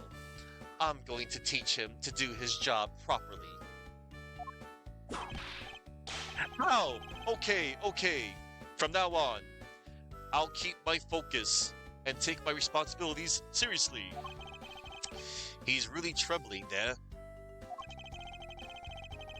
Oh, License to love, laugh, maim, and murder. If it makes him take his job seriously, it's not such a bad thing, is it? Why are you looking at me like that, sir? Oh, a movie poster. So what's it for, sir? License to love, laugh, maim, and murder. Apparently. Though I don't know what it's about. Oh, that movie is the in-flight special. I can't recommend it enough. Ah, when you talk like that, you sound just like Miss Rhoda. And you know how I hate that. I'm sorry, I didn't mean for it to come out like that, Cammy. Clearly, the only remedy for this whipped man is a solid crack of Franziska's whip. You impudent man! If you value your life, you will close that mouth of yours immediately.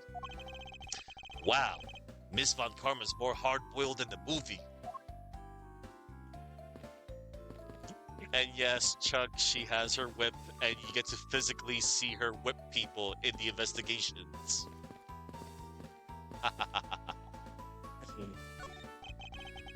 This was the victim's seat. His jacket's just lying there, and his spilled leftover coffee's still there too. I don't suppose anyone ever expects to die. I mean...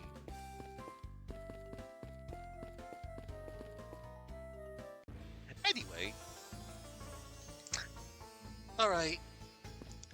Let's, Oh my. This is off limits. Looks like we can't go beyond here, sir. Plus, the body has been sent off to the medical examiner's office for an autopsy.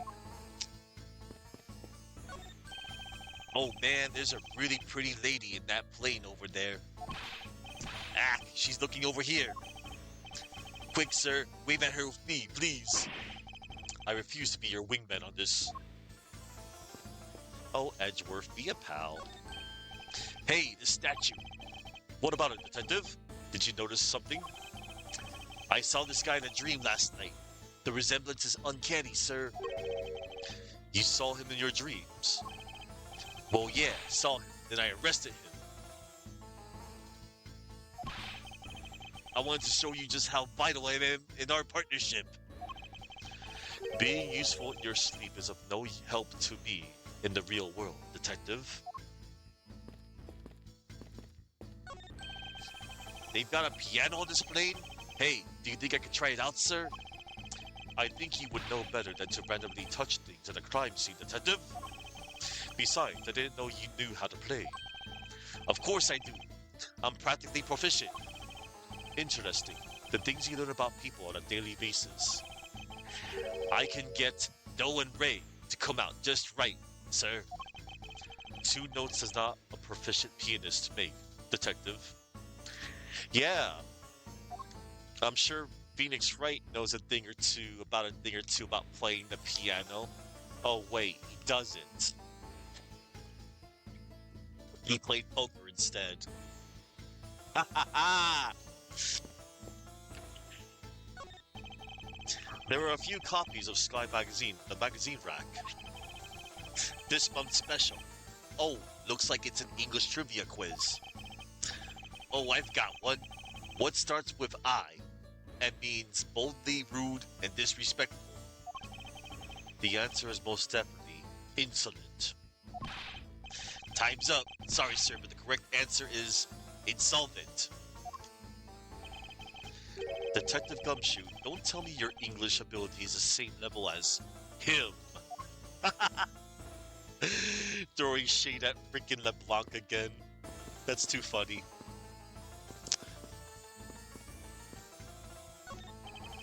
Sir, you can't go in there.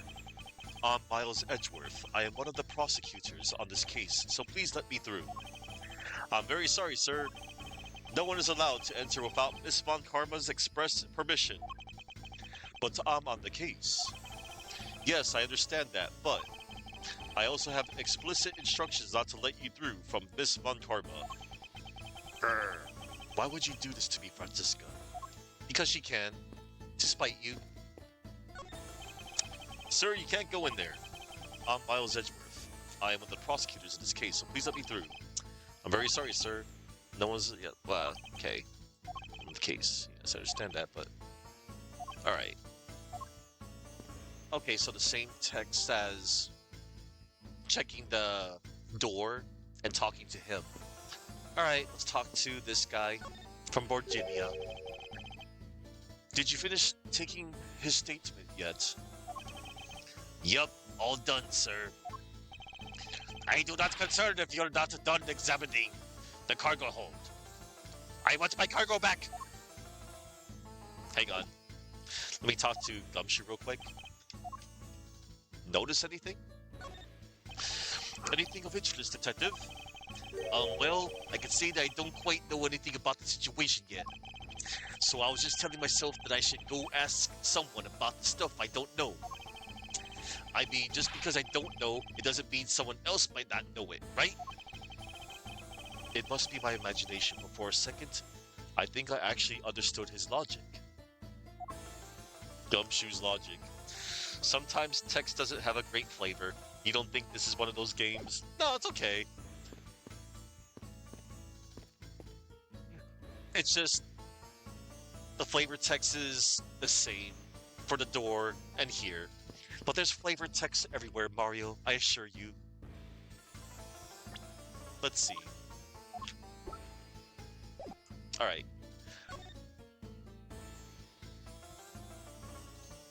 He's so angry all the time. Alright. LeBlanc's cargo. If you make a single scratch on my art, you will pay! Art? What sort of art? Mr. LeBlanc is an art dealer, so he's got a bunch of artwork down in the cargo hold, sir. There's practically a mountain of them, large and small. From folk costumes to stone statues, I sell all kinds of arts. Folk costumes. Speaking of which, Mr. LeBlanc's hat. It kind of looks like that other piece of cloth. You mean this cloth that we're going to eventually show?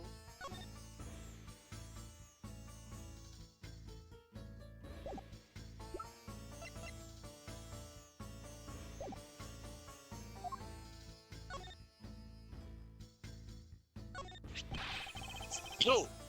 I can say you have the guts to show me a piece of art at this time. But from a single glance, I can already tell it is mostly worthless. Ha! This has much more value as a piece of non-art, I assure you. You look like you have something to say! Perhaps you are thinking, like casting pearls before swine? He actually hit the nail on the head for once. Ah, so you are finally paying my wasted money? Sorry, but there is absolutely nothing inside this wallet. How dare you! You're wanting to trick me! I will sue for fraud! Mr. LeBlanc, are you seriously considering a courtroom tango with me? You don't want to dance with that man in court. I hope not, but in case you are, there is a certain lawyer I can introduce you to. Aww. He made a little light reference to that one guy in the blue suit. Phoenix Wrong? Something? Renosuke? Whatever? Oh, oh. Oh! Phoenix Wright. What is it? Do you have some use for me? You seem not to understand. I have no time to waste. Let me put it another way. Letams says that there. Maybe another language will get through your head. I understand you I understood you perfectly fine in English. Let's look for more flavor text.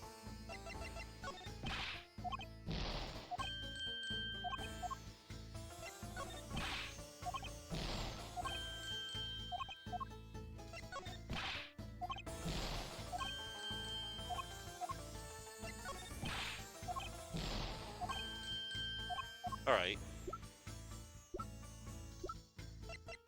Oh yeah, that's right. You can't present profiles in this game. Only evidence. That's fine.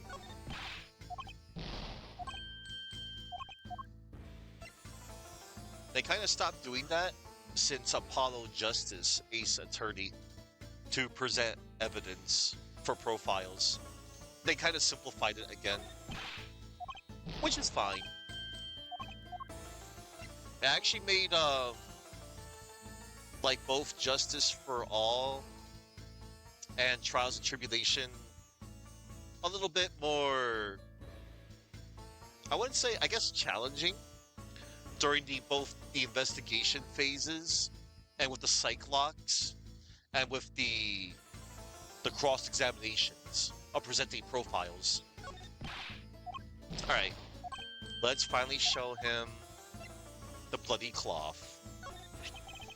Mr. LeBlanc, can you please take a look at this for me? Oh, it's a Virginian cloth. As I suspected, your hat is made of the same material, I suppose. Yes, of course. This fabric is so famous. Orders come from over the seas for more. Bloody cloth data updated in my organizer.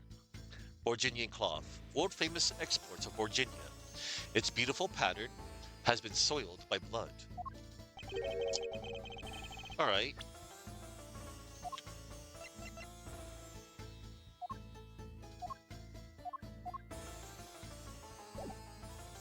But this is the cargo you were talking about earlier. No, no, no. My cargo this time is much very gigantic. You, detective, when can I have my cargo moved? You can get your cargo back when we're done investigating, pal. The stubbornness of you police, it is no good.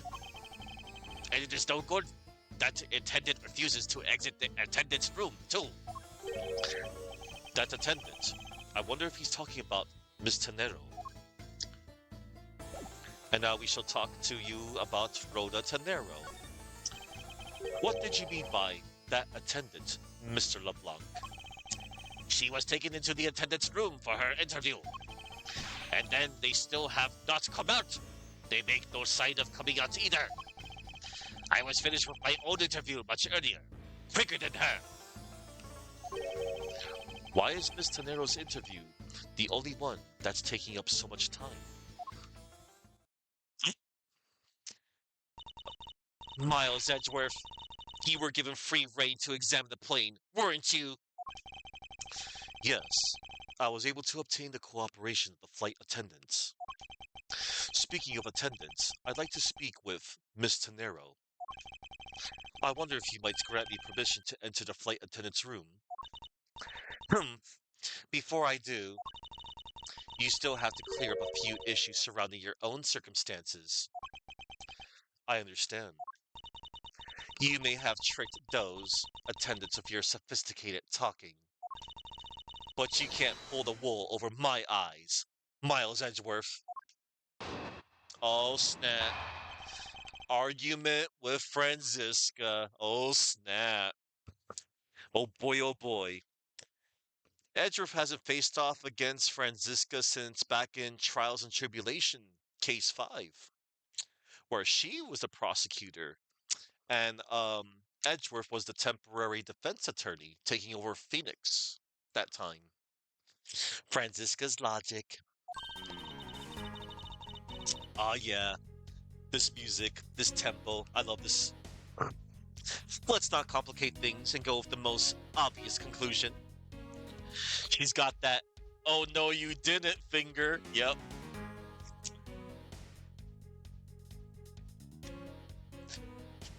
She also used to do that too. Like she used to be hunched over the bench, the court desk.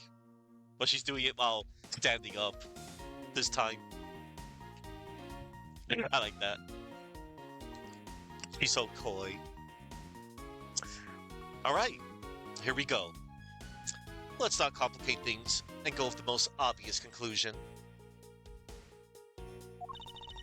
The scene of the crime was here, in the very lounge the body was discovered.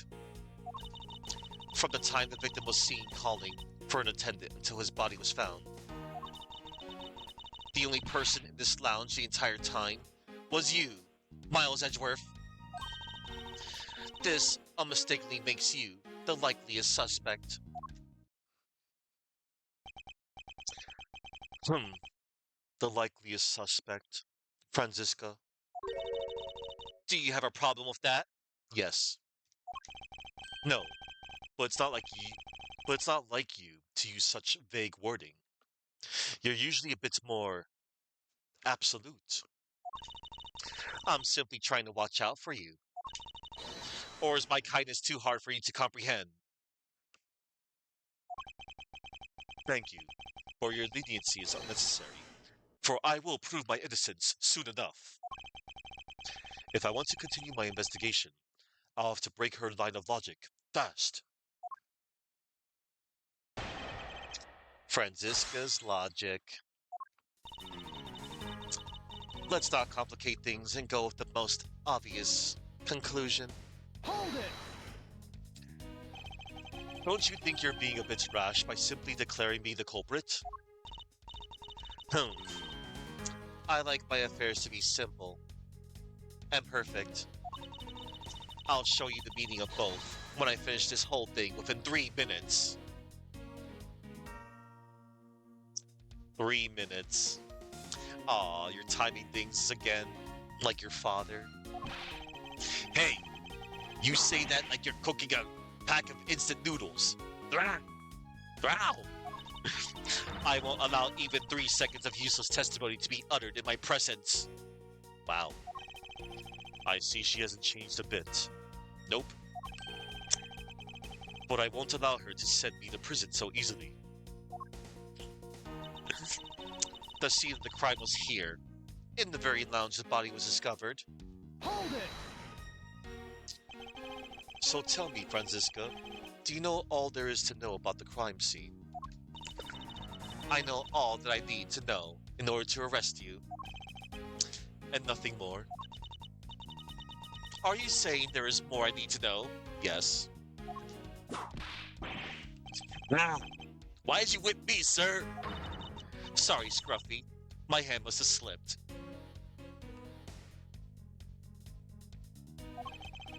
It would appear that Franziska doesn't have all the facts of this case yet. She sure doesn't. From the time the victim was seen calling for an attendant until his body was found. Hold it! What do you mean by seen?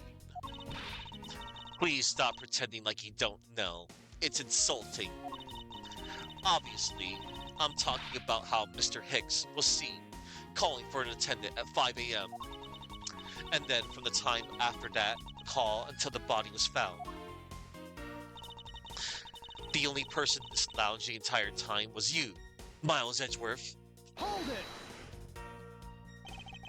While it's true that I was in the lounge the whole time, that fact alone does not make me the criminal. Objection!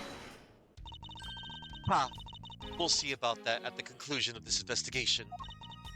However, there is one thing that even you must admit at this time. This, unmistakably, makes you the likeliest suspect. Hold it! Under the circumstances, I suppose I can agree that I am the most likely suspect. But I believe in you, sir. I don't think you did it. Miss Von Karma's gotta believe that too, right? I mean, you two are like siblings. Ow! Quiet, Scruffy. Even if we were related by blood, that's no guarantee that he's not a criminal.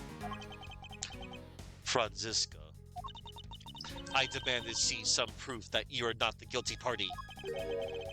The likeliest suspect, huh? What a roundabout euphemism. But it would appear that she doesn't yet know about the new evidence that we acquired and where we acquired it. I'll take care of the gaps in her logic, one hole at a time. And it's over here.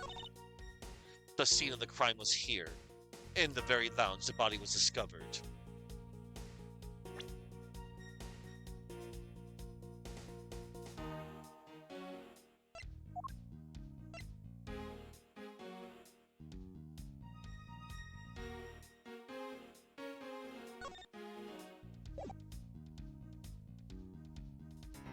Action!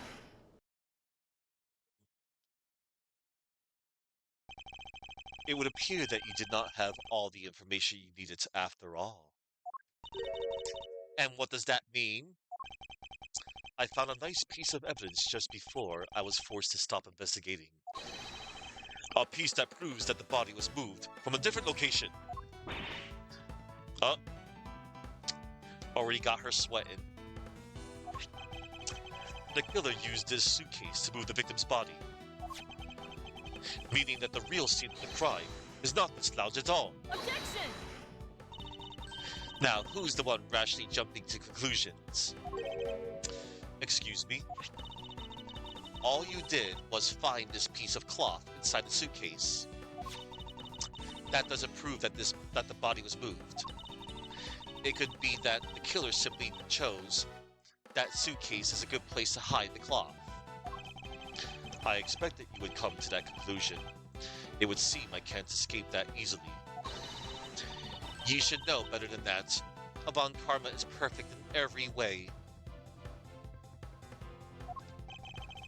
Ah, but did you know that the killer definitely wheeled the suitcase around at some point? Objection! As if there's proof of that. Where is the proof that this suitcase was moved around? Why, the grape juice footprints. Take that! The spilled grape juice in front of the elevator. Yes, and I'd like to draw your attention to this area here. Where is the evidence that proves the killer dragged the suitcase through here? Why, the two lines right here. Take that! This mark here, what did you say that it looks suspiciously like tracks from two wheels? I suppose. Further, there is also grape juice residue on the wheels of the suitcase. This means that the suitcase containing the victim's body definitely passed through here. I suppose this means that the killer did move the victim's body from somewhere else. I'm glad you've come to your senses. Objection! Not so fast. It still doesn't put you in the clear. Not by a long shot. Franziska's Logic, Part 2. More argument. You prepared yourself and acquired a piggy bank before the plane hit that turbulence. And then you waited for the victim in the lounge, where you beat him to death. Then, while you were in the elevator with the victim's body stuffed into the suitcase, plane hit that patch of turbulence, and out flew the body from within the suitcase. With no way out, you hastily put the suitcase back where you had taken it from, and pretended to be the discoverer of the body. Not a bad bit of logic for something you thought of on the fly. Just what are you insinuating? That I will show you exactly how flawed your logic is. No matter how strong of a face you put on, not even you can hide your fears from me. In other words, my logic is better than your logic. Na na na na na na. I'll expose the flaws in her logic in one fell swoop. My logic is better than your logic.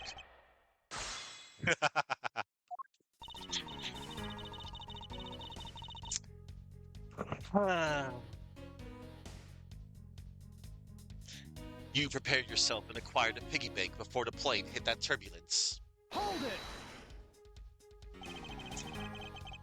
And how do you suppose I was able to take the piggy bank out of its display case? As I recall, the case was locked. That's easy. If the case was locked, you simply had to hit the glass, like this. Yow! You shattered my heart of glass. So she wants to talk about the in-flight shot and the Captain Ugo bank, doesn't she? That takes care of how you obtained the murder weapon. And then you waited for the victim in the lounge, where you beat him to death. Hold it! I thought there weren't any of the victim's blood found in the lounge. Hmm, I thought you'd say that. What? Did you think I wouldn't have noticed? I think he just found a way to cleverly hide the blood splatter in the lounge by accidentally spilling grape juice on top of it. Are you accusing me of tampering with the crime scene now? We'll see, won't we? The forensic scientists are hard at work on that as we speak. And what do you propose I did after that? Then, while you were in the elevator with the victim's body stuffed into the suitcase. Hold it! So I put the victim's blood into the suitcase. So I put the victim's body into the suitcase, and then where was I headed, Francisco? That's pretty obvious. You were bringing it to first class where you can safely keep an eye on it. We're talking about this thing, you know. I'd hardly call it discreet or ordinary. Annoying brat. Who are you calling a brat? He's older than you! Well then, you were intending to leave it inside the elevator. But unfortunately for you, a wrench was thrown into your plans because the plane hit that patch of turbulence, and out flew the body from within the suitcase. Hold it! You've experienced turbulence on a flight before. Of course, many times you get used to it after a while. The patch we hit was especially rough, and I passed out briefly, but only for a second. Good thing it was only for a sec, sir. It'd been bad if you had really blanked out. Yes, indeed. Unfortunately, blanking out is exactly what got me into this mess in the first place. That's enough of your idle chatter. I'm not through with you yet, Miles Edgeworth.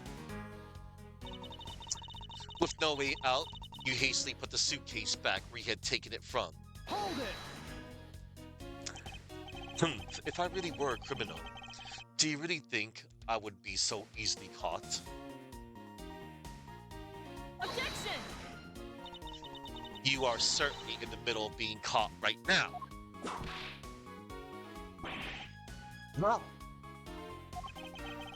I have to find a contradiction fast, or I won't have much of my own hide left to save. You try to sidestep.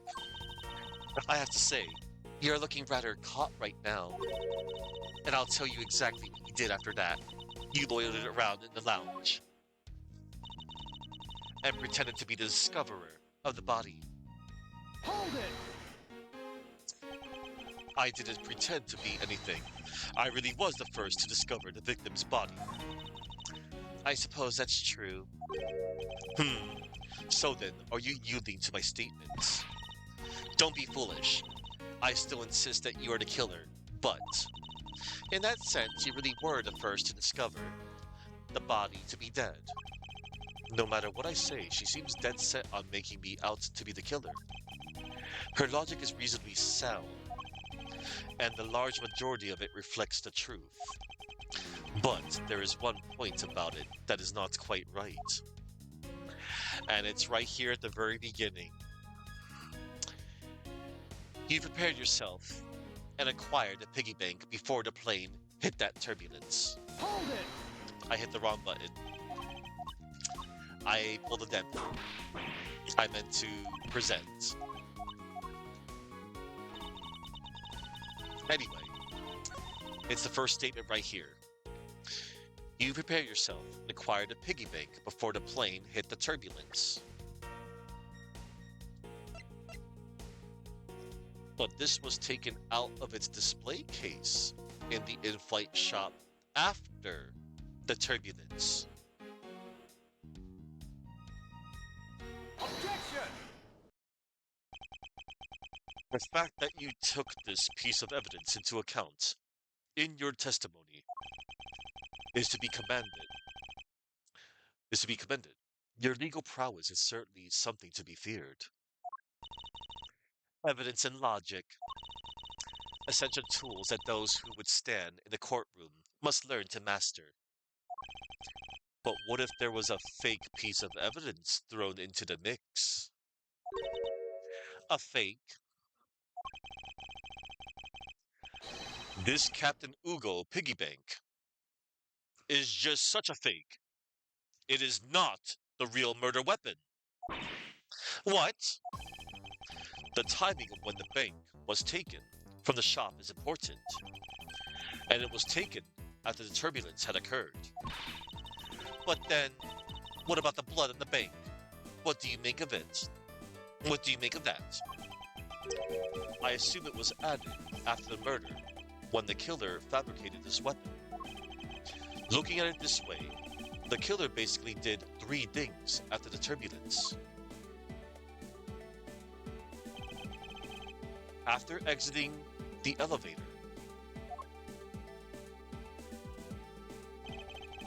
the killer brought the suitcase to the shop and left it there. Then, the killer proceeded to pick the bank up from off the floor and took it to fabricate a fake murder weapon by hitting the victim on the head. Finally, the victim's wallet was planted on my personage, in my pocket to be precise. Everything was done so that I would be framed for the murder of Mr. Ackby Hicks. You there? Yes, ma'am. Other than this piggy bank, was there anything else resembling a murder weapon found? We didn't find anything in this lounge or in the shop that could be used as one, ma'am.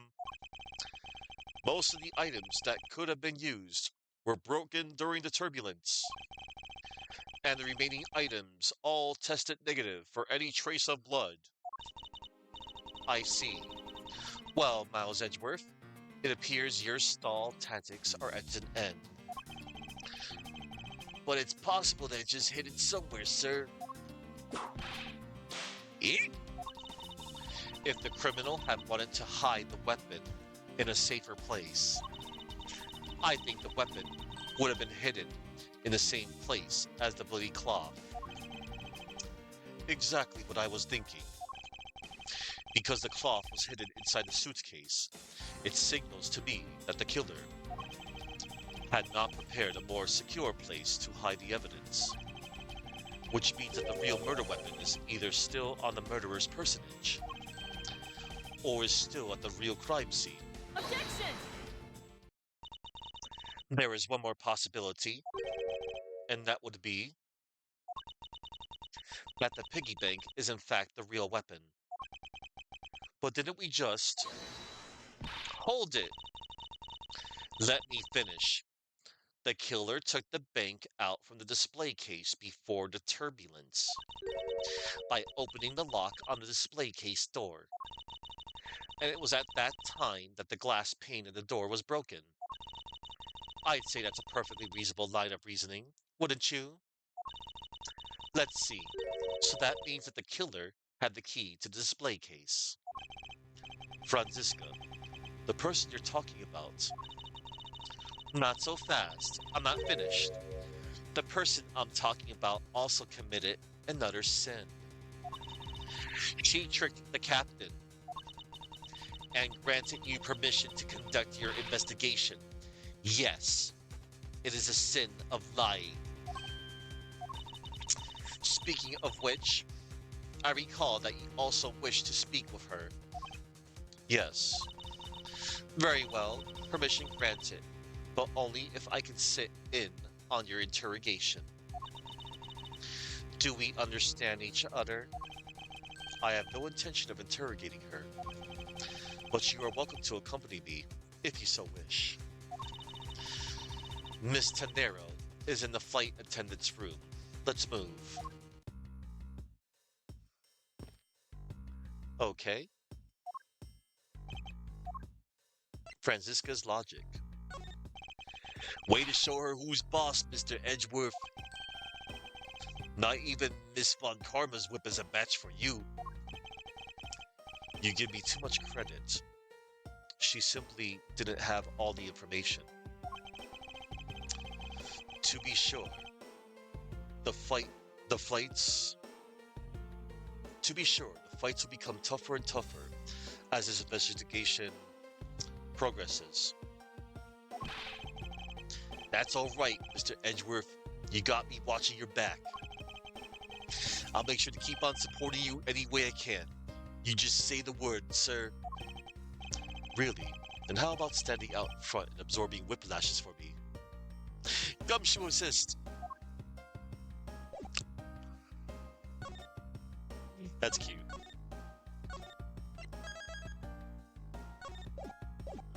All right.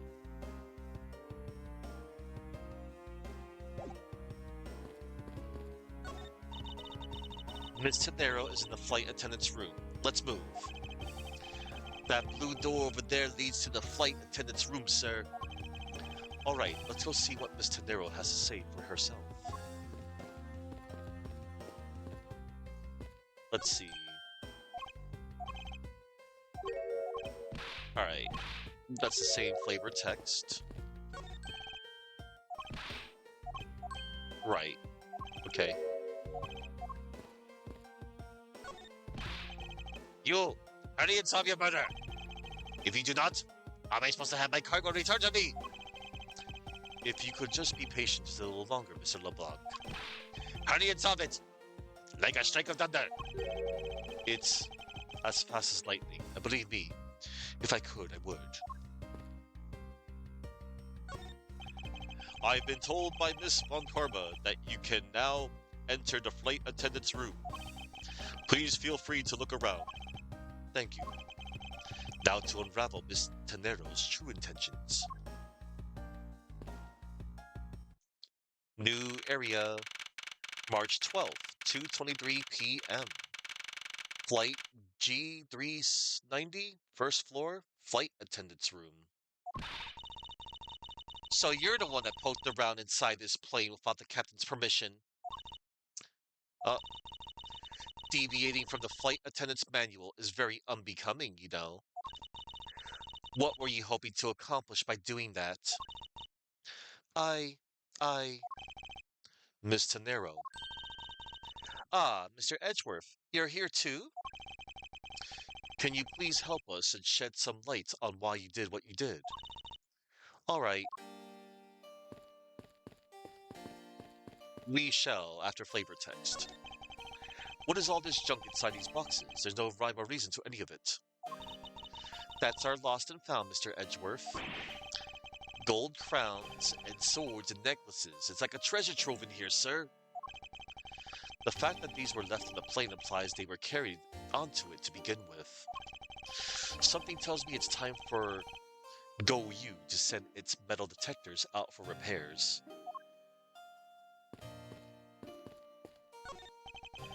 There is sure to be a clue of some sort in this trash can. Detective Gumshoe, if you please. Yes, sir. You just leave the rummaging to me. Scruffy, how dare you go through a woman's trash without her permission?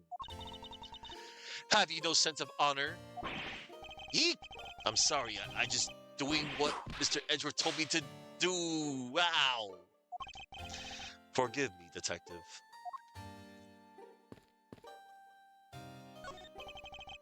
This door leads to the cargo hold, but I can't let you through without Miss Von Karma's express permission.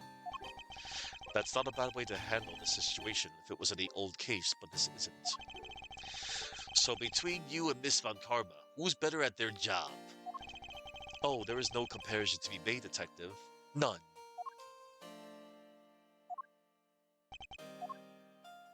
Notice anything? What are you doing, and why are you fidgeting? I've never been on a plane before, and I've never been in an attendance room. Well, even on a normal flight, one would rarely ever need to enter one. I don't know when I'll ever get to be on a plane again, so I want to soak it all in now, sir. Let's see. A box full of crowns, and a yellow suitcase. And oh, what a great trip. Paging Detective Gumshoe. Kindly return to the situation at hand. Let's see.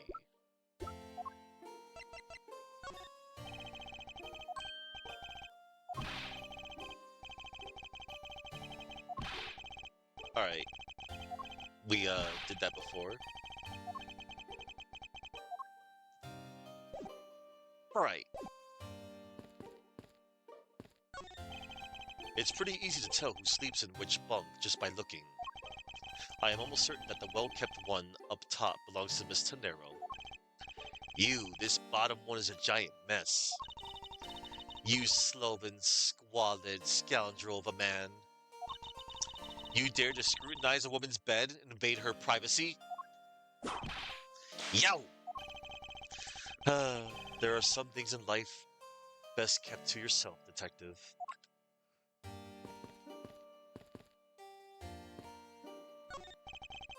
What exactly is this panel for? Ah, that's the emergency control panel for the elevator. We used it to stop the elevator on the first floor and to keep its doors open. Okay. So these are the attendants' lockers, huh? Let's hurry up and examine them, sir. Why must men always be so rude? Besides, who exactly gave you permission to search through the attendants' lockers? Wait, detective! It would be uncouth of us to look in a woman's locker without her permission. Yeah, I guess so. Plus, I feel this murderous draft and I can sense a whip not far behind. uh, it's one of those suitcases designed by Miss Tenero. You can tell it's hardly ever been used by the lack of even a single scratch on it. Oh. And what are inside these boxes? Oh, those are some souvenirs I brought in Virginia. There's so many, there's even a second box. Well, yes, I find that folk art from around the world does great things for my creativity. Those suitcases certainly could have done with a whole lot less of your creativity. Oh, so mean to the suitcase.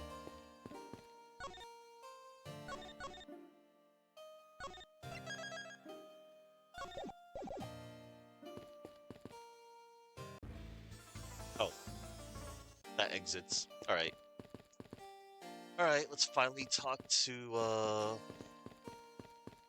hang on.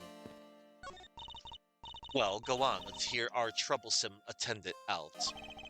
In due time, I do have one thing I'd like to ask you. Yes. Do you plan to continue using that whip for the foreseeable future? Of course. I've wrangled many a testimony out of people thanks to it. Yeah, and probably a whole ton of yelps. You too, ow!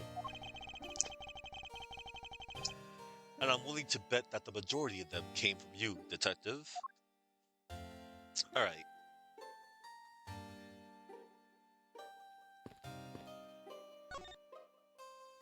Oh no. So sad. Captain's permission.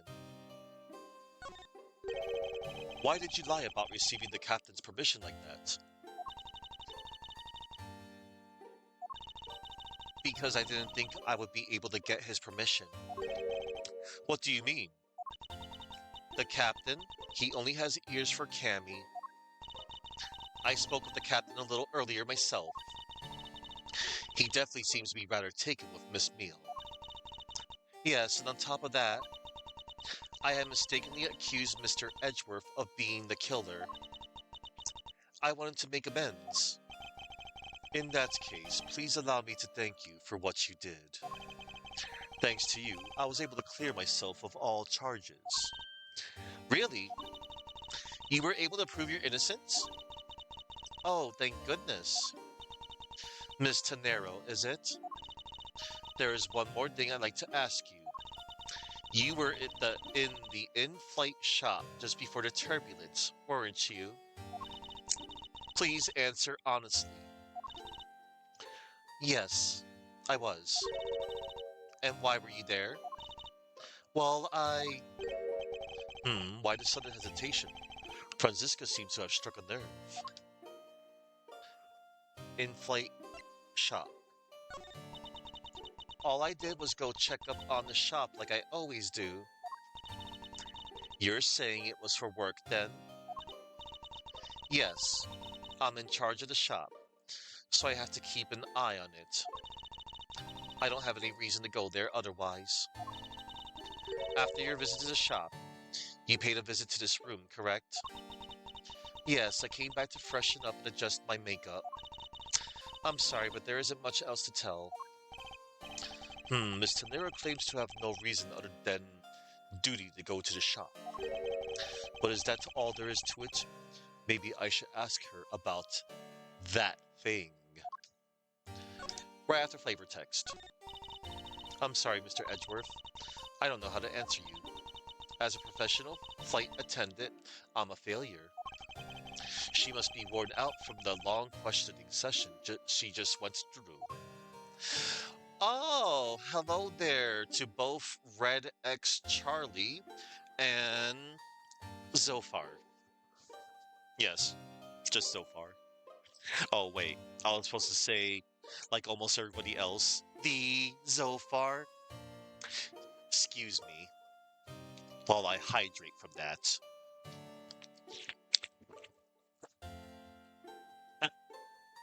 Hello, hello.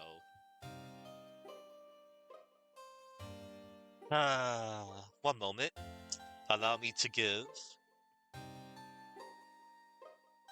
Yes, you too can be the Charles.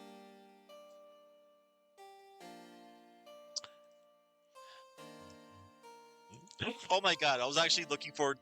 Ah, my mind. I was actually looking for the Zophar on on Twitch. Nah, I got. Oh my god, I'm tripping right now. Congratulations to Zophar, by the way. The other day, he finally beat the. Sorry about that. He beat the first Mega Man X game. Yes. And he's also going to go to Red on. He's and then according to his schedule, um, he will be playing Mega Man X4 next. That's going to be lovely. And I know there will also be a poll because I'm calling it. There's a poll for everything. It's only a matter of time until the poll is made on who will he play with first, X or Zero. Now, my expert opinion is, and Chuck can back me up on this, for first-time players, X is easy mode, or rather, easy to normal, and Zero, my namesake, is actually hard mode. Somebody on Discord had mentioned that Zero, it says easy mode. I know who that individual is, name withheld. Take it from me, somebody with a lot of experience, and Chuck Ben. But I know in the end, I did say it is definitely worth playing with both people. But we'll see. We shall see how it goes. And also, I'm picturing if you do manage to beat one scenario, as in with one character, I wonder if you will like X4 enough to play with the other character. But we'll see when that time comes. We shall see how Zophar in the end feels. Oh yes, Suki can also back me up on that too. People who say that Zero is easy only say that because they're already familiar with the game. But no, Zero mode can still be rather challenging. X is playing with X and X4 is really comfy. Except Zero, I'm just saying. But of course, Zero, he's got the cooler cutscenes, subjective. He's a lot more fun too. Both characters is great. X4 is just good in general.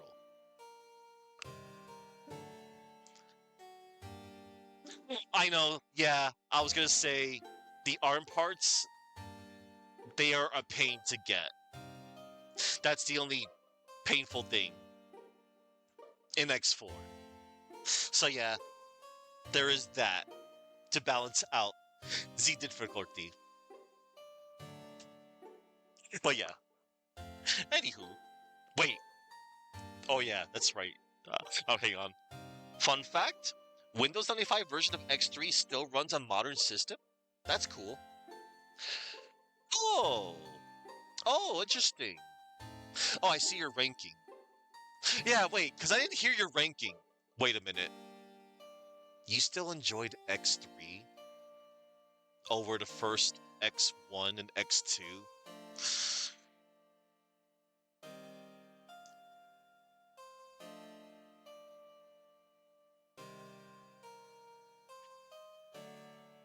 Sorry, I'm being lost in thoughts while listening to this solemn music.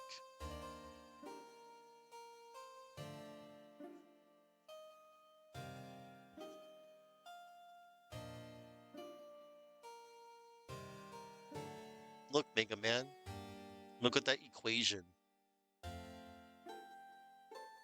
Yeah. Anyway, it's fine. I'm not going to, you know, lose it. I'm not going to be all like this here.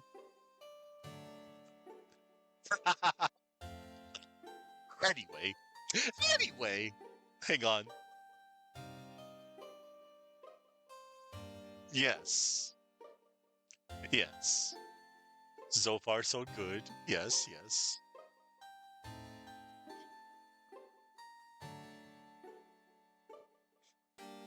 You put that equality of Mega Man 4, I'm sure, going downward.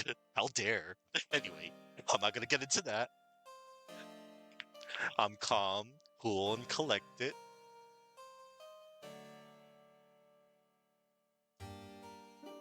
Anywho, let's move on, shall we? Forgive the discourtesy of my long pause while attending to my chat and acknowledging my chat. Anywho, alright, alright. Any more flavor text? Probably not. Okay, she's gonna say the same thing. She's so very despondent right now. So I'm just gonna show her the ding to move on with the case. That will be the suitcase.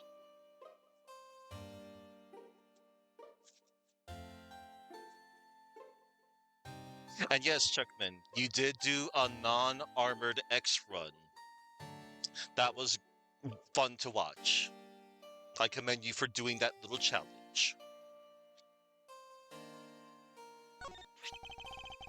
If you could please take a look at this for me, Miss Tenero.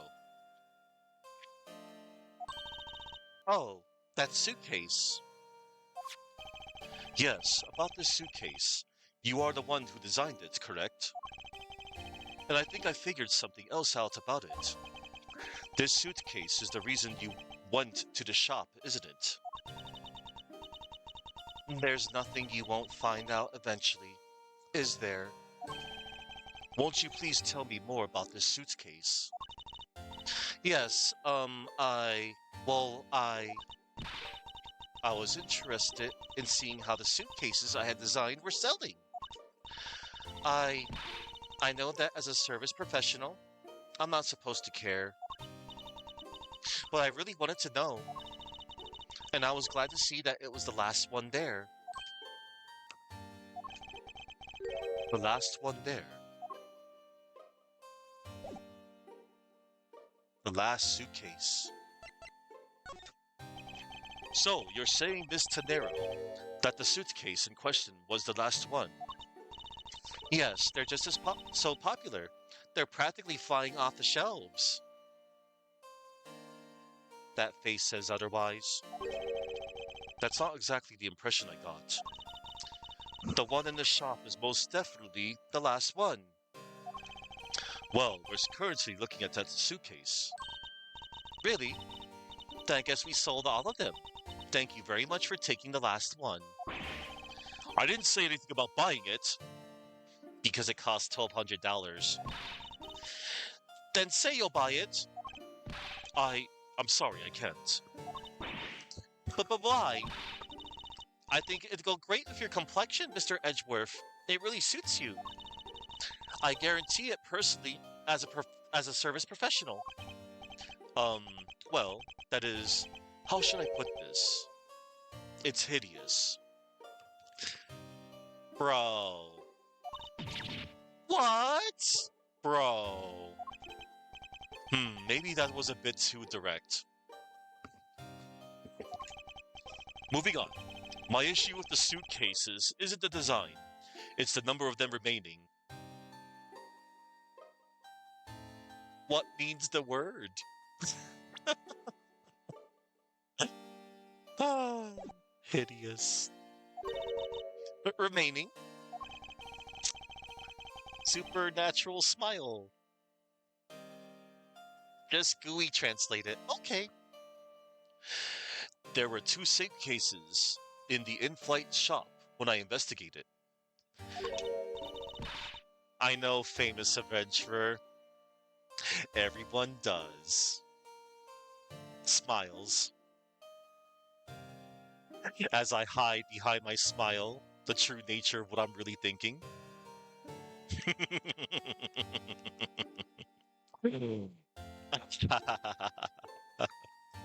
Anyway, but that's impossible. I'm sure there was only 2, but that's impossible. I'm sure there was only 1. Looks like her story has generated quite the contradiction. When I left the shop, I'm positive there was only 1 suitcase left. Something is amiss here. What could be the meaning of this inconsistency? By the way, Miss Tanero, what is one of those suitcases doing here? That's... I thought you said there was only 1 left. That one is, it's mine. I've used it for a very long time now. She's used it for a long time. I think not. Miss Tanero, I'd appreciate it if you wouldn't lie to me. Excuse me? I don't believe for even 1 second that you've used this for a very long time. What proves that this hasn't been used for nearly as long as Miss Tanero says? It's right here. It still has the price tag on it. Now, normally, when people buy things, right? Would people leave the price tag on? Like, unless it was like, a collector's item, maybe? That would be my logic.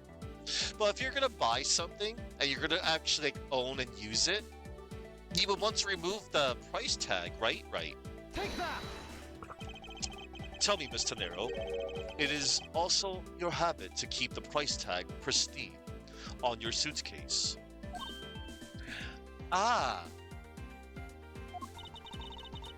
What is the meaning of this? Why would you lie about a suitcase? Despite having faith in her design sense, the sales numbers made her cry bitter tears. Who forgot price tags a few times? Oh. The truth is becoming increasingly clear to me. Miss Tanero, I think I understand. I know what you are trying to hide. Now then, this suitcase was originally in the in-flight shop. Seeing as how the price tag is still on the suitcase, one can only assume it was out on the floor. for sale in the shop. And the person who brought this suitcase was... you. Take that! It was you, wasn't it, Mr. Nero? I hate to say this, but this suitcase that you designed, it hasn't sold very well, has it? Oh, you saw how poorly this design that you poured your heart into was selling, and were deeply hurt. That's why you wanted to make it look like it was selling by buying it yourself. Isn't that right? Then the reason you went to the shop and came back here was... I'm sorry. All I really have is my job. I was overjoyed when my design was chosen. I thought that maybe I had finally accomplished something. You mean the design looks not so well? Never would touch that such one. Oh, but the suitcase didn't sell. It's because of the design, isn't it? All because it's, as you put it, hideous. I can't say they chose a great place in which to sell them either. We weren't selling a single one, and they were just sitting there, collecting dust. I felt so bad seeing them there, day in and day out. So I decided to buy one for every flight I worked. You buy one every single time you work a flight? I see.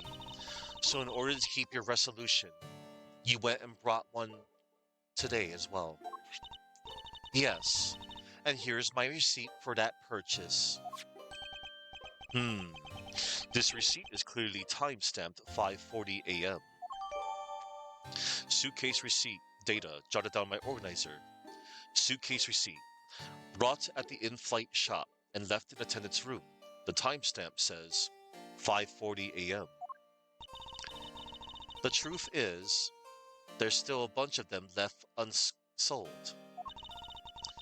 They're planning to scrap the remaining ones at the end of this flight. Mr. Nero, where are these other suitcases? They should all be down in the cargo hold.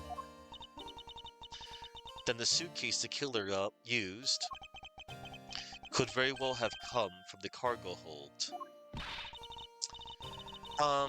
Mr. Edgeworth, you don't think that the killer used one of my suitcases, too? Yes, I do. The killer used one of your beloved suitcases to move the victim's body. Ah, how could they? Those suitcases were meant to be faithful partners to our passengers on their trips. That's all I ever wished for them to be.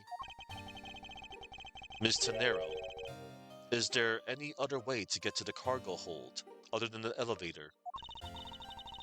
The only other way is just through that door there. And what about security? That door has no special lock installed because, just to enter this room, you need a special key card that only crew members have access to.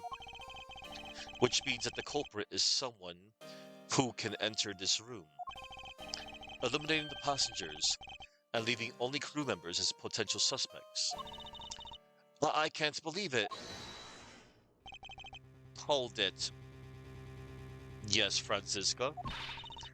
Going on these wild goose chases, you're a disgrace to the Von Karma name. And what do you mean by that? The suitcase came from the cargo hold. That fact alone tells the whole story. Yes, which is why I said the culprit must be a crew member who used their key card.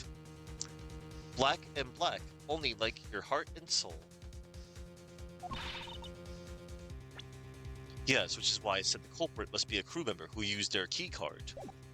Miles Edgeworth, you're proposing that the killer rode the elevator from the cargo hold, correct? Yes, that's the only realistic possibility. That other attendant, Miss Meal. I asked her earlier, and she had this to say. Francisca got information out of Miss Meal. In order to make the elevator go down to the cargo hold, a different key card is required. A different one? Yes, and the only person who holds that particular card is you, Miss Rhoda Tenero, and only you. Ah! What? Is this true, Miss Tenero? Yes, I keep that key card in my locker at all times. Could you please show us that card right now? Yes, hold on. Ah! I don't believe it. What's wrong? The key card, it's gone. Ha ha ha. Very clever. Pretending that your card was stolen when in fact you're just trying to hide it from us. You've really thought this through. Wait, it's not like that. You can tell us all about what it's like down at the station. Officer, arrest that woman. Yes, ma'am. Oh no. Mr. Edgeworth. Mr. Edgeworth. Oh no. She got taken away. What's wrong? There's disbelief written all over your face. Disbelief, disbelief, disbelief. Francisca, I know that are the lead investigator on this case. However, hold it. Don't even think about wasting any more of my time. You know the rules as well as I do. Evidence speaks louder than words. Even if this isn't a courtroom, that basic tenet still applies. I intend to investigate the cargo hold now. What will you do, Miles Edgeworth? I intend to do likewise. To be continued. Oh, if he ran out of your gauge there, Francisca arrests Tanero as a valuable witness.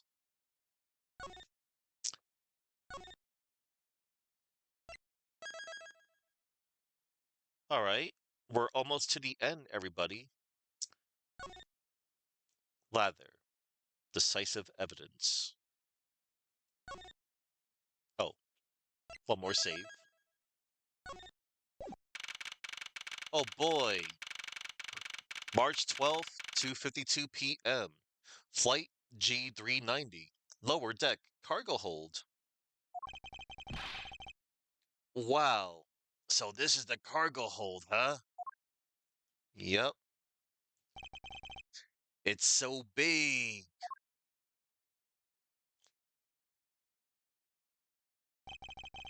This plane is a special model.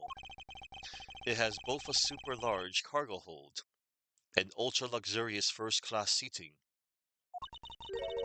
So, is this the real scene of the murder? There is certainly a high probability of that, which is why we are here, correct? Okay, let's get investigating, sir. Begin investigation. Yay. Yes, sir. Notice anything? This cargo hold is really big. I can't believe they can fit stuff like that in here. Detective, what are you going on about? We're in the middle of an investigation here. The above says to be continued. Oh, okay. That's what it says. Whoa! Stuff's falling on me. Ho ho, I can't really get into my work without something like this happening first. Well, let's get this show on the road. So which item do you want to start on? In this world, there are those who are masochistic, and then there is Gumshoe. Tanero's lie. So that flight attendant, Rhoda Tanero, she's the killer, isn't she? I don't think we can say for sure yet. But there certainly are a great number of things pointing us in that direction.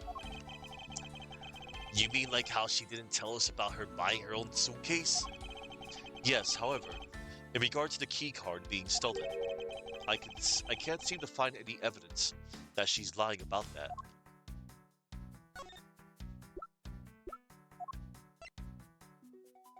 Suitcase receipt.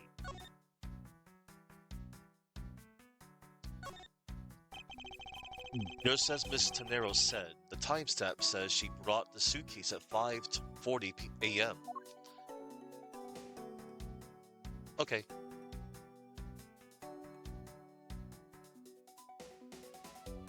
Total credit. She paid full price for it. Wow. I guess she does like make enough to at least buy the suitcase every time. That's crazy.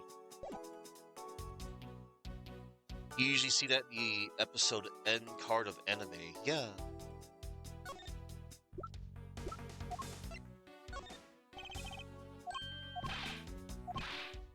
Alright. It's time to investigate. You arrived at the scene of the crime before Detective Gumshoe, correct? And you then immediately began to direct the investigation. It seems to me that you were already here at this airport for something besides this murder. Yes, I was. Why at this airport?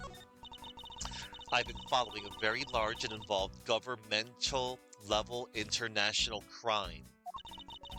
But it's much too large for one person to take on alone. So it was decided that I should form a joint investigation with Interpol. Interpol. Franziska came to this airport as an Interpol liaison. Liaison? Alright.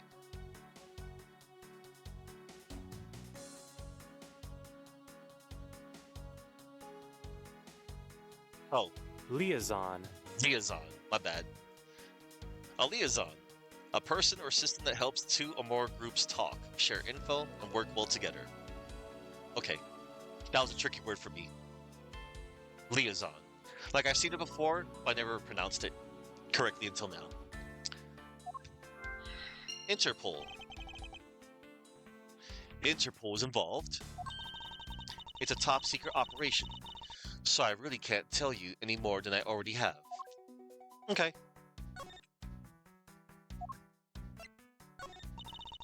There's something much more urgent we should be dealing with right now. Don't waste my time or yours. Alright, no flavor text.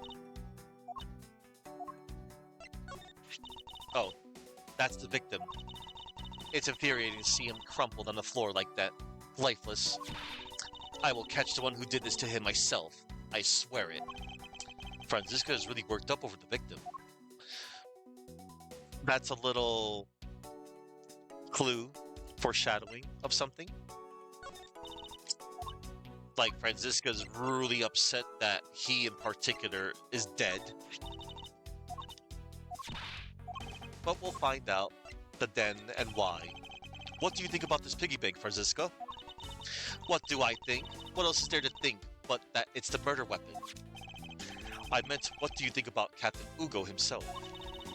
He's a crude rendition of a genius of primates, commonly referred to as Loris. Loris comes from the Dutch word for simpleton, which is extremely fitting, because that's exactly what Captain Ugo represents, the guilty simpleton I'm going to arrest. I suppose she's capable of giving a more normal answer. Alright.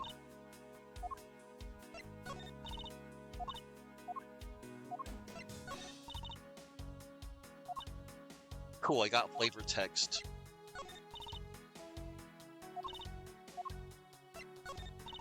Out of that. Alright.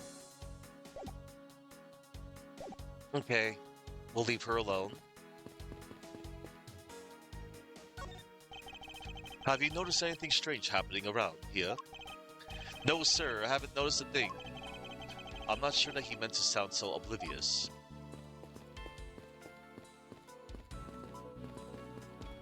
Hey, Gumshoe. Holy suitcases, Mr. Edgeworth. It's like an all-you-can-use suitcase fair. These must be all the leftover ones they couldn't sell. The ones the company is planning to dispose of after this flight is over. This paint job is really cool, don't you think? It practically screams artsy. Oh, when I purchase one then, I'm sure it will bring you much happiness. You think so? Then maybe I will. Let's see here. $1,200? I think I'll pass. And Miss Tenero wonders why they don't sell. You'd need two jobs just to buy one. Jeez. Although it definitely looks like one is missing.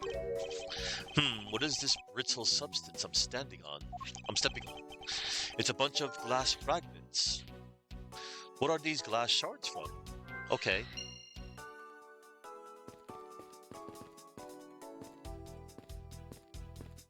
I find that interesting that I was able to investigate it from the stairs here. You would think that, you know,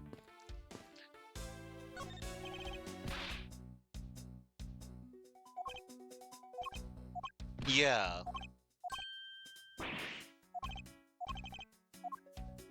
All right.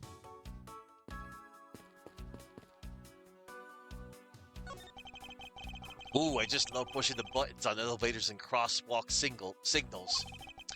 Here, you should give it a try, sir. Go on, push it. The elevator is currently stopped on the first floor, Detective. It can't move. Oh yeah, I guess nothing would happen if you pushed it now. Well, nothing would happen normally anyway, without the special key card. Both the door to the attendant's room and the elevator's control panels require a key card, which makes it impossible for a passenger to come down here. Alright. All sorts of boxes are piled up here. This one says flammable, and this one it says pharmaceuticals. This one says for exorcism use only. Just what kind of operation is this airline running?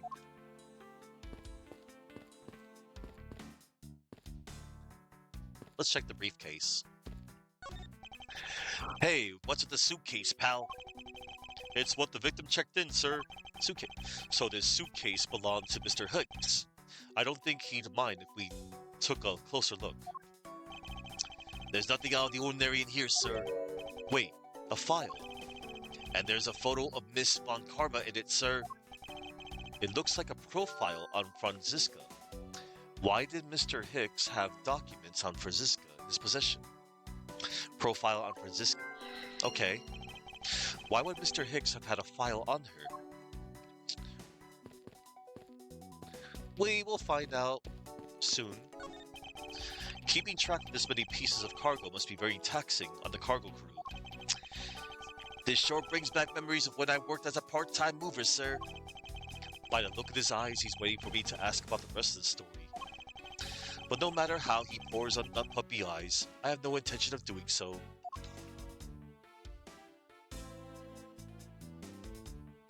Oh.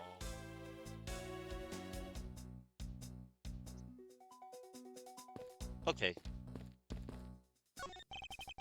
I didn't know I didn't know that this plane was capable of carrying such large pieces of cargo. This thing's as tall as two of you on top of each other, sir. It would probably take 20 of you to cover the entire surface of this monstrosity. What, really? Yeah, I guess that sounds about right. There's really no need to take that throwaway estimate seriously, Detective. Okay. So Gumshoe used to be a part-time mover before he became a detective, apparently. Or so he says. Alright. Well, it looks like we've gathered every single... Or rather, we've checked every single thing, talked to every single person here. It's logic time. Alright, so, broken glasses. The victim's glasses are broken. Were they broken during this murder? Glass shards. What are these glass shards from?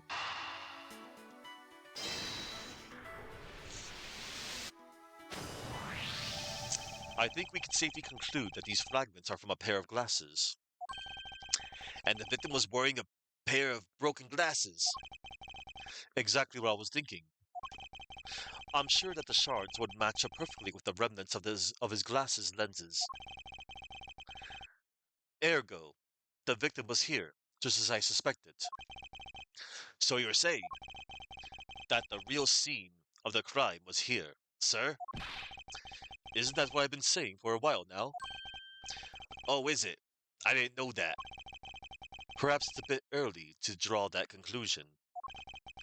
However, I believe that the probability has just skyrocketed considerably. All that's left is to find the murder weapon. And now, we will connect the profile on Franziska with Interpol.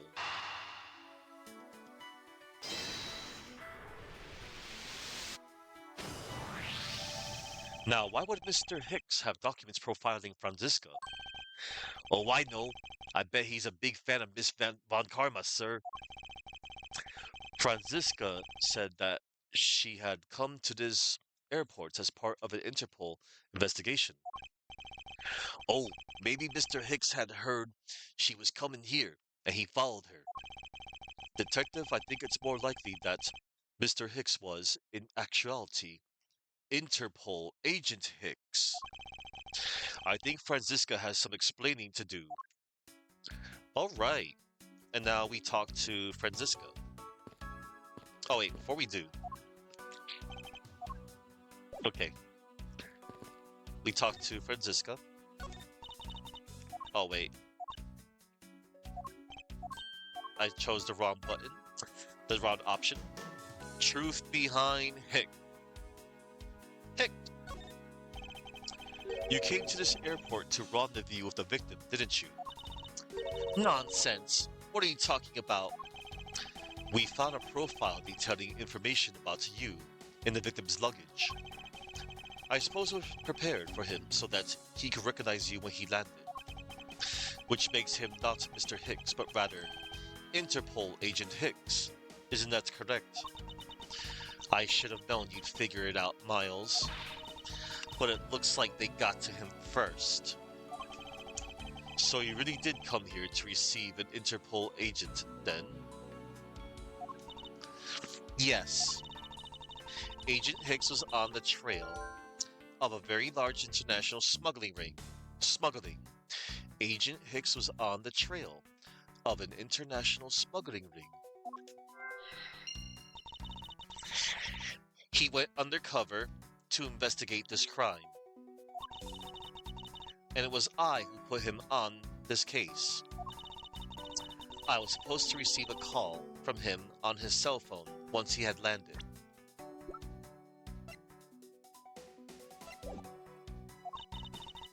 I never expected to receive a call about his murder instead. I think we now have pretty definitive evidence that Agent Hicks came down here to the cargo hold. But what was he doing down here, sir?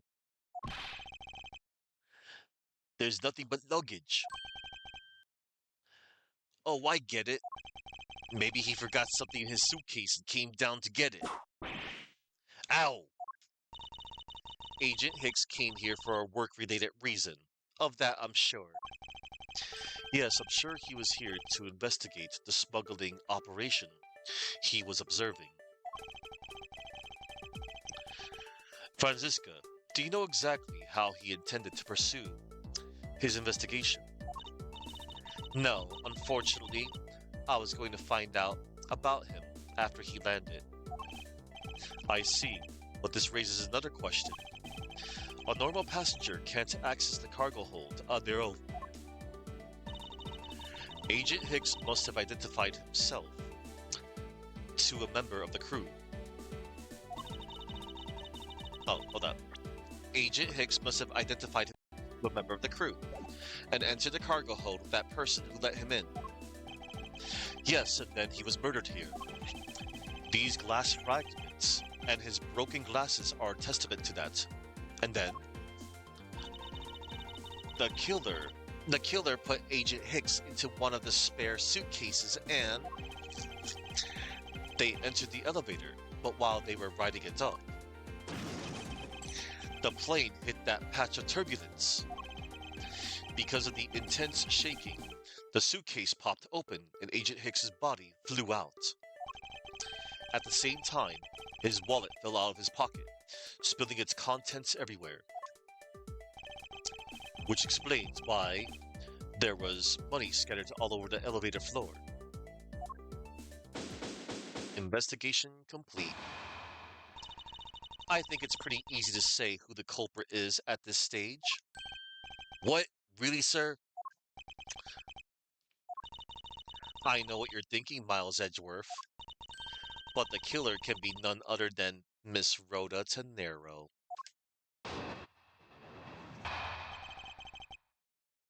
Arguments. Definitive evidence. Oh boy. If it was a crew member, any one of them could have shown Agent Hicks to the cargo hold. But the point to keep in mind is the key card that allows the elevator to come down here. The only person with such high-level access is Miss Rhoda Tenero. I'd say that's a pretty decisive piece of information, wouldn't you?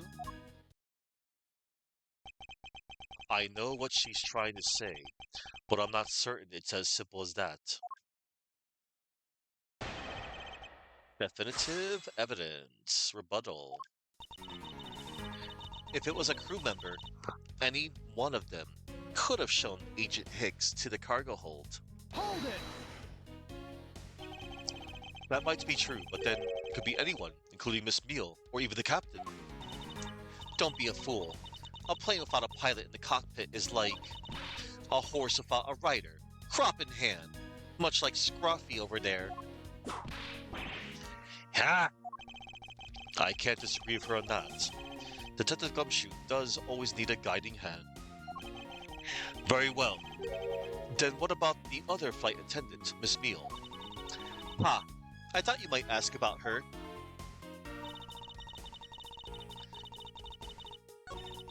The only person with such high-level access is Miss Rhoda Tenero. Hold it! Why would such important things like the key card be entrusted to only one person? According to Cammy Meal, Rhoda Tenero is in charge of most of the important stuff. Then what exactly is Miss Beale in charge of? Chatting it up with that foolish captain, apparently. She was being so foolishly foolish that I didn't want to ask what her other duties were.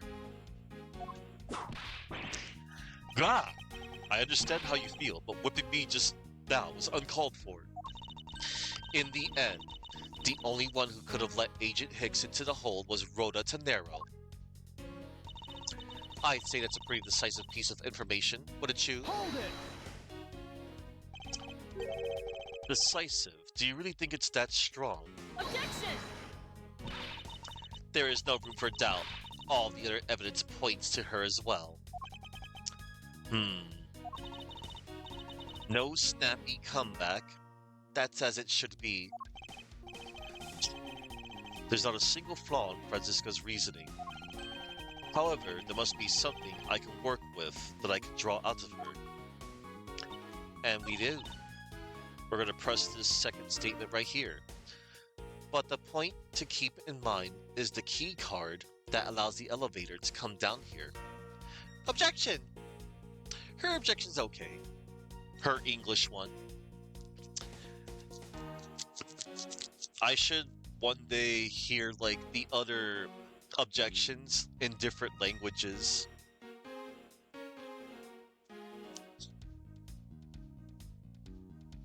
And also considering that they translated it to, like, she's from Germany, so is Manfred von Karma in America. They don't really sound that objection doesn't sound too German. But whatever. And I'm not really gonna give her a German accent. Anyway. I mean, we could. But the point to keep in mind is the key card that allows the elevator to come down here. Hold it! But it's highly likely that the key card was stolen from Miss Tenero. Objection! It's highly likely. Is that possibility the best you could come up with? And you call yourself a disciple of my father? Oh, so Red X Charlie, somebody from Germany, I guess, like when they speak from Germany, they try to speak like a German accent. Like it's like a different way of how they sound. Something like that. I'm trying my best to explain to you in my English to you.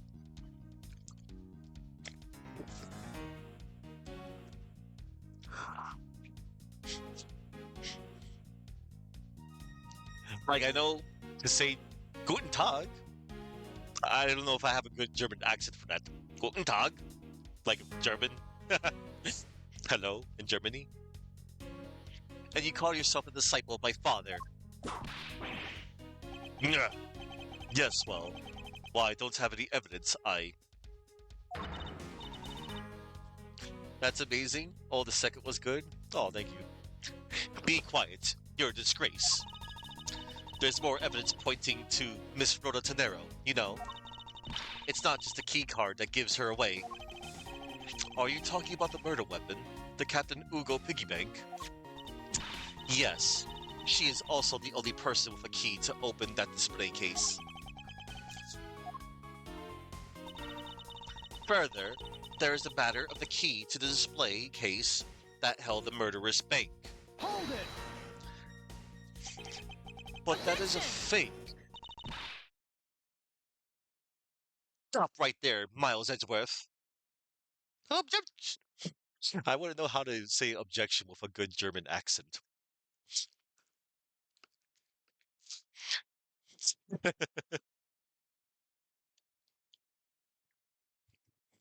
I remember using a fake German accent when I was speaking with Clavier Gavin, even though it was confirmed.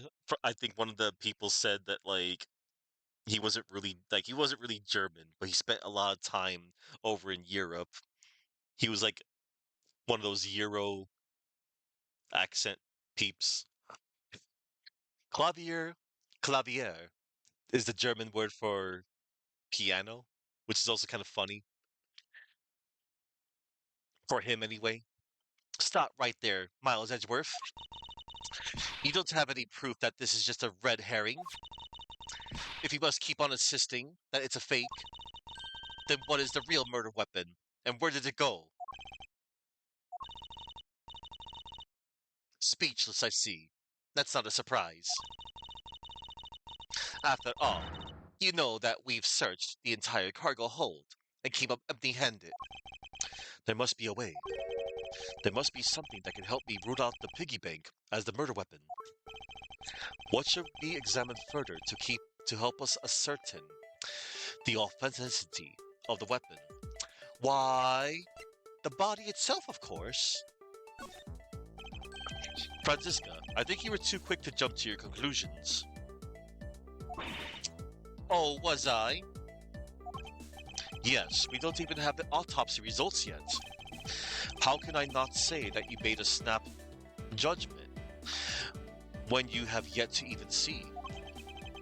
If the wound on Agent Hicks's head is consistent with the murder weapon.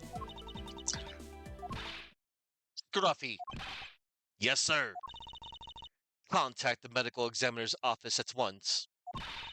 I wish to hear the results of Agent Hicks's autopsy. Yeek!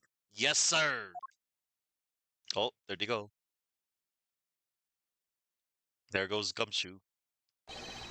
We've got a big problem, Mr. Edgeworth, sir.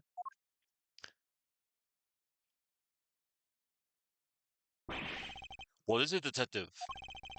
They're still doing the autopsy, but they said that they already know this one thing for sure. Report, now. Ah. The doc said it's one giant bruise from a beating from his shoulder down to his mid-back. From the victim's shoulder to his mid-back, he was beaten over such a wide area. Well, I'd say maybe it's a sign the killer had a grudge against Agent Hicks. It wasn't just his head. The killer went all out and hit him multiple times, sir. Autopsy report data. Jotted down my organizer. Autopsy report. Instantaneous death resulting from blow to back of head. Bruising. Head to mid-back. Ugh. Scruffy. What is had a grudge against Agent Hicks opposed to me? Well, that's, Was the wound on the victim's head consistent with the murder weapon, detective? Oh, well, they said they were still looking into that, sir. You're completely useless. Yow! Ow. Sir, I told you already, you can't go down there. No! You removed yourself from my way! What is all that racket? Oh no, it's this guy. My luggage! My cargo! They're mine! And I demand you return them to me! We're still investigating the cargo hold. Please understand and have a little patience. I suppose there is no choice. Finally, I think he gave... Hey! What are you? You have left me no choice but to use strong force! Ah! You won't get past me. This is... Wait. That's it. So that's what this whole thing has been about. Further, there is a matter of the key to the display case that held the murderous bank. Captain Ugo Piggybank. Is there some way for me to prove that this isn't the real murder weapon? After all, you know that we've searched the entire cargo hold and came up empty-handed. Weapon couldn't be found. Nobody could find anything that could be considered the real weapon in the hold. The doc said it's one giant bruise from a beating from his shoulder down to his mid-back.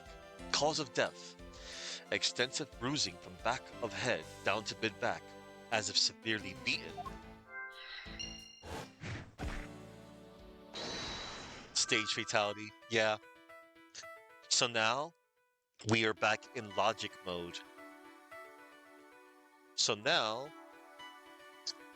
we're going to... Let's match the cause of death.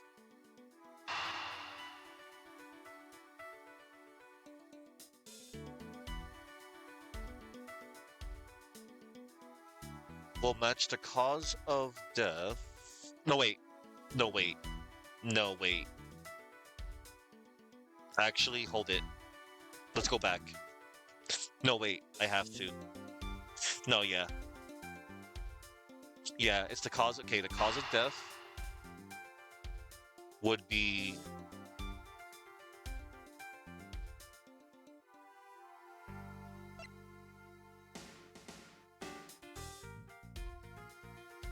Right.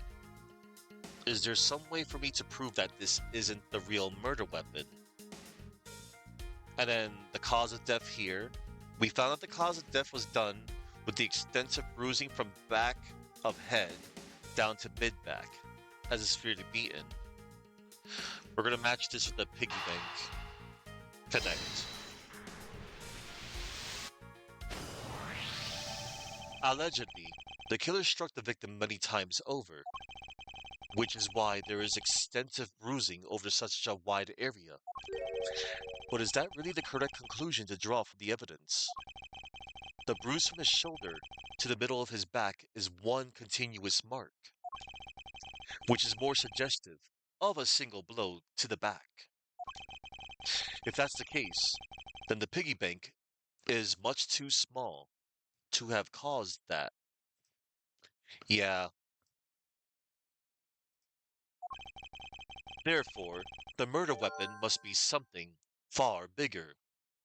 A sizable weapon. The unusually large area of bruising suggests that a very large weapon was used. So, that would be the weapon couldn't be found. And it was a sizable weapon.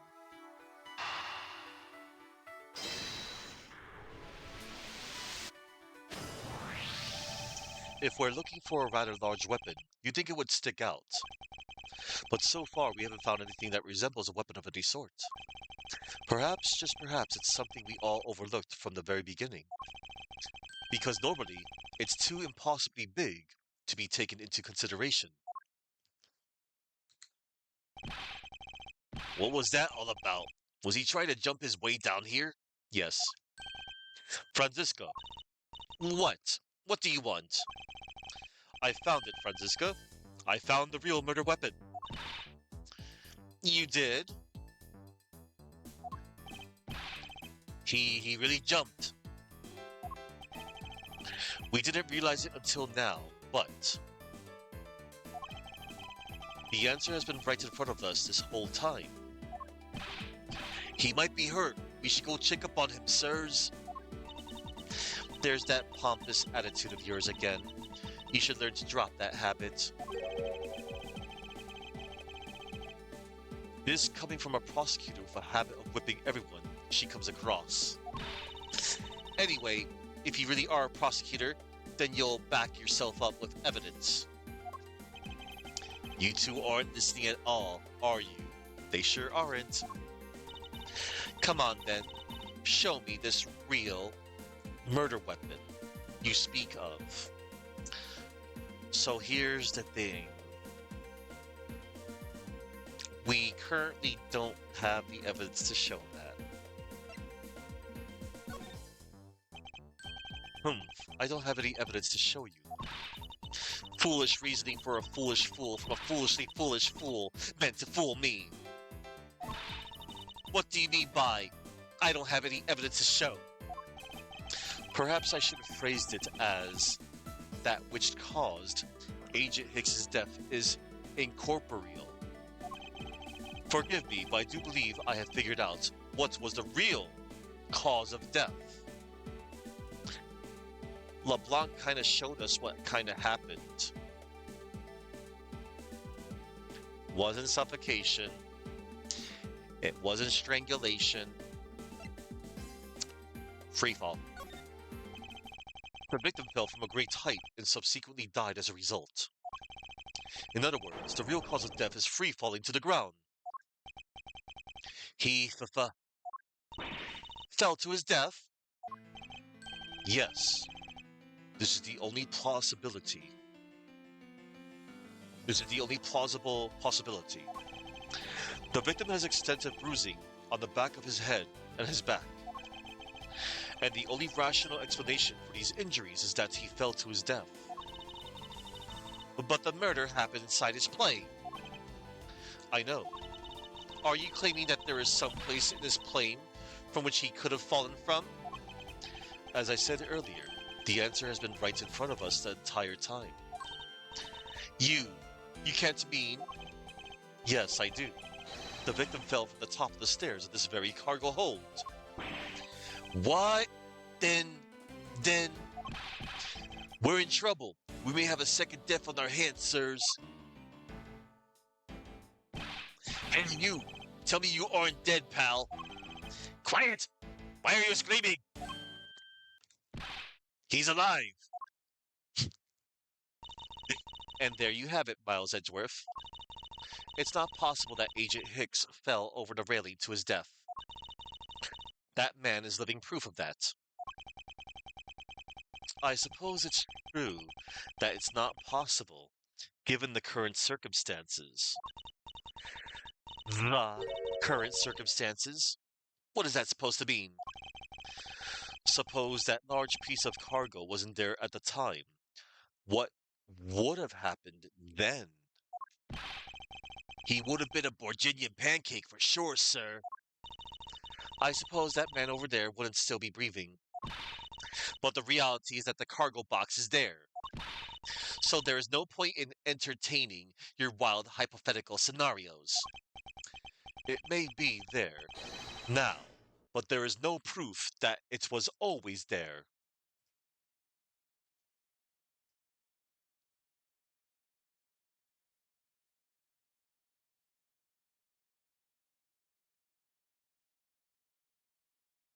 Hang on, everybody. Just checking. Okay.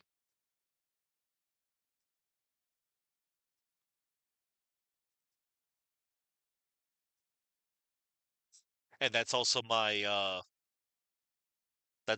little that's my reaction to Zolfar's Mega Man X ranking. That's okay though. Rankings are rankings. It may be there now, but there is no proof that it was always there. Ha! As if there could have been a window of time when that giant box was not there. Ah, but there was. What? What can I use to show her that it's possible the box was not always where it is now?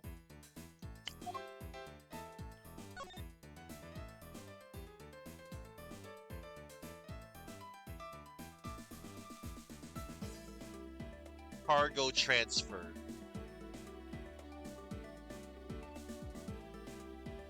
Happened between 4 and 5 in the morning.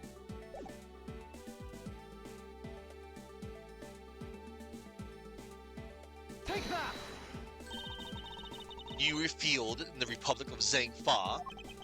Yes, this flight had a short layover in Zhangfa in order to refuel. But that wasn't the only reason for the layover. We also transferred some cargo. What if the box in question was only transferred onto the plane at that time? To further prove my point, let's take a look at what's next to the box in question. Ah, it's labeled Zhangfa Express. Correct, meaning it was loaded onto the plane in Zhangfa. Cargo from Zhangfa data jotted down in my organizer. It was loaded on board during the refueling between 4 and 5 a.m. at the transfer point. Cargo from Zhangfa. Now, what if the box in question was also loaded on at the same time? It would mean that the box was not here in the cargo hold during the Europe Zhangfa leg of the flight, making a clear drop from which Agent Hicks could have fallen to his death entirely possible. Ah, but your theory is still very far-fetched. Then allow me a chance to prove how very likely my scenario is. My first order of business will be to examine that piece of cargo in more detail. We're going to begin the investigation. The lower deck cargo hold. Yay.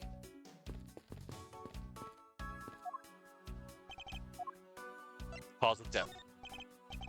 Man, I can't believe Mr. Hicks fell to his death. I never would have guessed in a billion years. That is still only a hypothesis. However, the investigation should prove it to be true. Speaking of falling, I'm glad that art guy's okay. He took quite a spill. Yes, he was lucky to have landed on top of that piece of cargo. Yeah, I can just see it now. Passenger pays price for a police foul-up. Did Prosecutor Edgeworth add fuel to the fire of the first murder with a second death? Yep, I'm willing to bet that it make the front page. That's not funny, detective. It's not funny. You spot anything off, you come and tell me right away, okay, pal? Roger, sir. It's rather unusual for Gumshoe to be so directing. He must outrank this officer. If you run into any trouble, you just leave it up to me, okay? Yes, sir. Ah, watch out, Detective Gumshoe. Ow. Scruffy, I think your ego is in need of some deflating. I was following your footsteps, sir. I want to try patronizing my subordinates. Cruel and unforgiving to the detective, even in front of his own subordinate.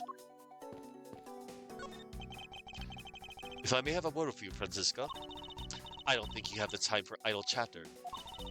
You still need to prove to me that your hypothetical situation is in fact reality.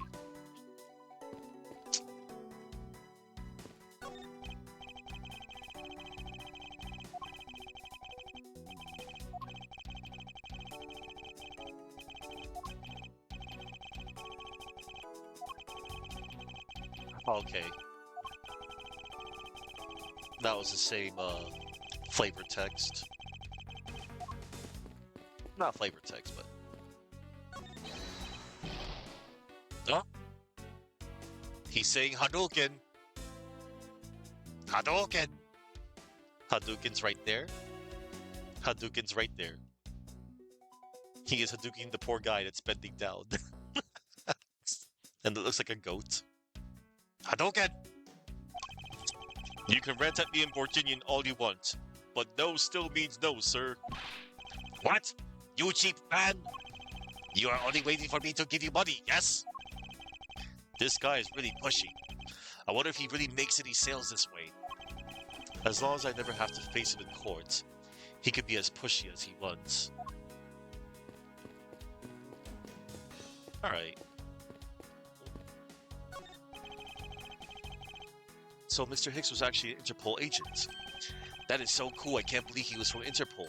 The adventure, the glamour, and the miraculous big escape when you get caught by the enemy. Except in this case, there was no big escape. And no miracle. Sad. The leftover suitcases here lined up in two pretty neat rows. Too bad for Mr. Tenero. Too bad for Miss Tenero, but this design is unremarkable. I'd buy one if it was cheaper, sir. Do you think they'd sell it to me at a discount? Or why don't they sell it at the airport, have a bargain basement sale? Buy one, get one free. If you win the raffle, you get one more for free. How about those ideas, sir? I think if they did that, everyone would lose. Keeping track of this many pieces of cargo must be very taxing on the cargo crew. This sure brings back memories of when I worked as a part-time mover, sir. By the look in his eyes, he's waiting for me to ask about the rest of the story. But no matter how he pours on the puppy eyes, I have no intention of doing so. Oh. We have to check this right here. This is a rather large piece of cargo. There's a tag on it, sir. Let's see. Olive red statue. Never heard of it. Nor I. But all I care about is if we can prove it wasn't here at the time of the crime. Then let's get investigating, sir. Hadouken! Oh no. Look here! Do not go about touching my possessions without my permission! Ah! Don't rush up on me like that, pal. So this belongs to Mr. LeBlanc, does it? I should see what else I can find out from him. Okay, let's talk to this guy again. LeBlanc's cargo. I take it that this large piece of cargo belongs to you, Mr. LeBlanc? Of course it is mine. I shipped this fine piece of art from Europe. This Aleph red statue is worth 10 million cents. No, maybe much, much more. Mr. LeBlanc's reason for choosing this plane must have been this large cargo hold. 10 million cents? I suggest you stop trying to calculate how many packets of noodles that makes, detective. Darn, how did you do that? I feel like you keep getting better and better at seeing right through me every year.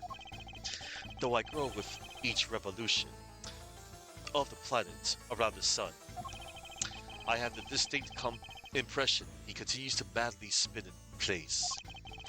Hey, Mr. Edgeworth, so that 10 million cents, is that in euros or in dollars? Does it really make a difference to our case? No.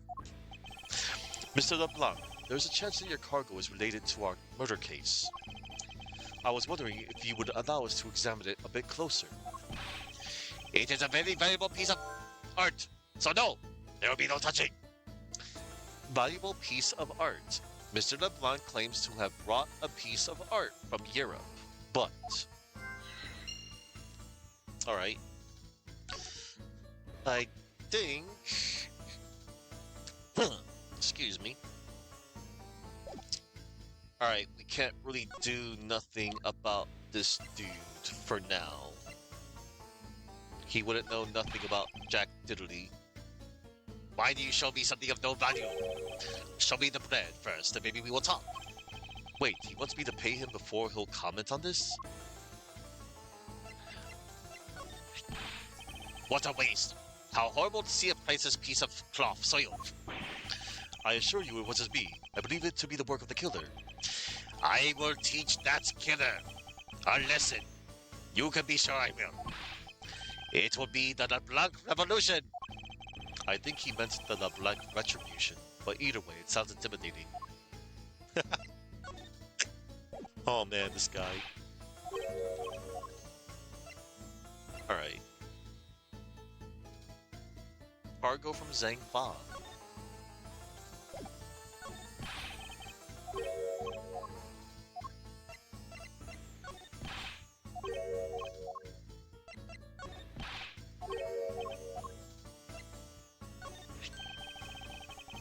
Ah, see if I think this is absolutely nothing inside his wallet. How dare you? You wanted to trick me. I was super. Okay, yeah, I showed him that before.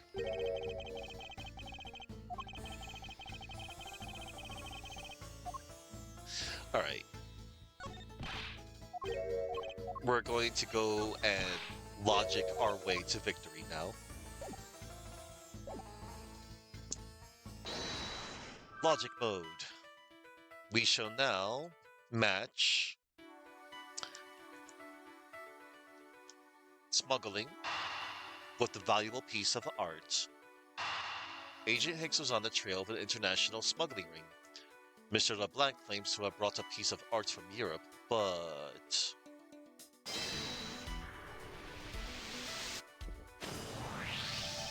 If Mr. LeBlanc has something to do with the smuggling ring, then it's possible this fake statue was brought on board in Zhangfa. I think I need to question him a bit further. Alright, it's time to question you.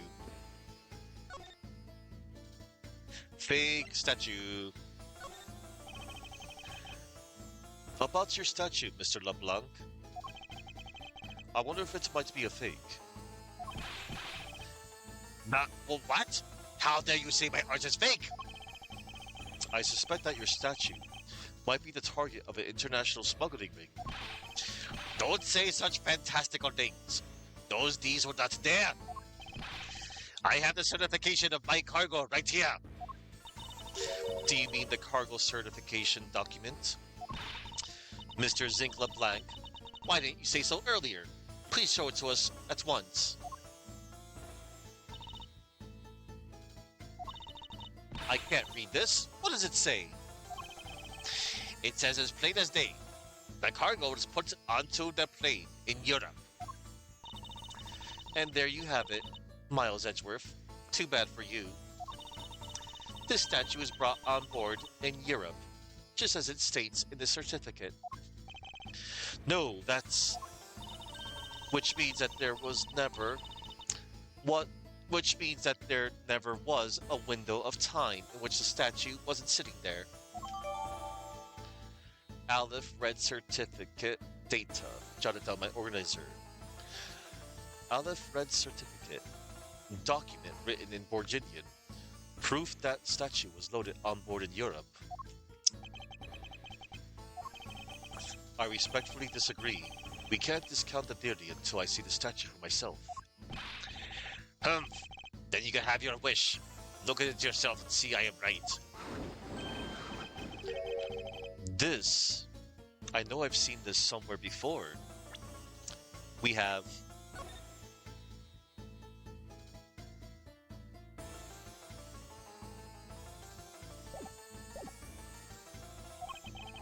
This is the olive red? It gives us such a feeling... It gives us such a feeling of art. I can practically smell it. This statue has a high amount of historic value. After it was unveiled at a museum in Europe, I brought it to this country to exhibit it. Aleph Red Statue. Jada dotted down my organizer. Piece of art being shipped by Mr. LeBlanc, who claims it is worth 10 million cents. 10 million cents. I believe a closer look is warranted here.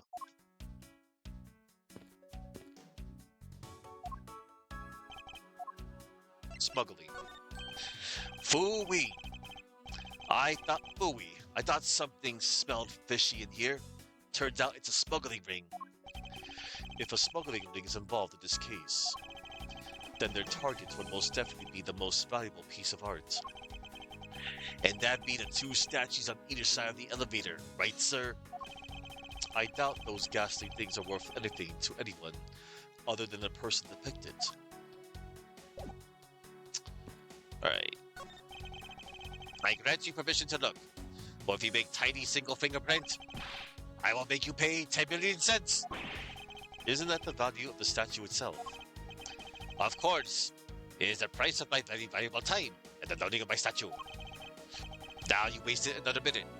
That will make your bill 11 million cents. Now, Hack, I'm going to have to conduct this examination with even greater haste. No you don't. We can take our time. We're not going to pay that man. So this is the infamous Aleph Red statue, hmm? What is it, Mr. Edgeworth? Did you find something? There's something wrong with this picture. We should examine it in more detail. Okay. So this is the Aleph Red statue. I swear I've seen this somewhere before. No wonder this thing is worth 10 million cents. Look at how it sparkles, sir. I wouldn't call it sparkling, detective. Maybe more along the lines of dully shiny.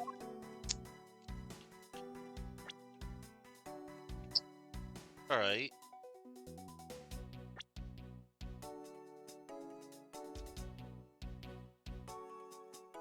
So, right here, the deuce.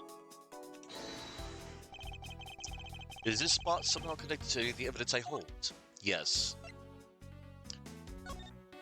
Red eyes. Eureka! Eureka! These eyes are awfully orange, don't you think? Yeah, pretty. They remind me of sunsets when I was in grade school, sir. I don't think you see what I'm talking about. No, I do. But it's really like the color of the sun when it's setting, sir. Ah, the memories. I remember standing out in that field, spinning with my arms out until I felt ill. I don't care about sunsets. Focus, detective. What color are the eyes in this photo? Huh? Ah, sir, they're red. As I thought, this statue is a fake. Mr. LeBlanc. What do you want? Do you not know I'm a busy man? I allow you 2 seconds to your answer. The olive red. I suppose this is your pride and joy, is it not? It is the biggest trophy on this European trip. Do you know why I wanted to possess this statue? The trigger started 17 years ago. Better grab a chair, sir. Sounds like this is gonna be a long story. Mr. LeBlanc, I regret to inform you, and you have my heartfelt sympathy, but... What is that? What is that? Sympathy? Or what? You'll see. I'd like you to compare the eyes. That large fellow there has very bright and pretty eyes compared to you. I wasn't talking about the two of us. I meant the eyes of the statue in front of us and the one in this photo. Why the sudden yelling? Now then. Oh.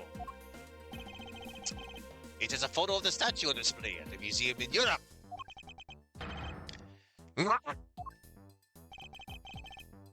Now do you see, Mr. LeBlanc? The statue before us is a fake.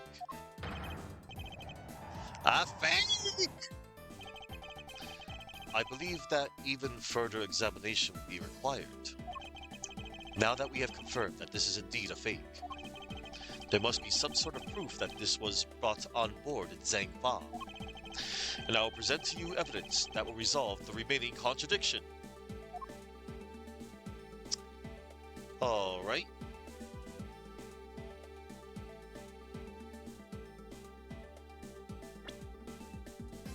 Oh, look at that. Over here. What's this? The statue looks like it's stepping all over its neighbor's cloth cover. It kind of resembles its owner's attitude in a sense. Oh, you! What did you say just now? Further, my clothing's hem is not being stepped on by anyone. It is too expensive for me to allow that to happen. Please forgive the trespasses of my subordinate. Why should I forgive if the dress passes? Unless it is an expensive dress. You keep it.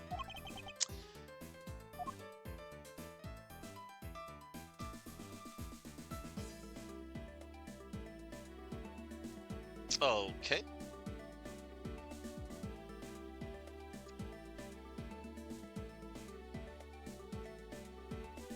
We are now going to deduce the piece of cloth here. Is this spot somehow connected to any of the evidence I hold? Yes. With the cargo from Zhang Fa.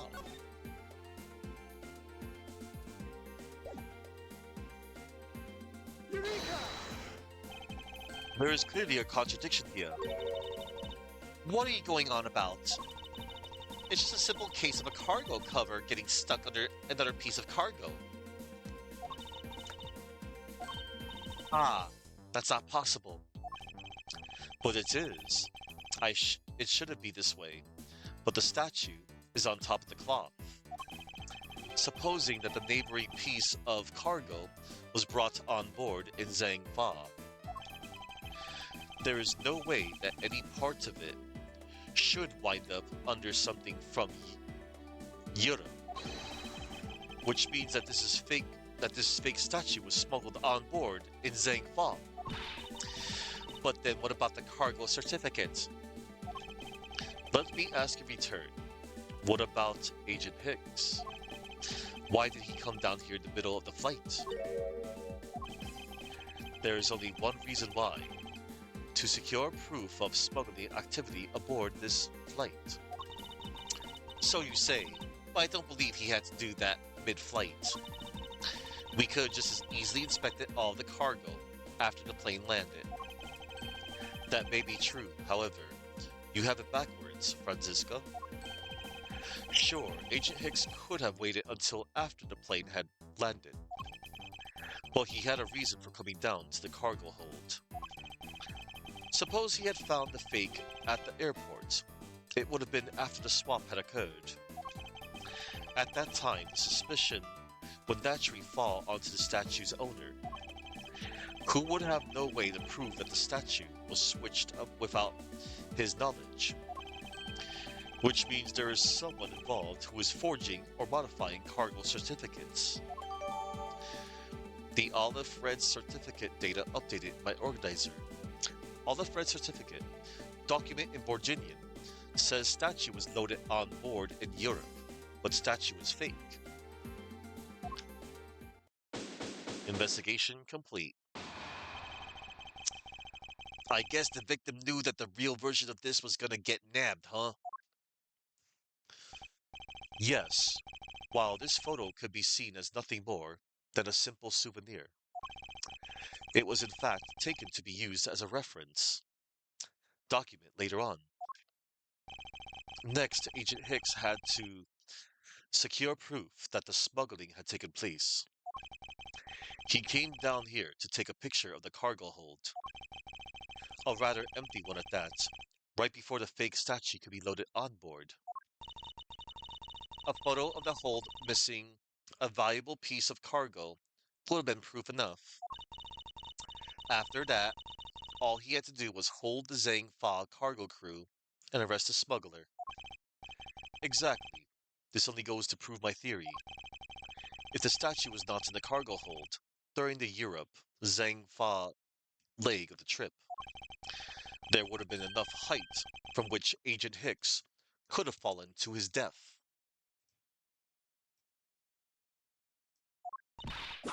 Officer,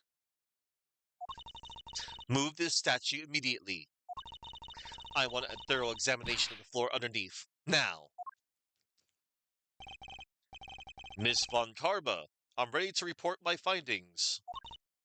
Go on. After moving the Aleph Red statue out of the way, we tested the area under it with luminol, and there was a reaction. I see. There is a reaction to luminol, an indication that there was blood in that spot. Can we stop looking at it now, sirs? It would seem that my deductions were corrected after all. I suppose it would appear that way the culprit cleaned the blood up well. And how do you think the killer did that? How did the killer clean up all the blood?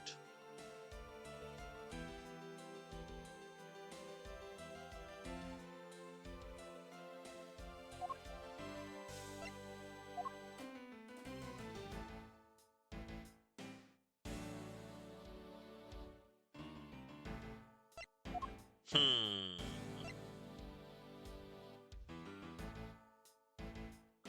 Miss Beale's testimony. Very contradictory there. Borginian cloth was used. Cause look, bloodstains everywhere. Take that! The killer used the bloody cloth I found inside the suitcase to clean up the mess. I see. They had a need to clean up all the blood before the plane landed in Zhangfa.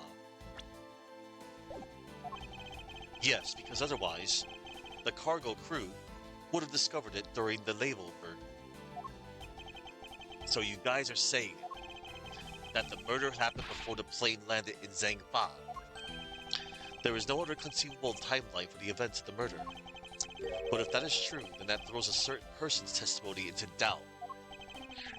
If the murder occurred before we landed in Zhangfa, then this becomes highly suspect. That will be Miss Beale's testimony.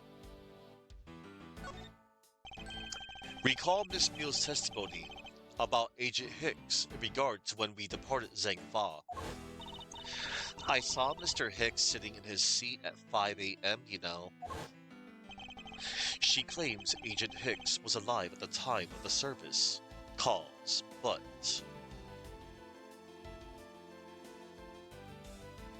Hang on.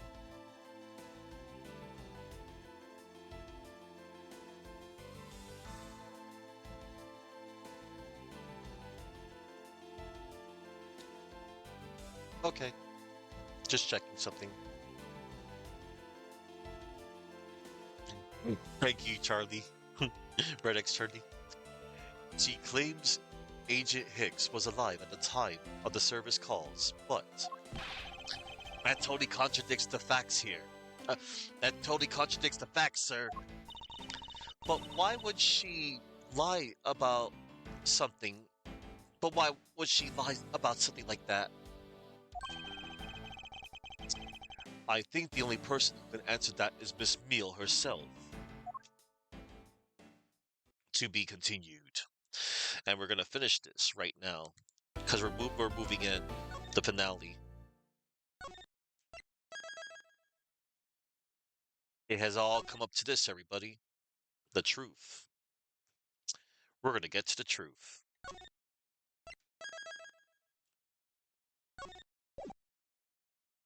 Oh boy. March 12th, 3:35 p.m. Flight G390, lower deck cargo hold. Miss Beale. Oh no. Miss Beale. Huh? Do you recall what you said earlier? About when you answered some service calls as we were departing from Zhangfa. Huh? You said that Mr. Hicks was sitting in his seat at that time. However, that is simply not possible. Because Mr. Hicks was dead long before we ever touched down in Zhangfa. Oh?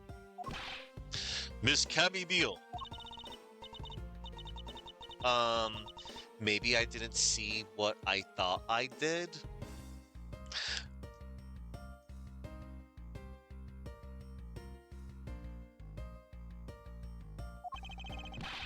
No one could make a mistake so large, Miss Beale. But I make that kind of boo-boo all the time.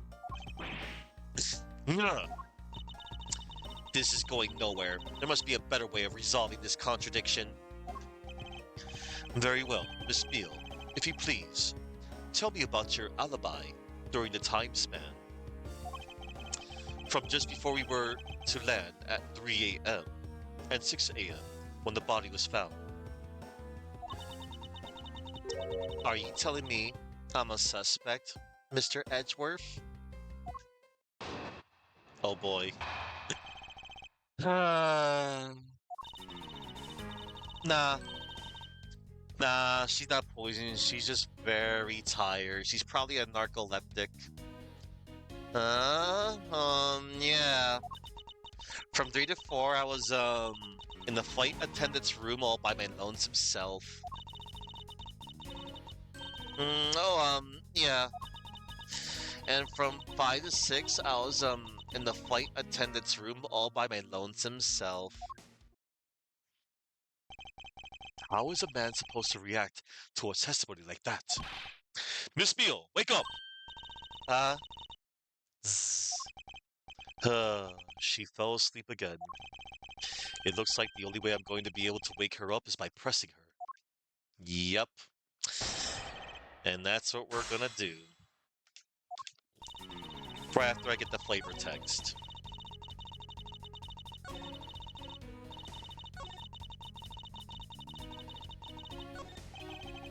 Finally awake, are we? What do you mean? I've been awake this whole time. Oh, I like that animation.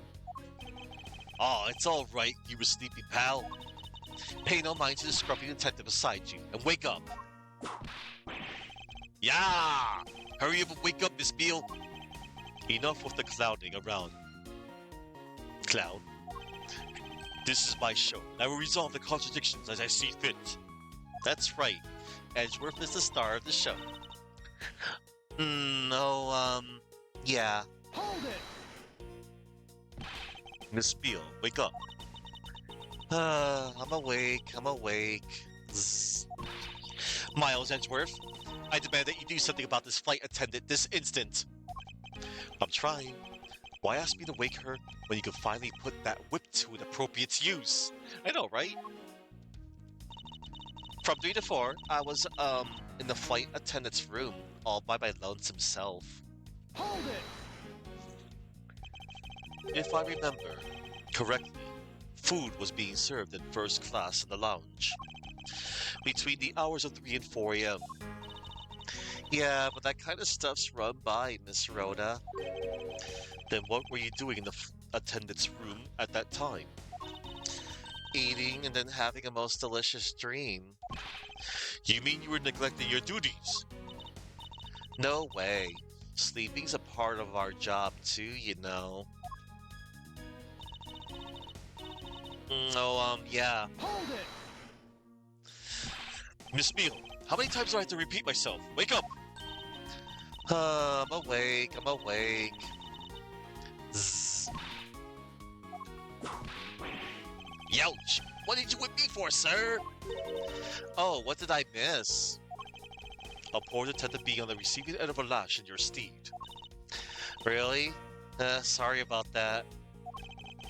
You can make amends for that by continuing with your testimony. And from 5 to 6, I was, in the flight attendant's room all by my lonesome self. Hold it! So you were alone the entire time, were you? Yeah, no one else even popped their head in to say hi. Oh, well, I think a contradiction just popped in to say hi. What should I do? Should I raise an objection? Yes. We will raise an objection. Miss Beale, there is a clear contradiction embedded in your testimony. Huh? What are you talking about? It's not possible that you were alone in the attendant's room the whole time, from 5 to 6 a.m. Where's that receipt? There it is. No, wait, that's a certificate. There it is. The suitcase receipt. The timestamp says 5:40 a.m. Take that! I wonder if you would be so kind as to take a look at this receipt, Miss Meal. Huh? A receipt? For what? It's for the suitcase Miss Tenero brought. Now, if I may direct your attention to the timestamp, as you can see, it clearly says 5:40 a.m., Miss Tenero. Yes. Huh? Why is the killer here? I thought you'd have her locked up by now. I requested that she be present as a witness so that we may straighten out your complex lie. Now then, Miss Tenero, between the hours of 5 and 6 a.m., you took a trip from first class down to the first floor in flight shop, correct? Yes, I went to the shop to buy a suitcase. After which I went straight to the attendant's room. And did you see Miss Beale there at that time? No. So, Miss Beale, where were you really between the hours of 5 and 6 a.m.?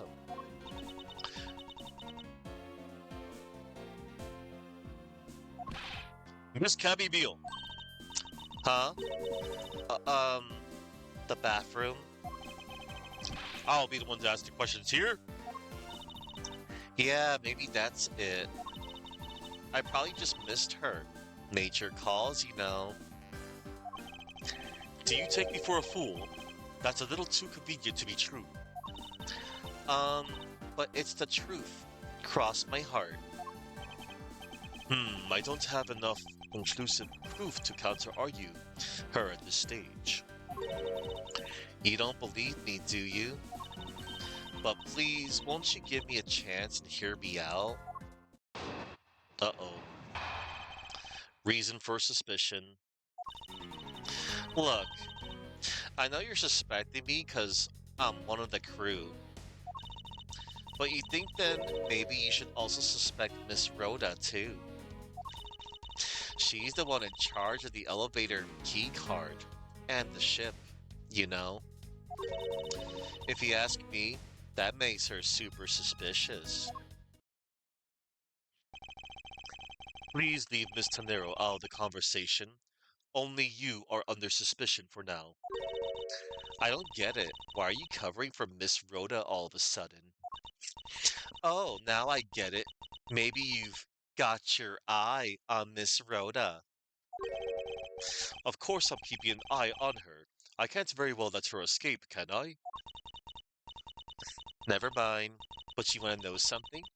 Miss Rhoda actually kinda I have absolutely no interest in people who can't appreciate any sense of design. Now's not the time for this sort of talk. I agree. Now is not the time. Rebuttal. Reason for suspicion. We're gonna put her away soon. Look, I know you suspect me because I'm one of the crew. Hold it! No, it's not the only reason I have for suspecting you. Your statements regarding Mr. Hicks also turned out to be a bunch of lies. Ah, but say I wasn't an attendant. You wouldn't suspect me then, would you? Yes, I suppose that's true enough. But you think that maybe you should also suspect Miss Rhoda too? Hold it! She is already being detained for further questioning, or have you already forgotten? Oh yeah, I guess I just forgot. Cammy, don't tell me you suspect me too. Sorry, can't help it. I mean, other than you, there's no one else who could have done it. I can't believe you would think that. I mean, me, a killer? Miss Beale, what did you mean just now by no one else who could have done it? Yeah, she's a looker, all right. If you ask me, that makes her super suspicious. Hold it! Actually, your on-the-job behavior makes you super suspicious in my eyes. Huh? But why? While Miss Tenero is busy with the passengers and all of her other duties, you have a lot of free time on your hands, thus providing you with ample time to commit the crime. Objection! Miles Edgeworth, I demand a cease and desist this line of conjectural questioning. I won't allow you to bluff your way through this like a certain defense lawyer. That Phoenix Wright guy? But I do not honestly believe Miss Beale does any actual work aboard this flight. Oh, that's not true, Mr. Edgeworth, although, well, Miss Beale, it's very unladylike to push suspicion onto someone else. That's not what I'm doing at all. I'm just saying that Miss Rhoda is very sus. There you go, pushing everything onto her again. I don't get what you're saying. It must be a really abstract concept, huh? Hmm. The only thing abstract here is the landscape inside your head. That's messed up. She's the one in charge of the elevator key card and the shop, you know. Hold it! And what are you in charge of, Miss Beale? I take care of the attendance room. That doesn't count. But I spend so much time in there. It might as well be my responsibility. Mr. Edgeworth, Cammy is very talented in languages. So she assists passengers who may not speak English, especially those who speak Borginian. She is the only one on this flight who is fluent. She is. Oh, you mean that kind of what am I in charge of? Why didn't you say so in the first place? What else could I have meant? Yeah, so I'm really good at Borginian. She's fluent in Borginian? Yes, she can say Hadouken. Then I suppose you're in charge of processing documents in Borginian. Yeah, take care of anything that has to do with Borginian. Very interesting. If you ask me, that makes her super suspicious. Okay.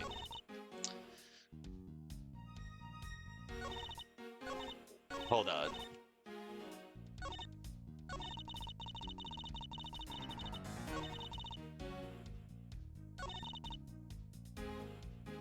All I'm in charge of are the attendance room and some Borginian stuff. Hold it! Her testimony got amended there. So what exactly do you do as the one in charge of some Borginian stuff? I do stuff like translate things from and into Borginian. Cammy is the only member of the crew who understands Borginian, Mr. Edgeworth. Miss Beale, I take it then that it is your job to process all the Borginian paperwork. Yeah, see, I totally pull my weight around here. So would appear. Perhaps I should ask her for a few more details about her work, and Miss Beale, okay, same detail, same text there. Alright, we got the new contradiction here. Right on this statement. All I'm in charge of are the attendance room and some Borginian stuff.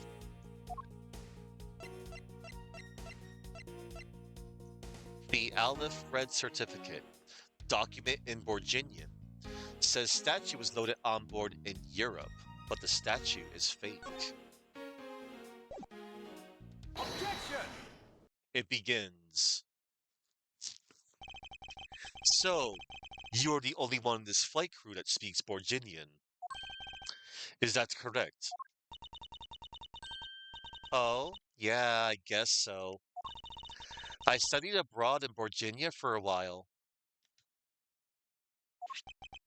If that is the case, then the signature on this document belongs to you, doesn't it? This is a falsified piece of documentation with only one purpose: to lead anyone who read it to believe that Mr. LeBlanc's statue was loaded in Europe. The only person who could have either prepared or processed this document in Borginian is you, Miss Beale. Without your participation, the smuggling of the Aleph Red could not have occurred. My God! Don't sleep while I'm pointing my finger at you! Uh-oh.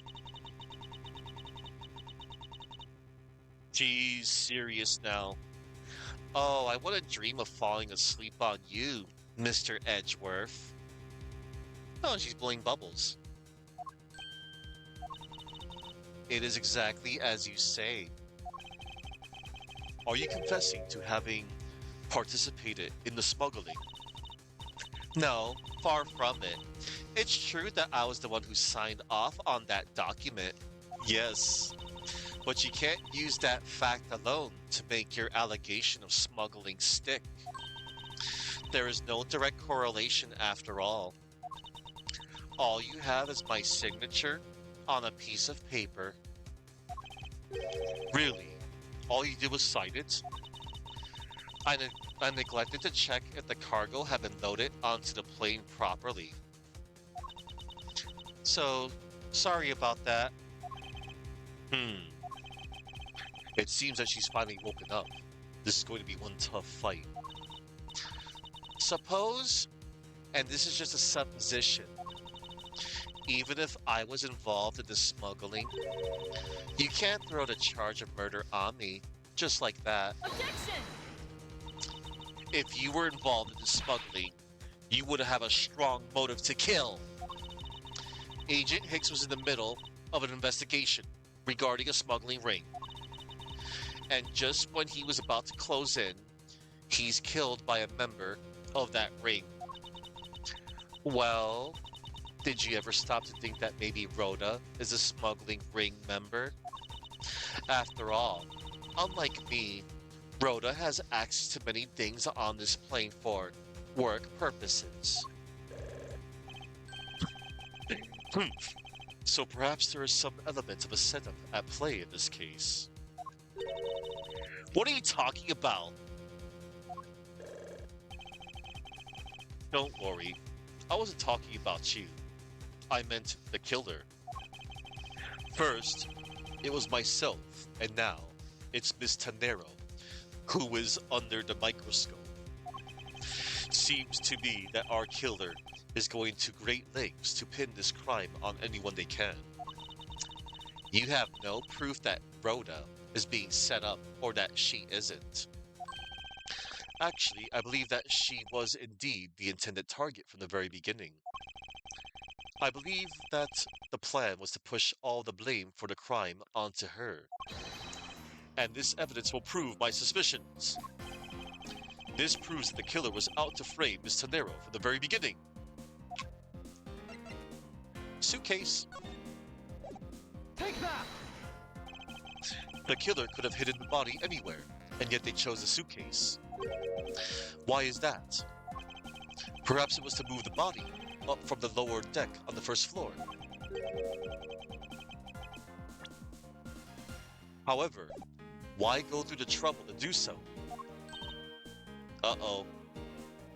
Uh-oh. She's looking a little worried there.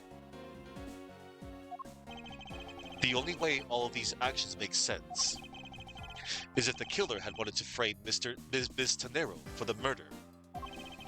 Miss Tanero buys a suitcase on every flight she works without fail. But should her suitcase be switched with the one containing the victim's body, that will put her in a very tight spot. Unfortunately for the killer, the turbulence put an end to that plan. Humph. There wasn't enough time to put the body back into the suitcase. Ergo, they made do with whoever was at home, adapting their plan, and tried to frame me as I lay unconscious on the floor from the turbulence. The killer then went to hide the suitcase in the in-flight shop and brought the piggy bank back to the elevator in order to fabricate a false weapon. A lot of work for a fruitless endeavor, wouldn't you agree? Sounds like the killer had a tough time too, huh? I mean, why did the killer need to frame someone that badly anyway? That is because of the special circumstances surrounding this particular case now. This particular case.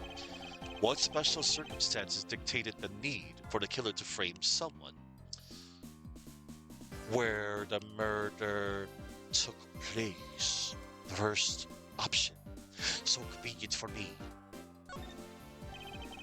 The special circumstances is simple. The special circumstances is simply that the murder took place on a plane mid-flight. No matter which country, customs is quite strict in this day and age. So no matter what you do, the chances that the body will be found is very high. Therefore, there was no choice but to frame either Ms. Tenero or myself. In other words, the only one who fits within the boundaries of the criminal's movements is not Miss Tenero or myself, but you, Miss Chamomile. Only you, and you alone, could be the killer.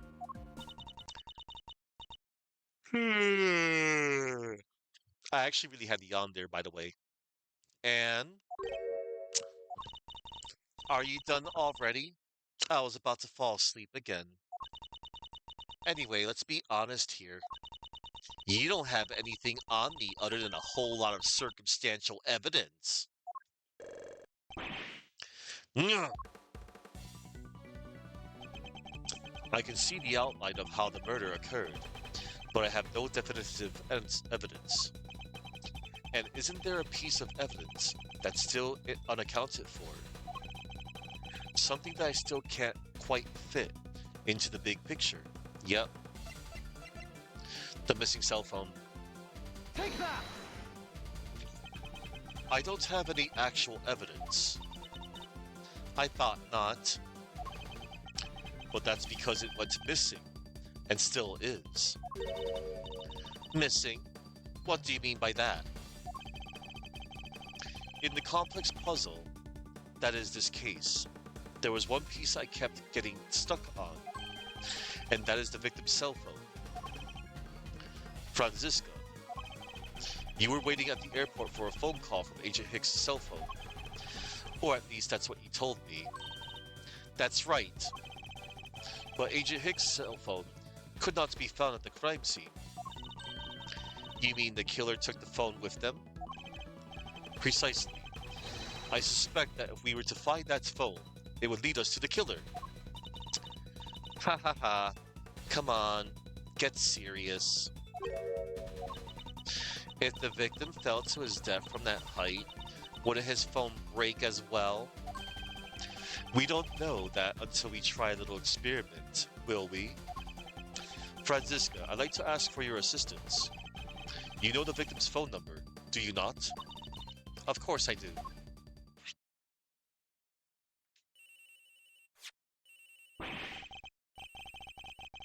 Agent Hicks' phone. It's ringing from somewhere, sir. I hear it, detective. Now, where is it coming from?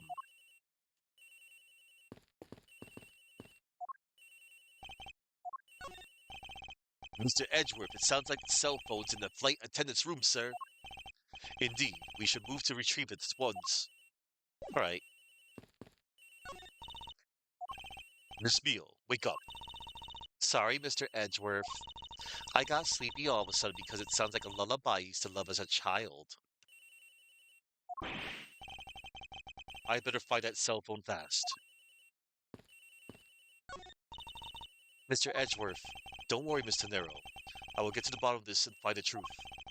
So please wait here until I return. All right, thank you for all you're doing, Mr. Edgeworth.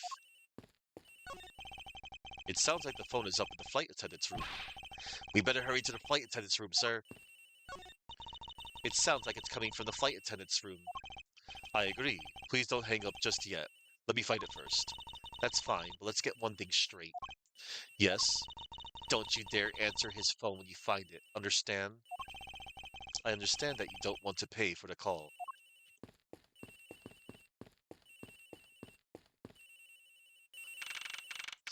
March 12th, 4:12 p.m. Flight G390, first floor, flight attendant's room. The ringing's coming from somewhere in here, sir. Leave no stone unturned, Detective Gumshoe. We must find it. It doesn't seem to be over here. Then let's look somewhere else, sir. The ringing is definitely coming from somewhere in this room, sir. The key to this whole case is the victim's cell phone. We must find it at all costs.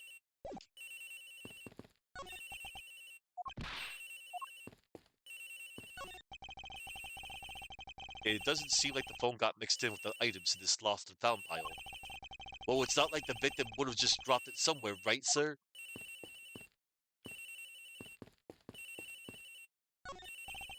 I wonder if it might be inside a suitcase. I don't hear any sound coming from inside, sir.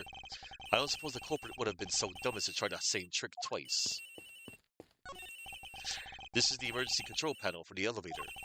The switches are currently set to first floor open, which means that right now it's stopped on the first floor with its doors wide open. Alright, I got all the flavor text. The ringing's coming from in here, sir. What? No, it can't be. This has gotta be the victim's cell phone. Just whose locker is this, sir? It's Miss Tenero's. What? Oh no. It was found in her locker. March 12th, 4:28 p.m. Flight G390, lower deck, cargo hold. So, Mr. Edgeworth, how did it go? Where did you find the phone? I found it in the flight attendant's room, in Miss Tenero's locker. What? But... Rhoda Tenero! I don't know anything about the phone. It wasn't me. It wasn't me. Miss Von Karma, is it? I suggest you arrest Miss Rhoda Tenero right away. Objection! Wait, I have a theory. This is related to the incident with the keycard. When the killer went to steal the keycard, they conveniently stashed the cell phone in Miss Tenero's locker at the same time. Objection! This is related to the keycard, all right. In the same way that we have zero proof that the killer did just that. Nuh. The only voice that sings the truth is evidence. This is the one bird we cannot ignore.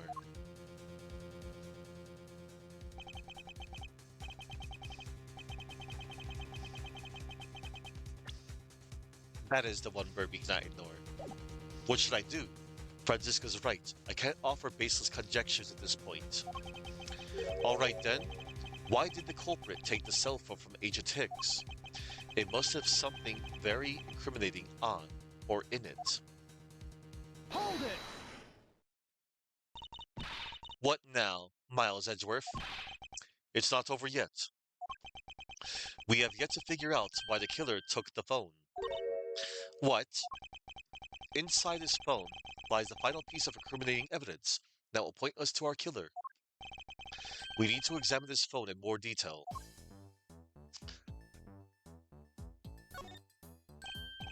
Ah, it's a camera lens. Come to think of it, I wonder, how exactly was Agent Hicks planning to preserve the crime scene of a smuggling? Franziska, I need you to confirm something. This cell phone, can it take pictures? Mr. Edgeworth, I can't believe you don't know about this kind of basic stuff, sir. This looks like a very similar model of my own, to my own. And mine can take photos just mine. Do you think Agent Hicks could have taken some pictures with this? In particular, pictures as evidence for a smuggling case. If so, I'd say there may be some very inconvenient photos in here for our killer smuggler. But the phone's all busted up, sir. Even a super prosecutor can't repair a broken phone. Nah. I'll find a way, don't you worry about that. May I go back to sleep now? Objection! The LCD screens on the inside and outside are broken, that's for sure. But that's also reason enough to believe that the killer wasn't about to erase the data. What? What do you mean by that, Franziska? It looks like our killer isn't very familiar with electronics. This phone still rang when I called it, meaning that only the LCD screens are broken. It's possible that the photos are still there, inside, waiting to be accessed. All we need to do is transfer the data to my phone.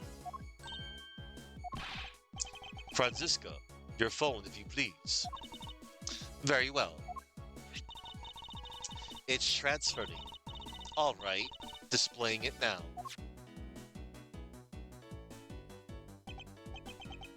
This is... Agent Hicks was most certainly trying to obtain some evidence for his smuggling case. Hey, the Aleph Red's nowhere in this pic, sir. But this has no meaning as a piece of evidence in this murder case, right? Ouch, he's right. There's not much we can find out from this about Agent Hicks' killer, sir. Is this it? Is this the end? No. Is there really nothing in this photo that we can use? Oh, Edgy. It's a good thing I'm here. Me, the player. Right here.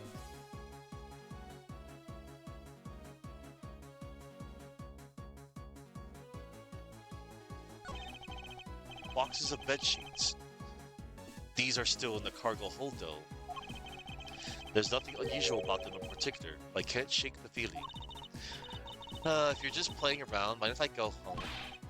Yes, I mind. What exactly is different between then and now?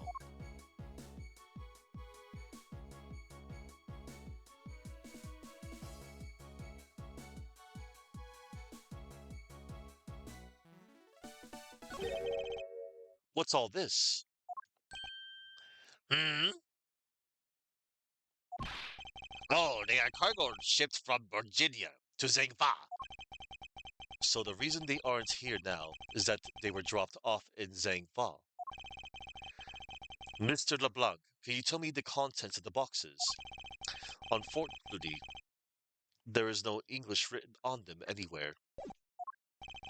One cluster of boxes is written in Virginian. It says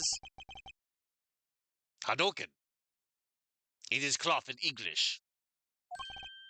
Cloth? Could it be? Is this where the killer is? Could it be? Is this where the killer? What? What for is that skinny face? Miss Beale.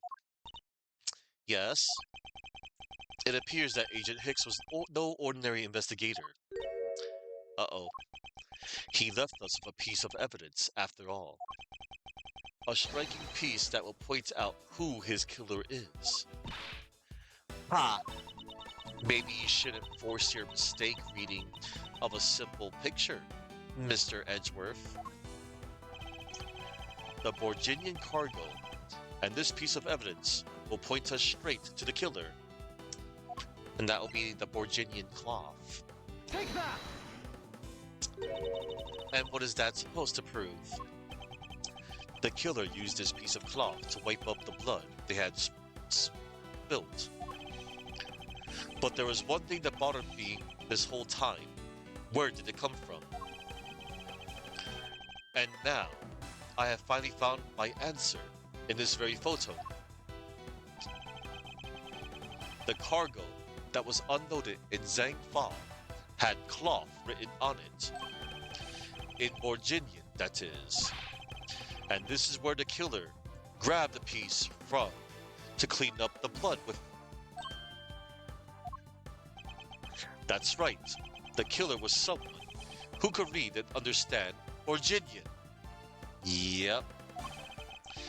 And the only crew member that fits that description is you, Miss Camille. Hold it. Ha! That's pretty flimsy. The killer probably searched through all the boxes looking for something to use. When you're frantic, you don't care if the box is in English or Borginian. Objection! Sorry, but I cannot agree with your assessment of the killer's indiscriminate nature. What? There was no need for the killer to tear through boxes at random at all. And if the killer supposedly could not comprehend Borginian, well then. Logically, the killer would have opened this box first.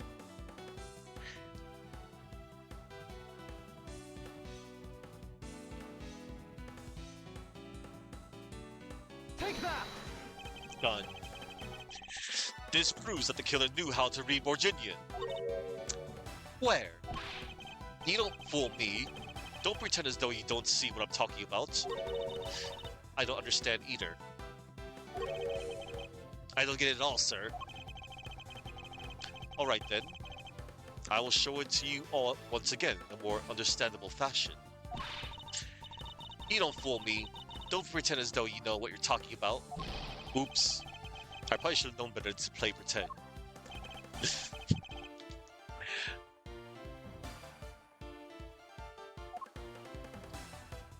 Box labeled... Oh. I had to actually point to the correct box. Whoops. I feel silly.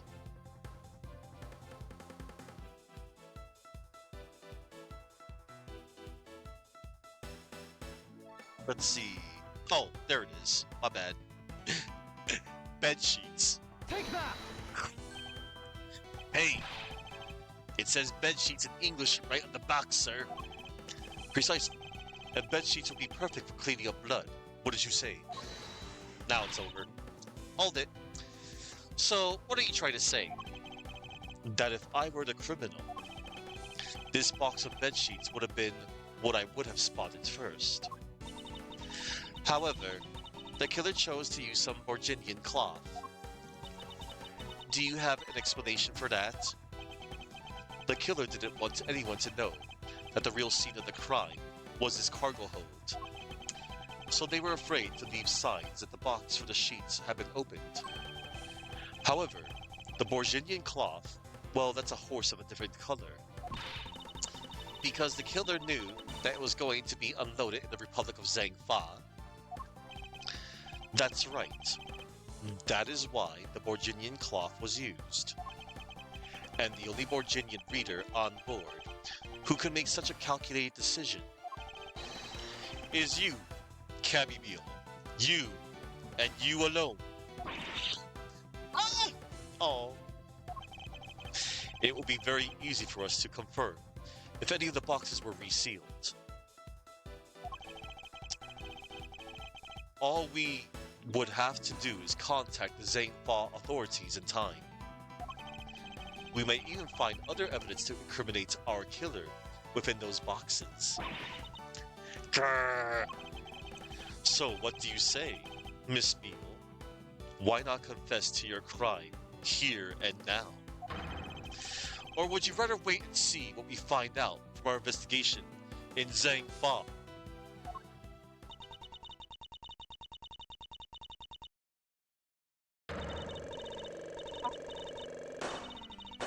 No! All the bubbles. Done. Bubbles popped. He was Interpol. I couldn't stop it. I brought him here. He started taking pictures. I couldn't be found out. I was scared. I was in trouble.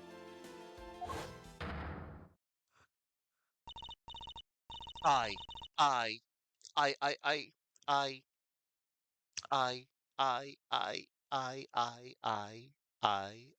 I, I. You did the deed. You pushed the poor dude to his death.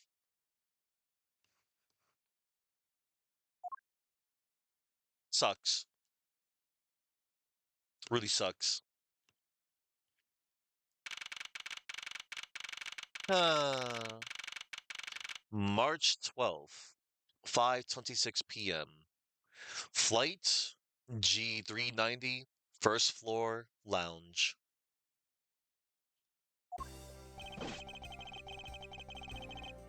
We finished making all the arrangements to take the suspect in, sir.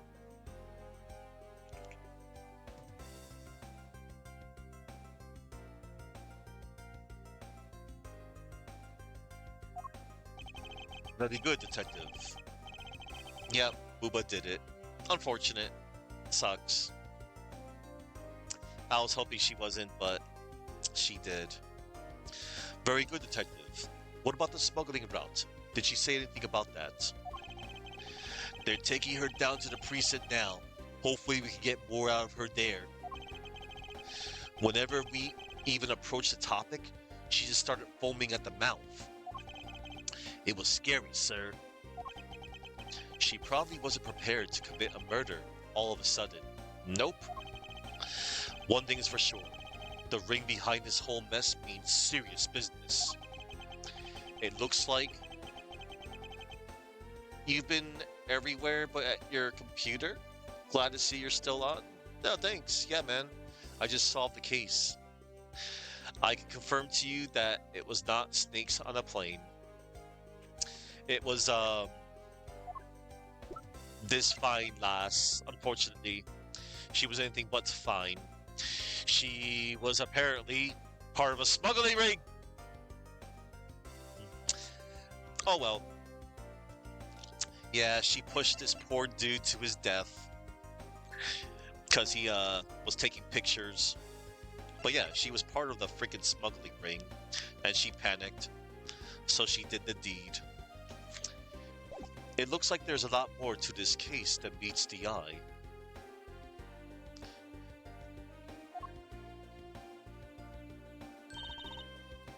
Mr. Edgeworth, I just want to say how much I appreciate everything you did. Thank you very much. It was nothing. In fact, I should be the one thanking you for your cooperation. But truly, if it wasn't for you, I might not be here right now. Oh. Instead, I can continue to serve our passengers as a flight attendant. Um, I hope that, well, please accept this as a token of my appreciation. That's... Oh, come on. I see. You don't have to take it if you don't want it.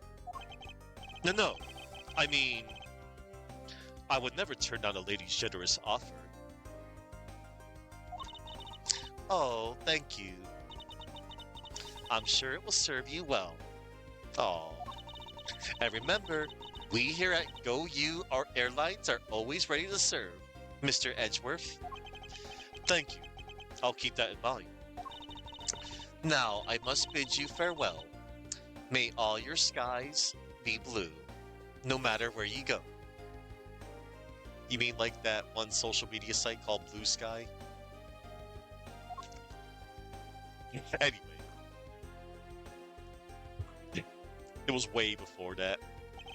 I just wanted to say that to be funny.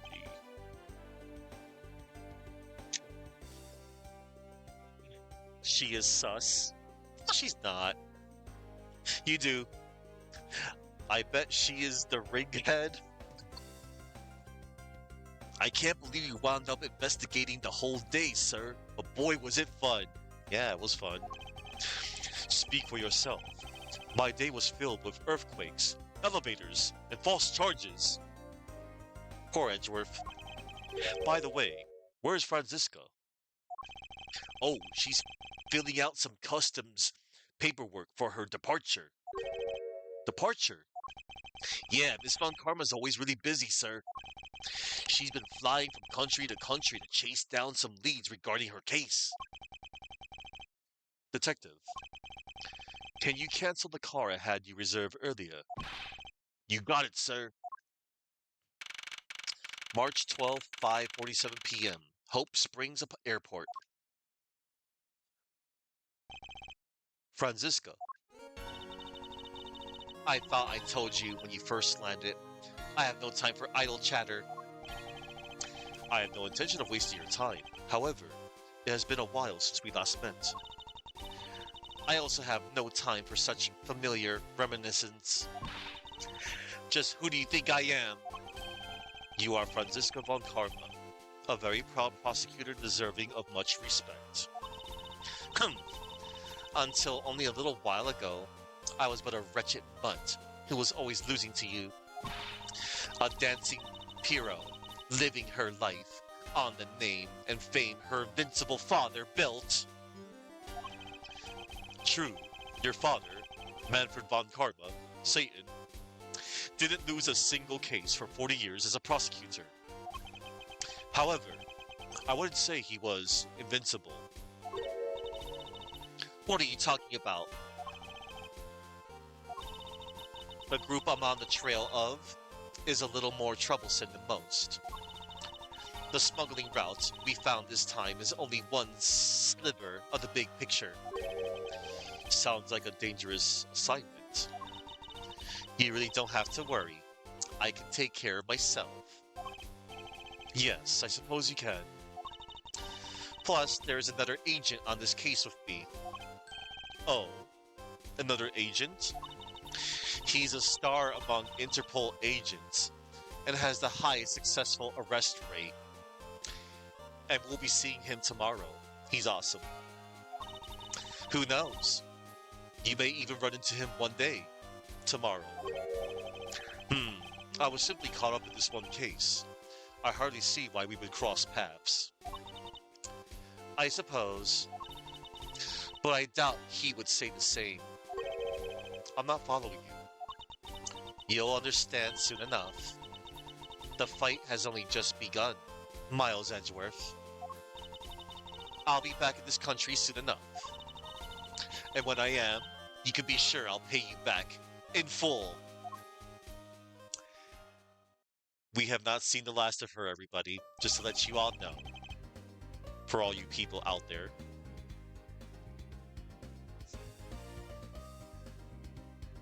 I also love this remix of Gumshoe's theme, by the way. It's so damn good.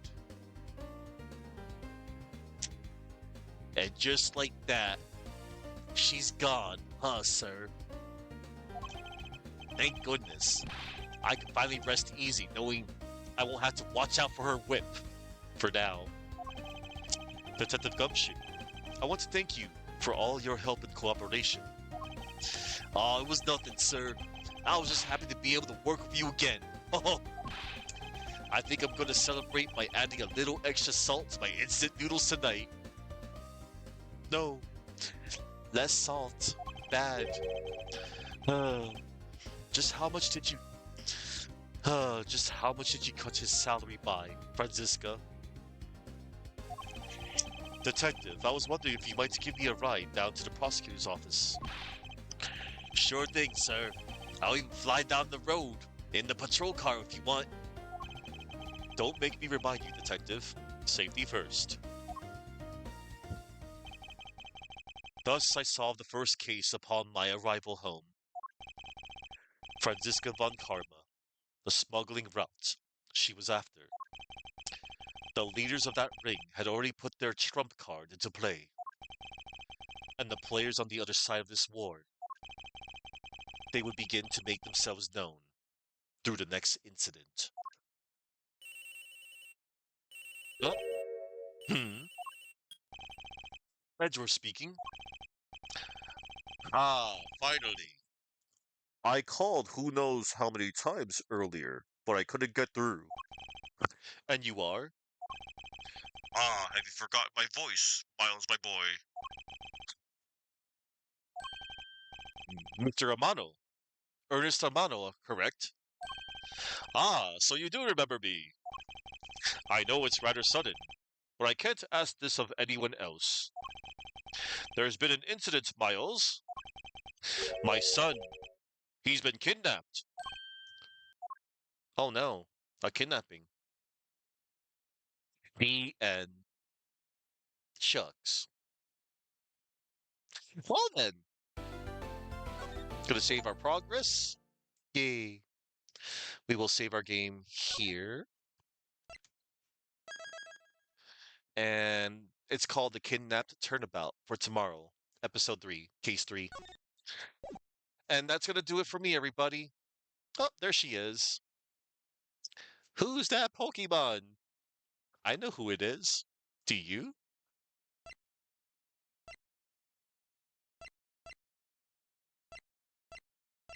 Oh, I know you know. And this person's awesome. It's the dad from the Tekken. You know what? Hey, Hatsumi Shiba. Yes. Okay, yesterday somebody guessed Pikachu.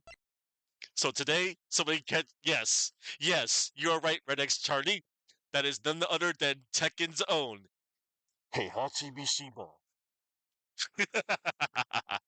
He's gonna come in and electric wind god fist the whole case.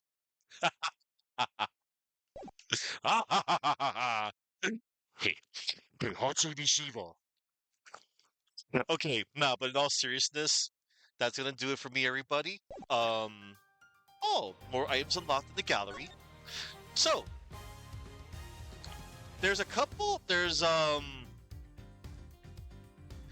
7 bad endings you could have gotten in the second case. So before the first investigation phase, Tanero accuses Edgeworth of ruining the other passengers' fun and refuses to let him plead his case any further. Edgeworth is then handed over to the police upon landing.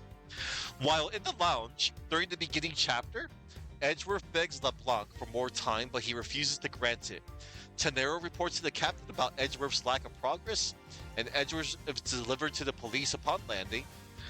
While in the shop, Neil asks the captain to give permission to halt Edgeworth's investigation before forcing him back to his seat. While in the lounge, after Franziska arrives, she brings the investigation to a halt. Despite protests from both himself and Gumshoe, Edgeworth is arrested on the spot. While in the flight attendant's room, Franziska takes Tanero into custody as a valuable witness. While in the cargo hold, before Hicks's phone is found, Franziska ends the investigation prematurely, stating Tanero's guilt to be obvious. Tanero is kept in custody as a valuable witness. After Hicks's phone is found, Neil leaves under the pretense of needing to work another flight, and is never seen nor heard from again. Good thing we didn't see any of that, although I kind of want to see that though. Now, let me tell you a little bit about some name trivia before I end it. Oh, you're welcome, Red X Charlie. You're most welcome. I'm glad you had fun being here and, watch me play the game and do my best to voice act. So, Zinc LeBlanc II, his name, Zinc LeBlanc, likely has the same origin as his Japanese one, Blanc. Blanc, B-L-A-N-C, is French for white. It may have been changed to distinguish him from Red White. Red White from Blue Corp. You can't play such, you get bored by reading super easy. Oh, it's fine. You're okay. It's all good. Zinc White II. So his Japanese name, Zinc White, the color white, may be a reference to zinc oxide, which is used as a white pigment in some paints. A possible reference to his work as an art collector. So Abby Hicks, Akbi, may come from the Japanese word for yawn. This may be a reference to his killer, Cammy Meal. It could also be a reference to his average-looking appearance, or at least less interesting than most Ace Attorney characters, which is referenced by Zinc LeBlanc during a testimony.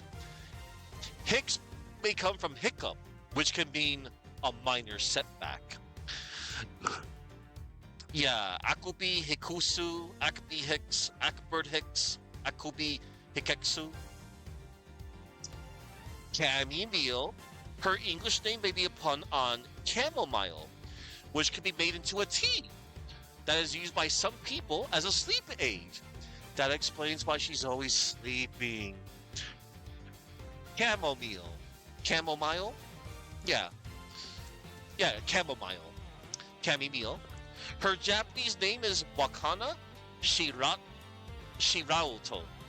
Shiraoto means white noise in Japanese, which may symbolize how she hears other people, as she constantly appears to fall asleep when they talk. If the to is treated as a conjunction word, the full name would sound like Shiram to Wakaranai. Don't know and know nothing. Oh no. This is just a little bit of trivia. Of characters. I usually do this type of segment at the end of most of my cases of Ace Attorney. Rhoda Tendero. Her full English name could be a play on the narrow road when written surname first, similarly to her Japanese name. Her Japanese name is Ichiru Konomichi. Konomichi comes from Konomichi, which means this road in Japanese. Ichiru means thin or a sliver in Japanese. This could refer to her being narrow-minded. And there you go. Okay, everybody. I'm gonna be back tomorrow. I'm gonna try to maybe. I know I always say this. I'm gonna try and be a little bit early. I want to try and maybe cast before 2 p.m. Hopefully, around that time. Like yeah, maybe 1:30. So yeah. Everybody, I'm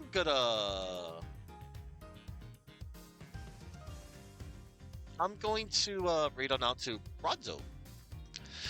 Bronzo looks like he's doing something of retro stuff, and I like that he's been doing that recently. Oh, he's speedrunning Metroid on NES. Bronzo used to be a speedrunner on Metroid NES as well. And he speedruns for fun nowadays, everybody. So everybody, let's go. We're gonna go to see Pronzo.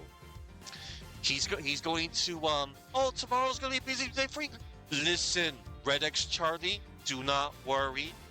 It is okay if you're busy. It is okay if you have stuff to do. I know I always have my VODs. I also have my YouTube channel. You can always skim it.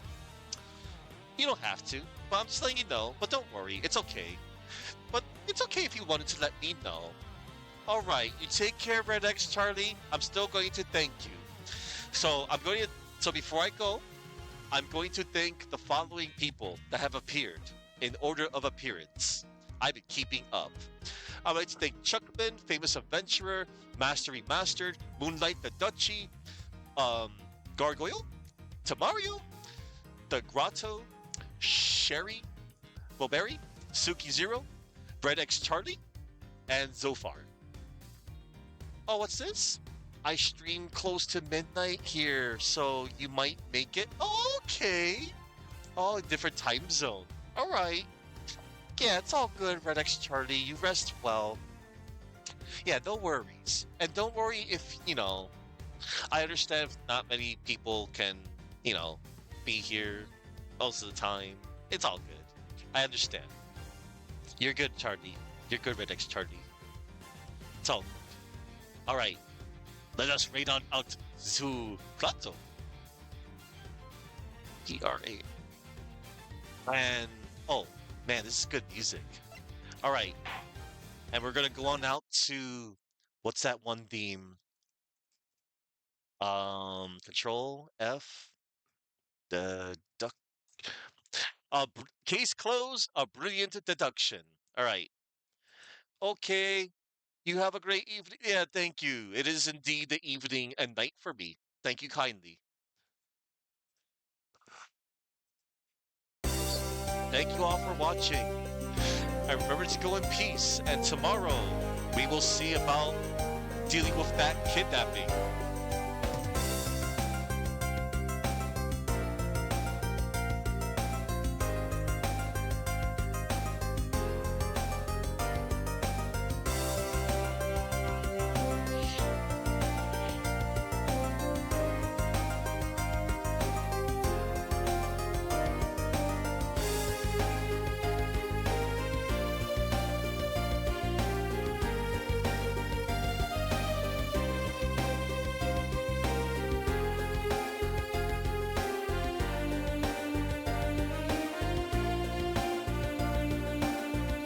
The other violence.